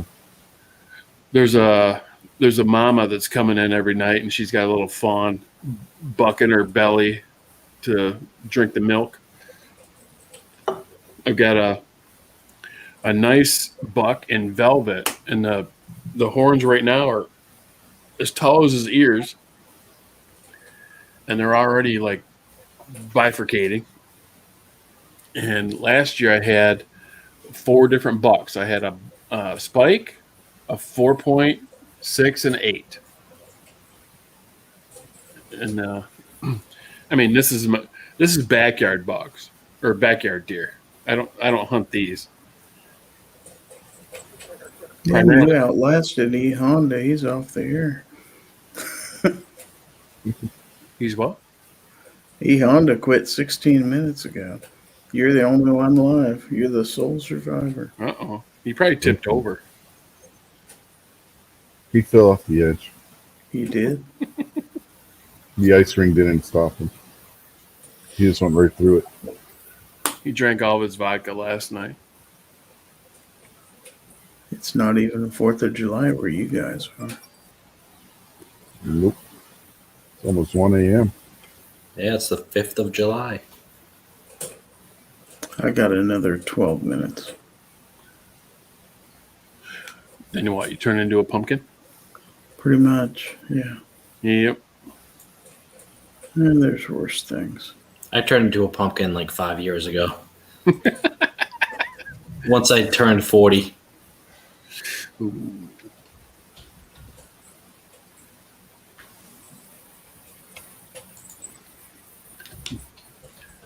Bad news for you, it gets worse. I feel accomplished though as a single dad, divorced for the second time, going away for a week with my 2 kids. It was definitely a handful. And all the single mothers at the pool were like, "Oh, you got your hands full this week." So they were pretty impressed by me. So I feel like I'm accomplished. I can handle 2 kids on my own away for the week. That's what he should have said. My hands aren't as full as they could be.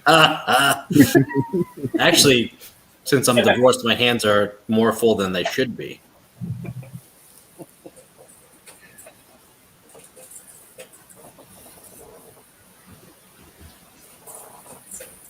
See, chicks probably dig that stuff, though. Yeah, I'm just a single dad here with my kids. You know, and At they're like, least they didn't come up to you and say, "Oh, those are the cutest grandbabies." Yeah, right. And I did have my kids late in life, so they, you could say that I look like their granddad. you're only 40. 46 now. Shit. Oh, With a 3-year-old and a 6-year-old. well, there you go. But it's never the ones you want to come up to you and say, what's going on. It's always the ones It's all the haggard ass bitches. Yeah, you could see them from like a half mile away. They look at you like you're a side of beef, brown chicken, brown cow. Are you holding up a crucifix? They have like the single suit on instead of the bikini because they're trying to cover up their mother gut. Cougars are on the prowl, man. And they're like, "What's up? How's it going?" And they're so desperate, they're staying with their parents or something at the site, and they're like, looking for somebody to take care of them. Wrong tree, wrong bark.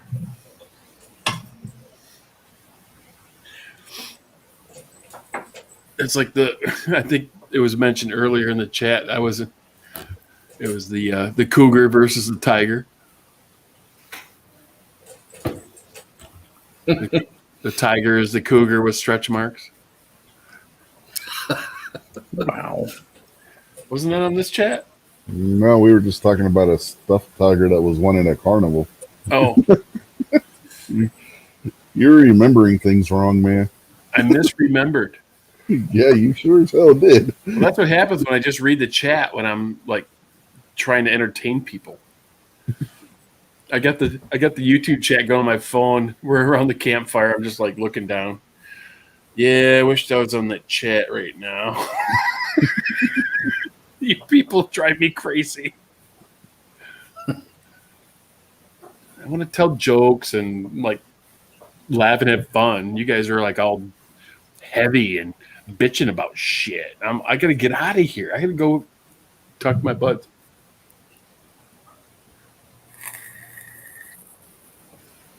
It's like, at least try to make fun of me. Jesus. Can't you insult me properly? Come on. Exactly. Or just try. Right. Come on, man. What the hell's wrong with you people? You know the thing. Don't you have an imagination? 1.9 billion trillion. I thought poor kids were as smart as white kids. Come on. The smart kids are just as smart as the black kids. I mean, I love the one where it's like, "Hey, how many beers did you drink this weekend?" And he's like, All of them. 1.2 billion trillion cajillion. Oh God. Yeah, when he's trying to get people the URL for the vaccination site, vaccination.com. I didn't see that one. Oh yeah. I registered a new car I bought, and my license plate ends in 330, and I didn't realize it until I walked out, and I'm like, "Oh, damn it." He's like vaccination.com and G-Webs is going to go live at midnight. then gum. I mean, he could not say com for anything. He Or says gum. calm. Yeah, he says cum. He says gum. He can't get it. It took it like 5 times to finally get it right, and even then, he still put the wrong one because he said .com when it's actually .gov. Jesus. What is wrong with these people? Cake versus pie debate. Pie wins. What if it's a cheesecake? It's both a cake and a pie. That's That true. wins both. You know what I've been seeing at a lot of parties lately is the half pies. And I noticed in the supermarket today they're selling half pies. I guess that's a thing now. Just pick up a half pie and you're good to go. Well, Walmart has those little personal size pies that are only about like 6 inches around or whatever. Eat those before you get to the checkout. They're like 2 for $1. Mm-hmm. They're pretty damn good too. They are usually.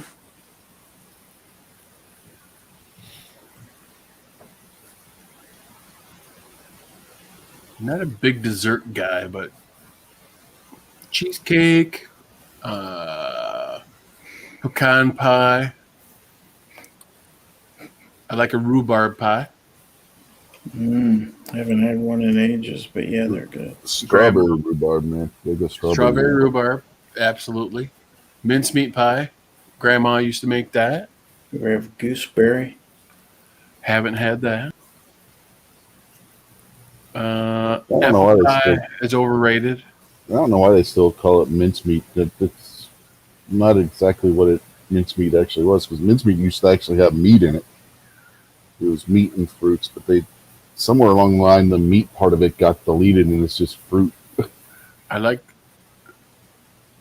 pot pie, Mm-hmm. chicken or beef. Pot pie is good. My wife makes good pot pie. Just Today was don't my go brother's buy. birthday. It's got a good crust. Yep. Just don't go buying meat pies from the shop next to Sweeney Todd's barber shop. That's not a good idea. Yeah, you might want to avoid that. Well, being from Michigan, we got the Yoopers, we got the pasties, Yeah. the pot pie, not the pasties. That's different. Yeah. That's at the Deja Vu strip club. Oh, you got one of those where you can't get. They're not allowed to go full nude. I don't know. I haven't been to one of those in decades. Yeah, in Massachusetts, they can't drop trowel. In Pennsylvania, they could as long as they didn't serve alcohol. So all the Yep. strip clubs were BYOB. That's the way Deja Vu was. They get totally naked, but they didn't sell beer or any alcohol. But I grew up not too far from the Canadian border, and drinking age was 19 over there. Hit Windsor. Windsor, no, I grew up near Sarnia. Okay. That's up north of Detroit in Windsor. Yeah. If we got really excited, we would go down to Windsor. And they had way better strip clubs over there. That's what I hear. I don't know. I've never been. Yeah, when we were teenagers, we'd go over to Sarnia. And it looked like, remember on the movie From Dusk Till Dawn where that really gross zombie had that big giant gut? Just ugly as sin. That's strippers they had over there. God. They had the dregs that Windsor wouldn't touch, is what you're saying. Oh, they're so bad. But the beer was cheap and we could buy beer, so we didn't care. Yeah, Steven Crowder was always telling stories about when he was growing up in Detroit when they moved back from Montreal, about how him and his buddies were going over to Windsor. And he's like, they had this one strip club. I can't remember what he said the name of it was. And Dave Landau, the comedian Dave Landau, also grew up in Detroit. And Crowder's dad said, "Yeah, that strip club was there when I was a kid." Cheetahs. It was Cheetahs was the biggest one over there. That was actually pretty good. They were always talking about how they were talking about how all three of them had gone to this one strip club when they were kids. Yep. And Crowder's dad was like, "What? You're lucky I never found out you went over there." Because he went with them. Because I know what goes on in that. He's like, I know what goes on in that club.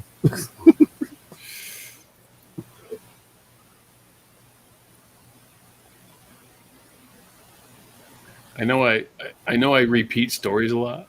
So there's one story. We're at the strip club, and stop me if you've heard this one. So the chick is standing up, bending over, looking down, like her head is at her ankles, looking at the dude. She's on stage, and the guy puts his pointer finger and sticks it where it shouldn't have been. And the bouncers grabbed this dude out of his chair. There's 3 bouncers, grabbed him, and it was just like on a Sopranos episode where they opened the door with the dude's head. And it was the back door that went out in the alley, and it was like a 5-step down to get to the alley. They opened the door with his head and then threw him out over the steps into the alley. It could have been like Family Guy. She could have bent over like that, and he took out his credit card and tried scanning it. Oh my God. It was like, and we're all like looking at each other going, what the hell was that? Okay, don't touch the girls. Don't touch the girls. And especially don't do that. I mean, he went deep.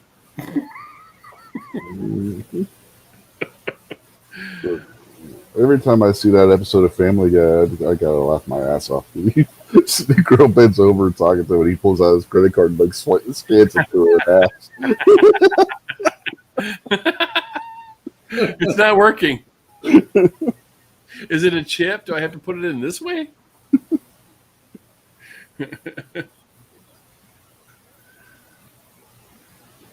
That guy had to have like neck issues for the rest of his life.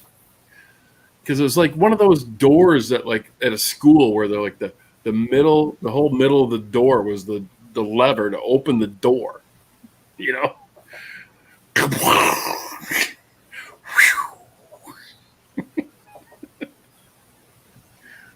Elvis has left the building.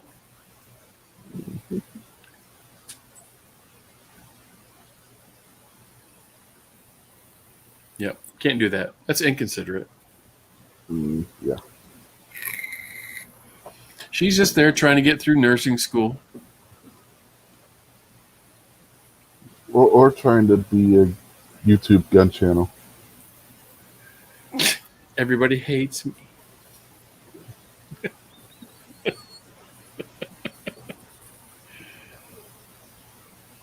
I'm glad somebody got the reference. My baby sister worked as a stripper for a number of years, and she had to tell me and my brother about the places that she worked, so we wouldn't walk in there by accident and see our sister naked. Dude. And so she completely ruined that part of my life for me, and I'll never forgive her.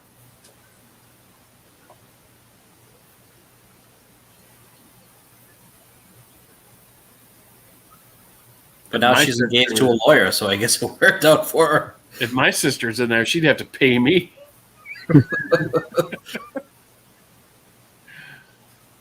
And say it could have been worse. She could have not told you. You should have seen the shit that she would get around Christmas time. Holy crap. Well, did you see this story that was going around a couple weeks ago where this local politician somewhere got caught watching porn and jerking off in his office? The Jeffrey Toobin? I don't know. No, it wasn't Jeffrey Toobin. He's not a politician. No, but the really disturbing part, he was watching a porn that his daughter was in. Oh, no. Lord. Come on. Dude. Uh-oh. Got more fireworks going now. The drunk guys are out going, let's go light these off. It was one of those sites where you make your own porn kind of thing. Like, he got caught jerking it to his own daughter. That's fucked up. It's seriously fucked up. People are fucked up. People are very fucked up. I hate humans. Yeah, I think it was somebody. I think it was over in the UK, but it doesn't matter where it happened. It's fucked up. What makes me feel better that it's in the UK. I don't know why. But when all this lockdown happened, there was those dudes getting busted like jacking it during like a school board meeting or something. You see, they didn't realize their camera was on. Or their kid, like some mother's kid, would be on Zoom with the school, and she'd walk out of the shower naked. Yeah, she'd drop her towel and start getting changed. Man, I miss those. How you doing?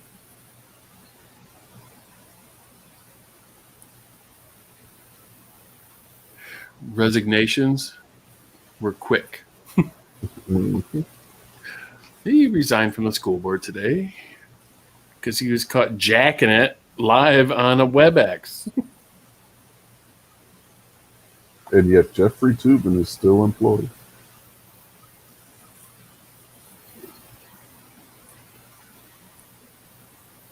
Oh my God! Did you see the interview where Allison Camerata on CNN was interviewing when he went back to work for CNN? That was the most awkward thing ever. How can you watch that crap, Rich? No, I didn't. Stephen Crowder watched it and was showing it on his show because Oh, he was doing like an analysis. yeah, it was. That's just awkward. That interview was completely and totally awkward. Can you imagine if anybody on the right does that? What happens to them? They get strung up. Can you imagine if Trump Jr. was anything like Hunter Biden? No, absolutely not. Oh God, no. Putting hookers and guns in a dumpster. We live in such a bifurcated society. It's disgusting. Mm-hmm. We're both like, mm-hmm. Hypocrisy knows no bounds. Yeah, Joe Biden refusing to acknowledge his granddaughter, I'm your Huckleberry. who is biracial, by the way. So Yeah, once the judge ordered Hunter to, once he was going to dive into his financials, all of a sudden there was a $2 million check written. I do that all the time. that's not my kid. That's not my kid. Test results come back. Oh, I guess it is. No big deal. He had no problem giving the 2 million sperm, but it took him forever to write that $2 million check. Rating A-Rod's eye makeup face. And she should have never let him off the hook with just a check. She should have milked him for his entire life.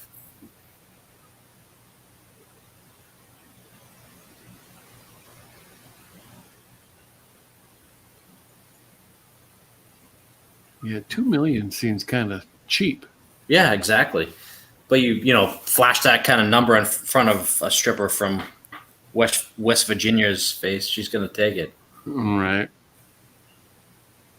That's just from Alabama. Was it Alabama? Go Bama. Alabama or Mississippi. It was one of those southern states.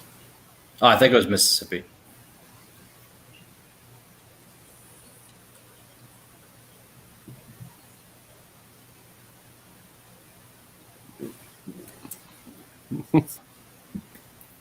But it's unbelievable what one side gets away with and the other side gets crucified over nothing. Mm-hmm.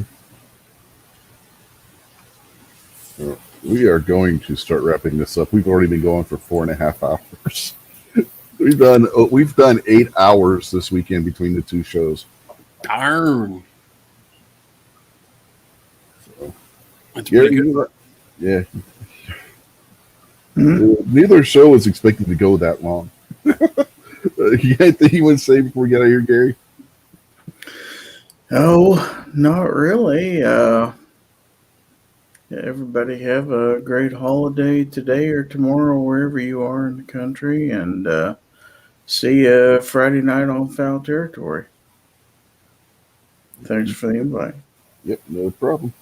What about you, Moo? Yeah. Same thing, man. Thanks for throwing out the invite. Appreciate it. Always good talking to you guys. Yep, no problem. What about you, Pacifist? Anything you want to throw out there before we get out of here? I just ordered a new camera. I'm going to upgrade from the GoPro and try to get a better quality video out there. My next one's going to be about a 25-6. Cool. Thanks to Dude, I love that round. That's awesome. I don't have one. It's got a lot of potential. I mean, yeah. You get the lighter bullet weights through the 1 in 10 twist rate, which is pretty common. But if you up the bullet weight, I think the blackjack bullets have an ace out there, 131 grains. And if you can upgrade your barrel to 1 in 7.5 twist, then you get some really good. It even though the 6.5 Creedmoor is a shorter stroke round, then it's for whatever reason they compare it to the 25-06, and you get better ballistics out of the 25-6, more velocity and less drop and whatnot at distance with the longer bullets. If you got one, you should do a comparison with that in the 270, since they both use the 30-06 as the parent cartridge. Yeah, most people ask why, because the 25-06 didn't come into production until 1969. They ask why it wasn't necked down from the 270 instead of the 30-06. But the truth is, it was neck down from the 30-06 back in like 2015. Not 2015, 1915. They started producing that round. It just never. It was kind of a wildcat round for all those years and never really took off until Remington picked it up in 1969. And it's dang near 4,000 feet per second is what I recall. Yeah, it's a screamer. It's a light bullet, and it's got all that powder behind it. Mm-hmm. Nice. Cool. All right. Thanks for jumping in. And thanks to all the guests that were here tonight. Kingpin, Jason Stewart, Rob D, Doc, Mystic. And I think that's it. That's everybody that popped in, right? Amber. He doesn't count. Not on one hand. Especially the way he was dressed.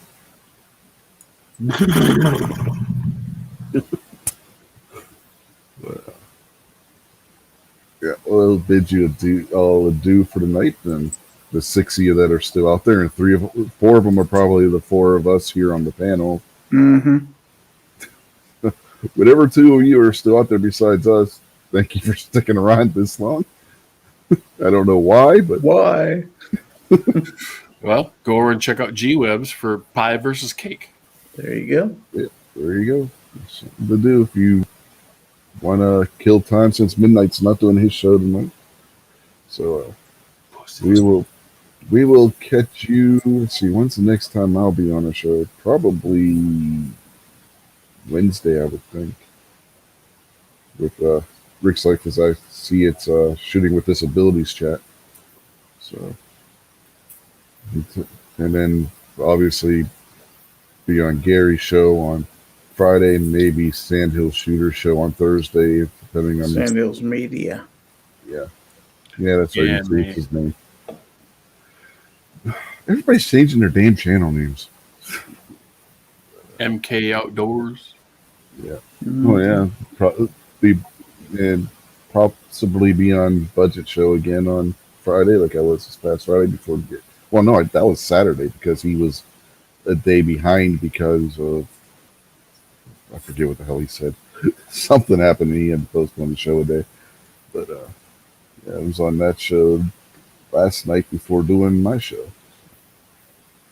And that was like an hour and a half because of technical difficulties. Jesus, man. Yeah, I was on Rick's show earlier today. Man, I put in a lot of freaking hours doing live streams this weekend. Yeah. No wonder I feel exhausted. But anyway, we will catch you all later. We'll be back on this channel next weekend with the wrestling chat, and who knows what else we talk about on that show. We always end up talking about something else. I mean, we talked a little bit about Star Wars and shit like that last night too. So, in addition to the heated discussion, shall we say, between Squib and I over the Civil War. A little bit. Oh, I missed that. Oh yeah, you sure did. Which one was that on? That was on the wrestling show last night. Oh, Mhm. what? It's a wrestling show. That's a war show. Yeah, we've been talking a little bit about everything. We'll start out with wrestling. Well, last night we started out with Star Wars because we got into this epic discussion about Star Wars in the pre-chat, and Kingpin's like, "Go live with this, man." I was like, okay. Right on. And yesterday was the 157th anniversary of the end of the Battle of Gettysburg. So we start talking about Gettysburg, and Squid gets all offended about that because he's from the South, and Oh, You get my told them wife. that they lost. You get my wife, and my dad on here for Civil War stuff. I'd be in the corner sucking my thumb. I don't know shit about that. yeah, and Squid had the nerve to say last night that I was going off emotion. If you listen to every argument that he made, he was the one going off the emotional stuff. Emotions. Yeah, he was throwing out ad hominem attacks and shit. I'm just throwing out fact after fact after fact after fact after fact. It's like, I want facts, not truth. I mean, truth, not facts. But I don't know. Anyway, it was an interesting discussion. If you go back and watch that, I have to. and then we got talking about tanks towards the end of the show. It's a natural progression. It was an interesting collection of topics last night. Yeah, we did talk a little bit about wrestling, but because the pandemic era is coming to an end and all the major federations are going to be touring again and having live crowds and stuff, which is a good thing. That's cool. Yeah, it means things are going back to normal, So, yep, that's a good thing. So, anyway, we will catch you all later and have a good night. We're out of here. Peace. Give him the bird. Laters. Shall not be infringed. Moby Q. Yeah, and that's just the chamber.